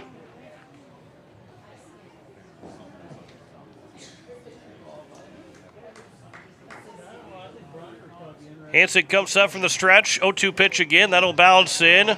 Furman had a good jump, but a good block by Ben Schulte forces Furman back to first. And the count's now at 1-2.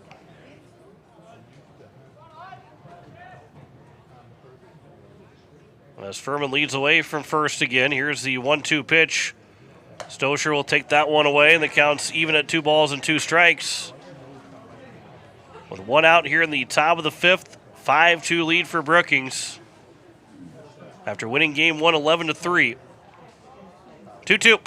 Off the hands, that is popped up and foul. That will land in play, but didn't get high enough in the air for anybody on the first base side to go after it. So again, it remains a 2-2 count.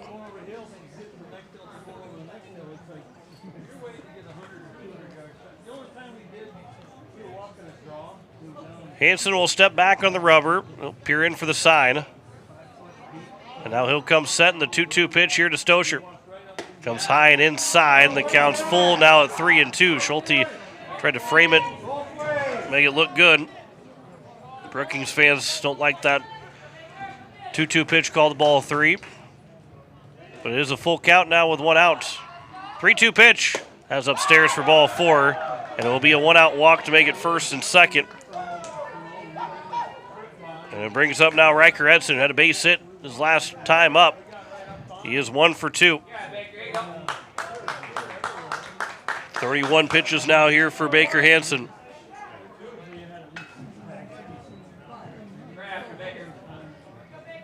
Rising junior for this Brookings Bandits team. First pitch, Edson with a ground ball on the left side. Cooper Schneider will slide. His only play is going to go to first, and that's not going to be in time. So it's another infield single for the Eights, and the bases are now loaded with only 1 out. And it brings up Sun and Shine to the plate. So it's a good sliding stop there by Schneider. But his only play was going to end up going to first. But unable to make that play, and Edson with the ground ball to make the bases loaded here with 1 out. So now we have the second mound visit, but we're going to have the pitching change. And it is bases loaded with 1 out here in the top of the 5th. The Eights have now the tying run on base. We will step aside for a minute, tell you the changes. You're listening to Pierre Post-Day Baseball on KCCR, and you're watching it on YouTube at KCCR Sports. Hey you. Are you at a job that is fulfilling, has good benefits to support you or a family today, and retirement goes down the road? If you just said no, listen up. CHS River Plains is hiring operations personnel, drivers, and custom applicators at several locations. These come with a knockout affordable benefit package for you and the whole family. Apply to a job with CHS River Plains and up your benefits straight up. To apply, visit us online at chsriverplains.com or stop in at one of our locations. CHS is an equal opportunity employer.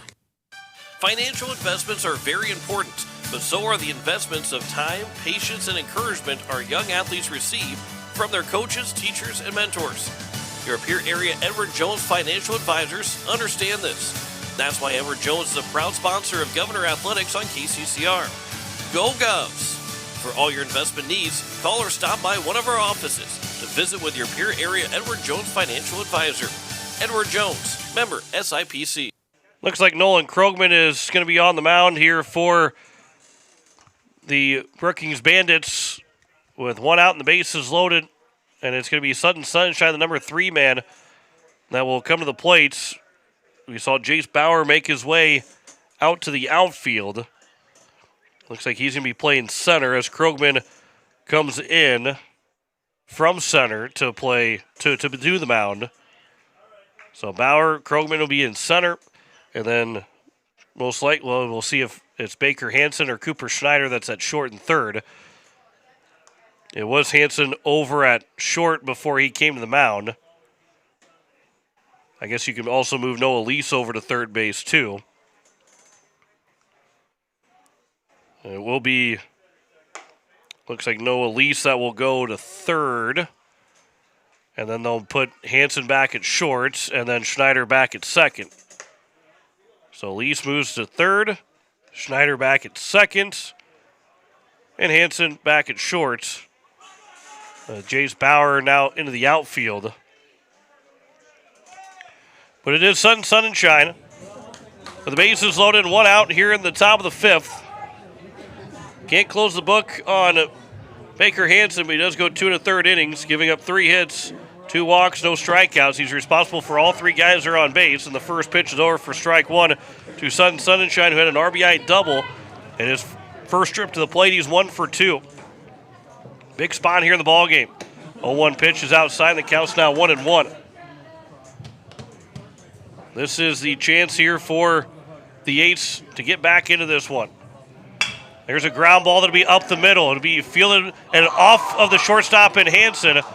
And so everybody will be safe. It'll be an RBI for Sun and Shine, but it will be an air charge to the shortstop, Hansen, and it's now a 5-3 ball game. The bases are still loaded.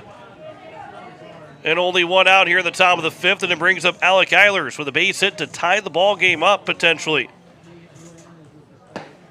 First pitch is over for strike one.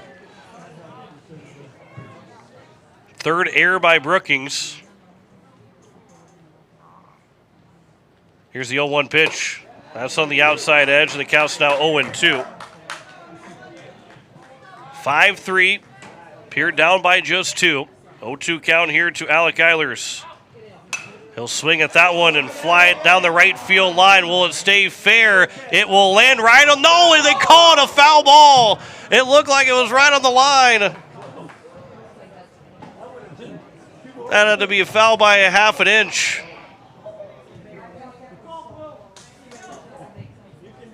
What would have been a tie ball game is now an 0-2, still an 0-2 count. Again, we don't have the vantage point to see it. Coach Life didn't have much to say with it either. So it had to have been, probably wasn't fouled by a lot, but it was just barely foul. Count remains at 0-2. Swing and a miss and a strikeout. And there's now 2 down. And it's Will Eilers, up to Will Eilers to try and tie this game up. The bases loaded and 2 outs here in the top of the fifth inning. Eilers 0 for 2, struck out looking in the first, flew out to center in the fourth. First pitch swinging, and he'll foul that one away on the right side for strike one. 3 runs on 4 hits, with a run on 2 hits here in the inning for the Eights. 1 error and also a walk. That one's fouled away on the right side again, and Nolan Krogman has got an 0-2 count to work with on Will Eilers to try and get out of this inning with very, very minimal damage. 0-2 pitch. That one's upstairs. Trying to get him to chase. That's not a bad 0-2 pitch there from Krogman. Trying to get him to swing at a pitch at his eyes. Maybe just a tad too high to get him to chase. 1-2 pitch. Curveball that will be taken for strike 3. And the Eights will strand the bases loaded. They score 1 run on 2 hits, an error, and 3 men left on base. We head to the bottom of the fifth. It's a 5-3 lead for Brookings over Pierre. Back in a minute on KCCR, and you're watching it on YouTube at KCCR Sports. No one likes to have electrical problems, but when they happen, call Todd's Electric at 223-2518. With over 28 years of experience, Todd's Electric can handle any type of electrical problem, whether it's residential, commercial, or agricultural. Their knowledgeable staff knows and understands the importance of your home, business, or ag facility and are prepared to help. Call Todd's Electric at 223-2518. That's 223-2518. Todd's Electric, serving the Pierre and Fort Pierre areas. The line to power. Looking for your next new or used car, truck, or SUV? Then go no further than the comfort of your own home. Shop online at lambmotor.com. On lambmotor.com, you'll find the vehicles Lambs has in stock. You can schedule a test drive or your vehicle's next tune-up all online. New or used, shop for it all online anywhere you are. Lamb Motor has the right vehicle for you. Lamb Motor in Oneida and online, lambmotor.com. As we welcome you back, it is the bottom of the fifth, and it is a 5-3 lead for Brookings over Pierre on American Family Insurance. Brittany Shufflebein scoreboard. As it is for the Eights, or for Brookings now, 4, 5, and 6, Jace Bauer, Talon Hyde, and Cooper Schneider. He might reach his base, so we'll go to Ben Schulte. Big opportunity for the Eights in that top of the fifth, and just unable to get it done.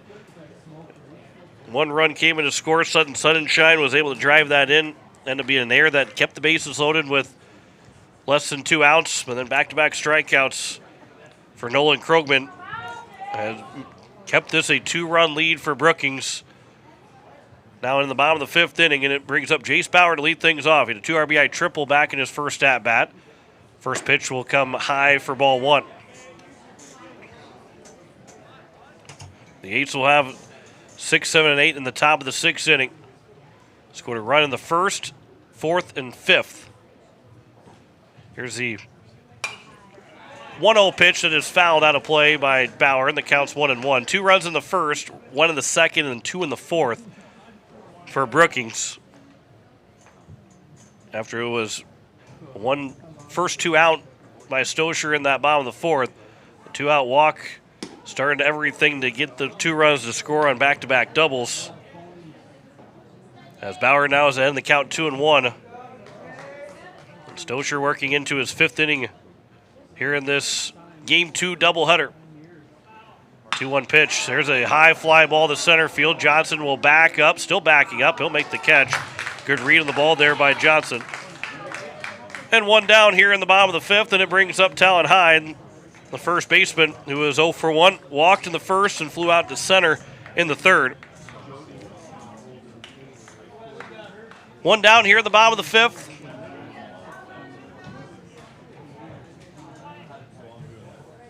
Hyde, who had 4 RBIs in Game 1, looking for his first base hit here in Game number 2 as he'll foul that first pitch away for strike 1.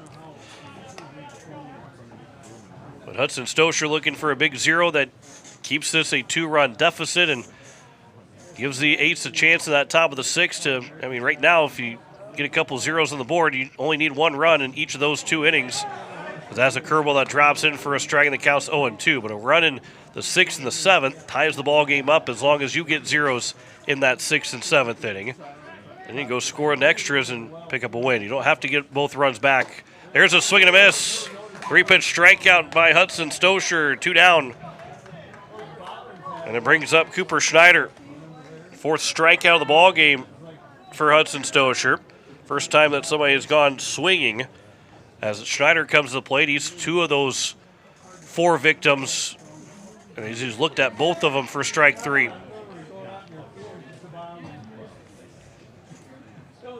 Here's the first pitch from Stosher. Swing and a pop-up on the right side.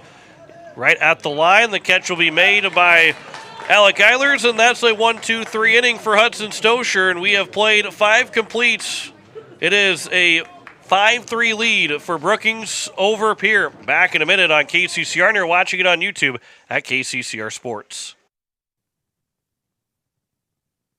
Step up to the plate with Overhead Door Company of Pierre. Like your favorite team, we deliver reliability, strength, and top-notch performance. For over 100 years, Overhead Door has been the most respected name in the industry. From commercial or residential repairs to full upgrades, our team of technicians stand ready to provide winning results. Don't let a faulty garage door strike you out. Look for the signature red ribbon and call the industry MVP at 605-224-6200. Bring your garage door game to the big leagues.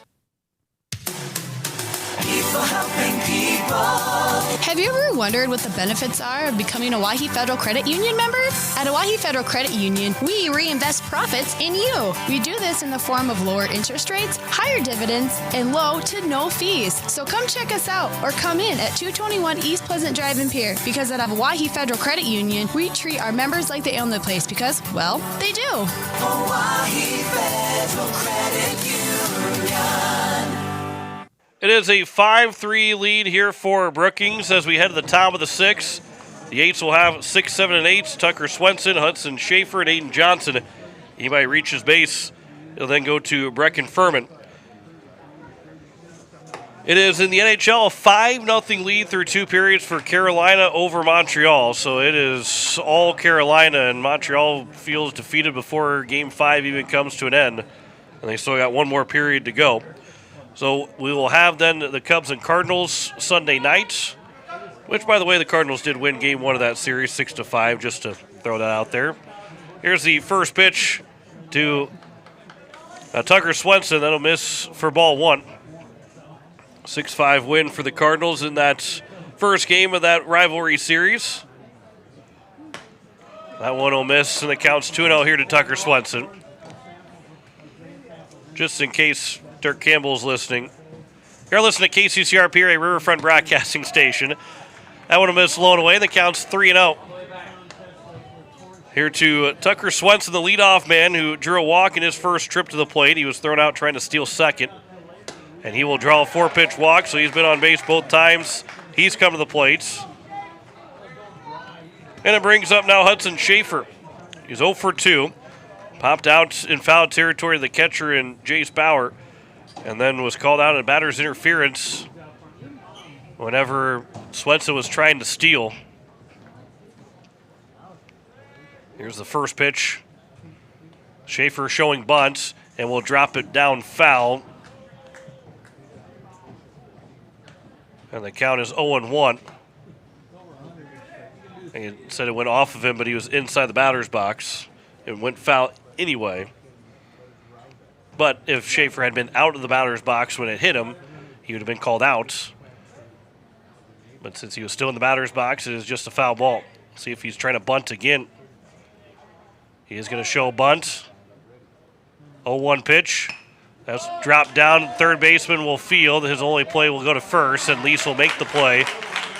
And a sacrifice bunt for the first out. Moves the runner into scoring position now for Aiden Johnson and Brecken Furman to try and drive in. 5-3 on the sacrifice bunt. And it brings up Aiden Johnson, who's 0 for 2. Ground out to short, then a pop out to short.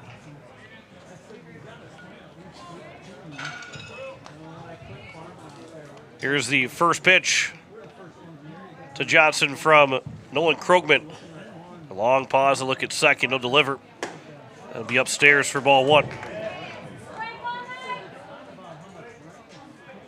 Just past 9 o'clock here on this Friday night. We'll have a Friday afternoon game coming up for you here in a couple weeks at the Dakota Classic. 1-0 pitch, showing bunt and taking it for a strike. It could have even been even with the offer by Johnson. Looked like he didn't pull the bat back. He moved his way back, his waist back. Count is 1-1 now here to Aiden Johnson. From the stretch, delivering the pitch is Krogman. That's going to be missing outside. Swenson trying to get a huge jump, but it was cut up on the mitt on a scoop job by Jace Bauer. Count goes now 2-1. 2-1 pitch here from Krogman to Johnson. Ground ball on the right side. That will move the runner over to third. The play is made by Schneider at second. And there's 2 down, but the runner does move to third for Brecken Furman with 2 outs. Pass ball also helps make it a 1-run ball game. But now with Furman to the plate, he got a base hit. Infield single for him in that top of the 5th inning. He's 1 for 2. Base hit makes this a 1-run ball game. First pitch swinging, ground ball to Schneider over at second as he will field. He will throw to first to retire the side, and that will get us through the top of the 6th. No runs, no hits, no errors, and a man left on base. Head to the bottom of the 6th. It is Brookings leading 5-3 over Pierre. Back in a minute on KCCR. Watching it on YouTube at KCCR Sports.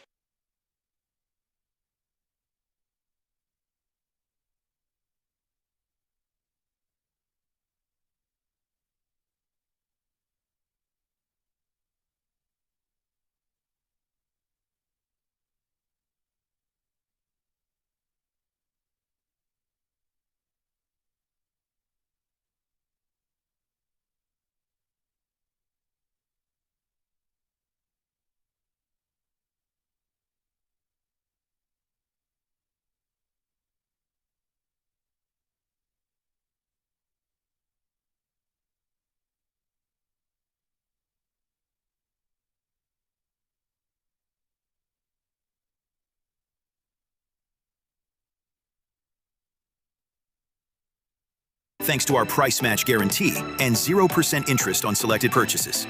We're your locally owned technology experts on the truck bypass. Comtech, we sell the best and fix the rest. It is moving into the bottom of the 6th.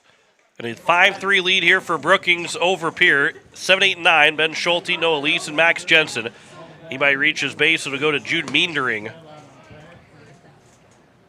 As Hudson Stocher trying to keep this a 5-3 game. The Eights will have the top of the order due up in the top of the 7th inning. This is a all-important 0 to get.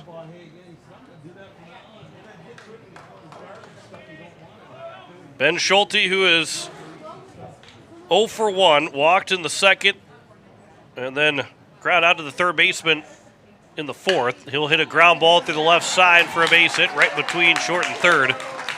And a leadoff single for Schulte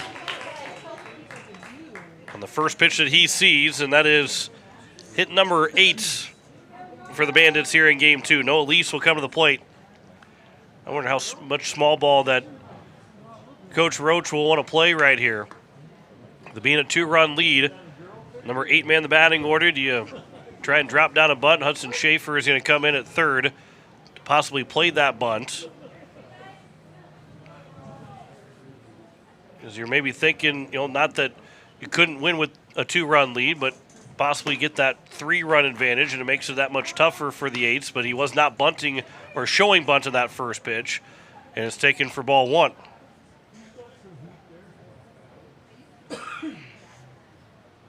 1-0 pitch, not showing bunt again. This will get to the backstop, so now no need to bunt.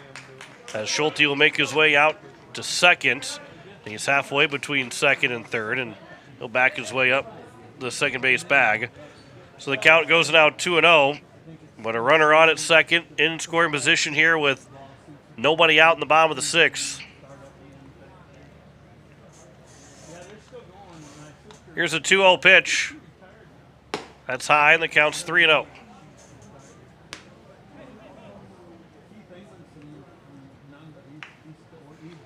Three-0 count here for Hudson Stoscher to Noah Lease. 3-0 pitch. That one to be ball 4. 4-pitch walk makes it first and second, but it does put that double play back in order. Coach Elliott Life will make his way out to talk with Hudson Stoscher as we start to look at his stats here and how many pitches he has thrown. He has thrown 85, so he can get through 6 right now with still 20 pitches remaining. On the other side, it is 22 pitches for Nolan Krogman. I think they're going to try and get him through that 7th inning. And if that's the case, Coach Roach and Brookings will have everybody available to start on Monday, available for that first game on Monday for 3 days straight of games, 6 games overall for Brookings. And having all the pitching that you possibly can is going to be key to win and try to win all those games. Because by games 5 and 6, they're going to start guys are going to have pretty long leashes, I think, for Brookings next week, Monday, Tuesday, and Wednesday.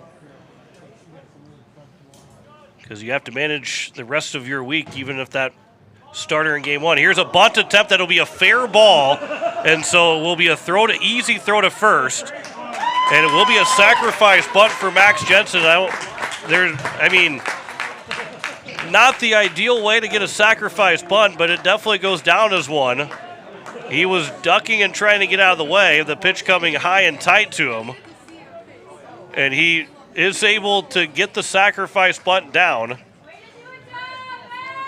I don't think he saw himself get that sacrifice bunt down, but he is able to get the sacrifice, and he still is 1 for 1 in the game as Max Jensen. But now it's back to the top of the order, and that's going to score a run, as that will get to the backstop to make it a 6-3 ball game. Kicked right off the top of the shin guard on the knee of Sutton Sunshine, kicked right over to the right side, and 0 chance to stop that one and keep that runner from scoring. So it's now a 6-3 game. The infield will stay in all the way around with 1 out and a 1-0 count.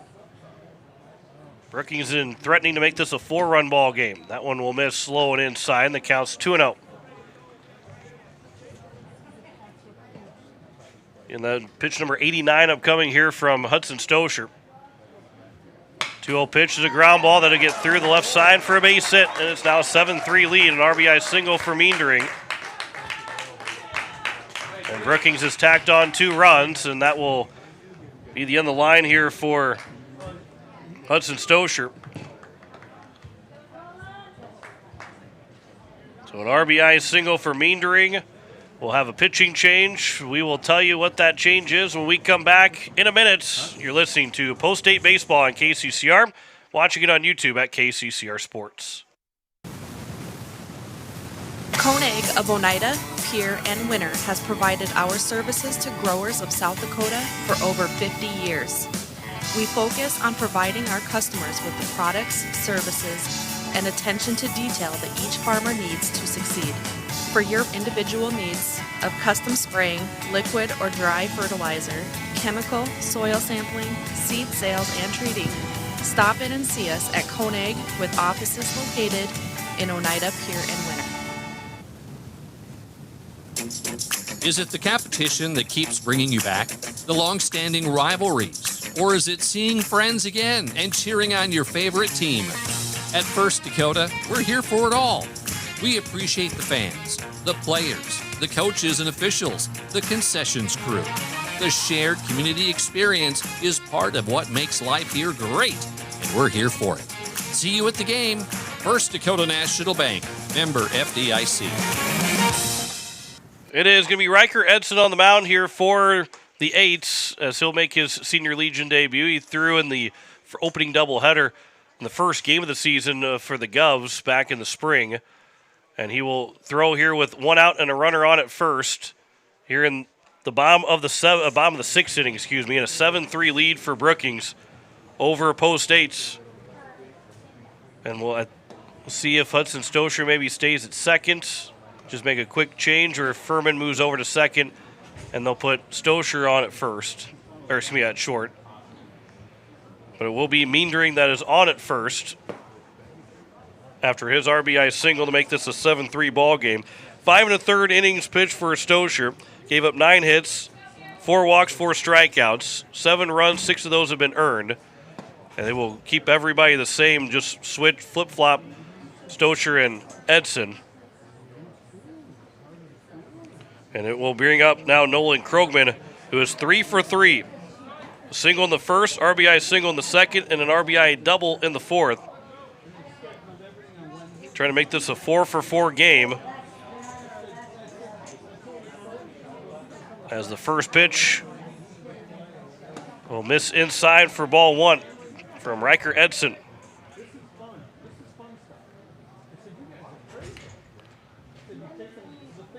When we look at the stats for Riker Edson on the mound during the spring season, as the 1-0 pitch will catch on the outside edge for a strike, and the count's now 1-1.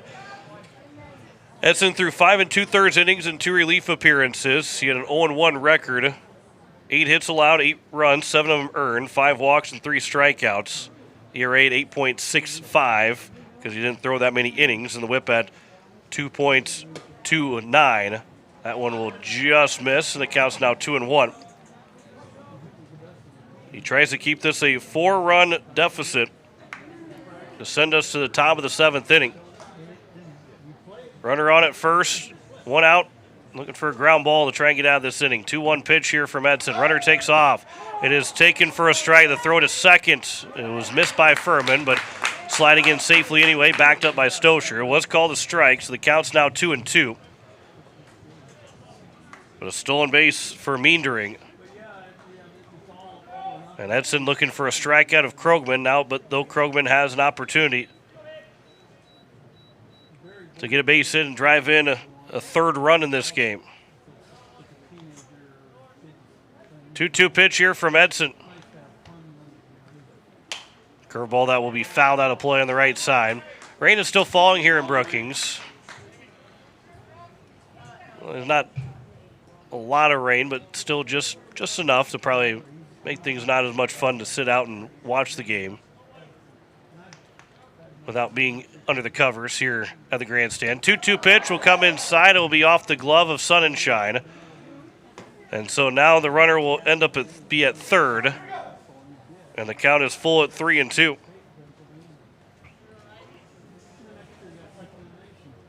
So now a ball in the outfield will make this a 5-run lead. 3-2 pitch here from Edson will be ball 4 to Krogman. And it's now 1st and 3rd with 1 out. and brings up Baker Hansen, who is 1 for 3 in the ball game.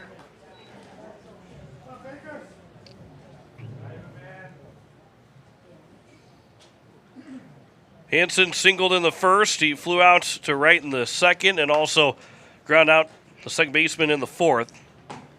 And double play back in order, but we'll see if maybe some activity on the base paths. They'll try and maybe take another run here at some point. Big lead over at first. Showing bunts is Hansen. Runner takes off. That pitch is high. And it will be taken for a ball 1. And the runner will steal second without a throw. And so now second and third here with 1 out. 1-0 pitch. This one is popped up on the infield. Foul territory. Sunshine finds it. He will make the catch, peering up into the rain. Big second out there for the Eights. And there's now 2 down, and it brings up Jace Bauer, who is 1 for 3 with a 2 RBI triple back in the first inning. We'll have a courtesy runner. Looks like Wagner is going to be running for... Now there's going to have a pinch. Yeah, it will be a courtesy runner with Krogman, the pitcher, right now. So Wagner is into courtesy run. Second and third. 2 outs here in the bottom of the 6th. 7-3 lead for Brookings. First pitch will come in and hits Jace Bauer. And the bases are now loaded. So now it's Talon High to the plate with the bases loaded, and he's got a chance to really put this game out of reach. He's 0 for 2 in this ball game with a walk, fly out to center, and striking out swinging. He's trying to add on to his 4 RBI first game. 2 runs have scored here in the 6th, and now the bases are juiced with 2 outs. First pitch. Off the hands, and it's a soft floater to Brecken Furman, who will make the catch behind the second base bag. And that will end the inning. 2 runs do score in the inning on 2 hits. There are no errors and 3 men left on base. We head to the top of the 7th. The Eights are down by 4. Back in a minute on KCCR, and you're watching it on YouTube at KCCR Sports. For over 60 years, Verding Electric has been powering homes and businesses across central South Dakota. When you need reliable electrical service, trust the experts with decades of experience. Whether it's a simple residential repair, a complex commercial installation, or even electrical work on your farm, Verding Electric has you covered. And if you're tired of searching everywhere for that hard-to-find bulb, Verding Electric carries a wide selection of bulbs, including those hard-to-find fluorescent and specialty options. Visit us at 2903 East Elizabeth Street or call today, 605-224-8684. When you're looking for quality trash pickup services, look no further than Envirotech. 6 days a week, their trucks are on the road picking up trash, even holidays. They're also the place to contact for recycling services. Their friendly, professional staff is ready to assist with weekly pickups or even special pickups. Check out the website at EnvirotechWaste.com. Envirotech is locally operated. Call 224-4804. Envirotech Waste Services in Pierre, proud to support high school athletics. It is the top of the 7th, and the Eights need at least 4 here in this 7th inning. Nolan Krogman, who is back on the mound, he has thrown so far just 22 pitches, 22 for Krogman. And he is trying to get through this 7th inning and, again, leave everybody available to throw starting on Monday again. And it will be for the Eights, though, top of the order. Hudson Stosher, Riker Edson, and Sutton Sunshine. Final numbers for Stosher, 5 1/3 innings, 9 hits, 7 runs allowed, 4 walks, and 4 strikeouts on 89 pitches for Hudson Stosher. Riker Edson, through the final 2/3 of that inning, 1 walk on 11 pitches, but 4-run score. He's got a chance to go back out in the bottom of the 7th inning. First pitch to Hudson Stosher is a ground ball over to the shortstop, fielded by Hansen. His throw to first is going to be in time, and the leadoff man is gone here in the top of the 7th inning. And the Eights are down to their final 2 outs here in Game 2. And it will bring up Riker Edson. He is 2 for 3 in this ball game. Single in the 3rd and 5th inning. Struck out looking back in the top of the first inning. First pitch to him. That one's at the top of the zone for a strike. 3 runs on 4 hits without an error for post 8s. 7 runs, 9 hits, 2 errors for post 74 Brookings. 0-1. That one's on the outside edge for a strike, and the count's 0-2. Pierre had 2 hits in that 5th inning, but only scored 1 run. They stranded the bases loaded with just that 1 run scored. 0-2 pitch here to Edson. Swing and a miss and a strikeout. 3 pitches and a strikeout. 4 pitches in the inning so far for Krogman. There's now 2 down, and the 8s are 1 out away from falling to 0-4 to start the season. It brings up Sutton Sunshine. He's got 2 RBIs in the ball game. RBI double in the first. He reached on the air in the 5th, but can't assume a double play was going to be turned, so he does get the RBI that scored the run in that 5th inning. First pitch is going to be up. Oh, that's going to be at the top of the zone. That's at the eyeballs of Sutton Sunshine. Here's the 0-1 pitch from Krogman to Sunshine. There's a fly ball towards right center field coming over, backing up the second baseman, and Cooper Schneider will make the catch and put an end to the doubleheader. Fantastic play by Schneider. Ends the ball game. It's a doubleheader sweep for Brookings over Pierre. We'll be back in 2 minutes to wrap it up here from Bob Sheldon Field in Brookings. Back in 2 minutes. 7-3 win for Brookings. You're listening to Post-State Baseball on KCCR. Watching it on YouTube at KCCR Sports. At Shane's Pharmacy, your health and your time matter to us. Our team takes pride in providing personal, professional care, from filling your prescriptions quickly to answering your questions every step of the way. Need a little extra convenience? We offer free delivery right to your home or office. Because at Shane's Pharmacy, you're our family, friends, and neighbors, and we're honored to care for you. Shane's Pharmacy. Feel better for less and stay well with us. Call 605-223-9200 or stop by in Fort Pierre. Shane's Pharmacy. Proud to support our local high school athletes. When your tank's running low and your stomach is growling, there's one place Pierre trusts, DJ Senex. Feel up fast, grab ice-cold drinks, selection of fresh donuts, and that perfect cup of coffee to keep you moving. Friendly faces, quick stops, and everything you need right when you need it. So next time you're on the go, make the easy stop. DJ Senex. Fueled by community, driven by you. For years, you have trusted Larry Fry Heating and Cooling to keep your home comfortable, no matter the season. Now that same commitment to quality service and expert care has a new name. Introducing Kruger Climate Systems. We're familiar faces, the reliable technicians, and the same dedication you've always known, now under a new banner. From essential repairs and routine maintenance to brand new installations, we're here to ensure your home's perfect temperature. Kruger Climate Systems, your trusted partner for a comfortable home. Call us today for all your heating and cooling needs. Inheritance, romance, and investment scams continue to plague South Dakotans with high dollar amount losses. They prey on vulnerable adults and swindle consumers out of their funds. Scammers befriend the victim, making it difficult for them to see the reality of what's happening. If you have a loved one susceptible to this type of scam, sit down and talk with them about these issues before it happens to them. If you or a loved one have been scammed in this manner, please reach out to the South Dakota Office of Attorney General's Consumer Protection Division at 800-300-1986. As we welcome you back, it is a final here. The Pierre Post State will drop it 7-3 in game number 2, as it is a doubleheader sweep for Brookings over the 8, 7-3 in game number 2. 7 runs on 9 hits, 2 errors, and 7 left on base for Brookings. 3 runs, 4 hits, no errors, and 6 men left on base for the 8s, as it was 2 RBIs for Jude Meendering, 2 RBIs for Nolan Krogman, 2 RBIs for Jace Bauer, as they end up with that 7 runs overall due to the Bandits. They have 3 different pitchers. Noah Lease through the first 2 innings, giving up a hit and unearned run, a walk, and 3 strikeouts. Becker Hansen gave up the 1 earned run on 2 runs overall, 3 hits, 2 1/3 innings pitched with 2 walks.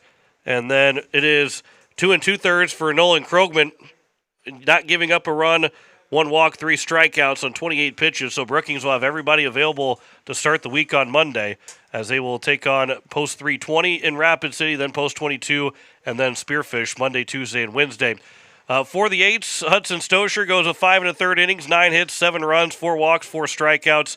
Riker Edson got the final 2 outs in that 6th inning without a hit, 1 walk allowed, as it is a 7-3 final. Time of the ball game was an hour and 52 minutes. Sunshine had a double in RBI. He had the RBI that drove in the 3rd run of the ball game, as Riker Edson had 2 of the 4 hits. Sunshine had a hit, and then that other base hit was going to be for, let's see here, try to find where that is at. That would be for Brecken Furman, who hit 1 for 3 in the ball game. So 4 hits for the Eights in Game 2. They had 4 hits in Game 1. Unfortunately for Pierre, they scored 3 runs in each game. Brookings hits a total of 18 runs in the 2 games, and the Eights are now 0-4 on the season. They will be on the road to Sioux Falls West on Tuesday, next week, and then they'll be at home on Wednesday to take on Sioux Falls East. That will be our next broadcast on Wednesday against Sioux Falls East. We'll have coverage at 4:45 and a 5 o'clock first pitch with Wyatt Barichka and Blake Dean on the call for that doubleheader. That'll wrap things up for us here from out here at Bob Sheldon Field. Our next broadcast, again, 4:45 on Wednesday for the Eights taking on Sioux Falls East. I want to say thanks to Emma Thielen back at the station. John McLear signing off. It is a doubleheader sweep for Brookings, 11-3 in Game 1, 7-3 in Game 2, as we say so long from Bob Sheldon Field. You've been listening to Pierre Baseball on KCCR and on YouTube at KCCR Sports. Pierre Baseball is brought to you by Kathy Sunshine Properties, Kruger Contracting, Bank West, Overhead Doors, Stalkin Peterson LLP, Shane's Pharmacy, Capital City Ford, Lincoln, and Toyota, American Family Insurance Brittany Scheffelbein Agency, CHS River Plains, Dakota Plains Federal Credit Union, Ferding Electric, Pierre Closets, Dakota Sprinkler and Landscaping, and AGE.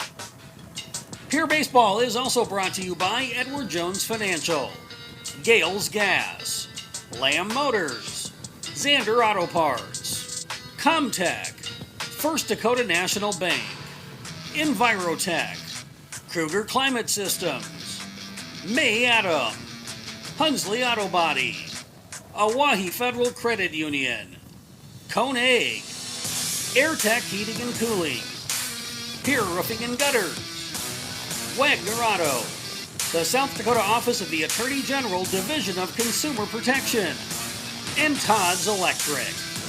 Join us all season for more Pierre Baseball on KCCR and on YouTube at KCCR Sports. This has been a special presentation of Riverfront Broadcasting Sports.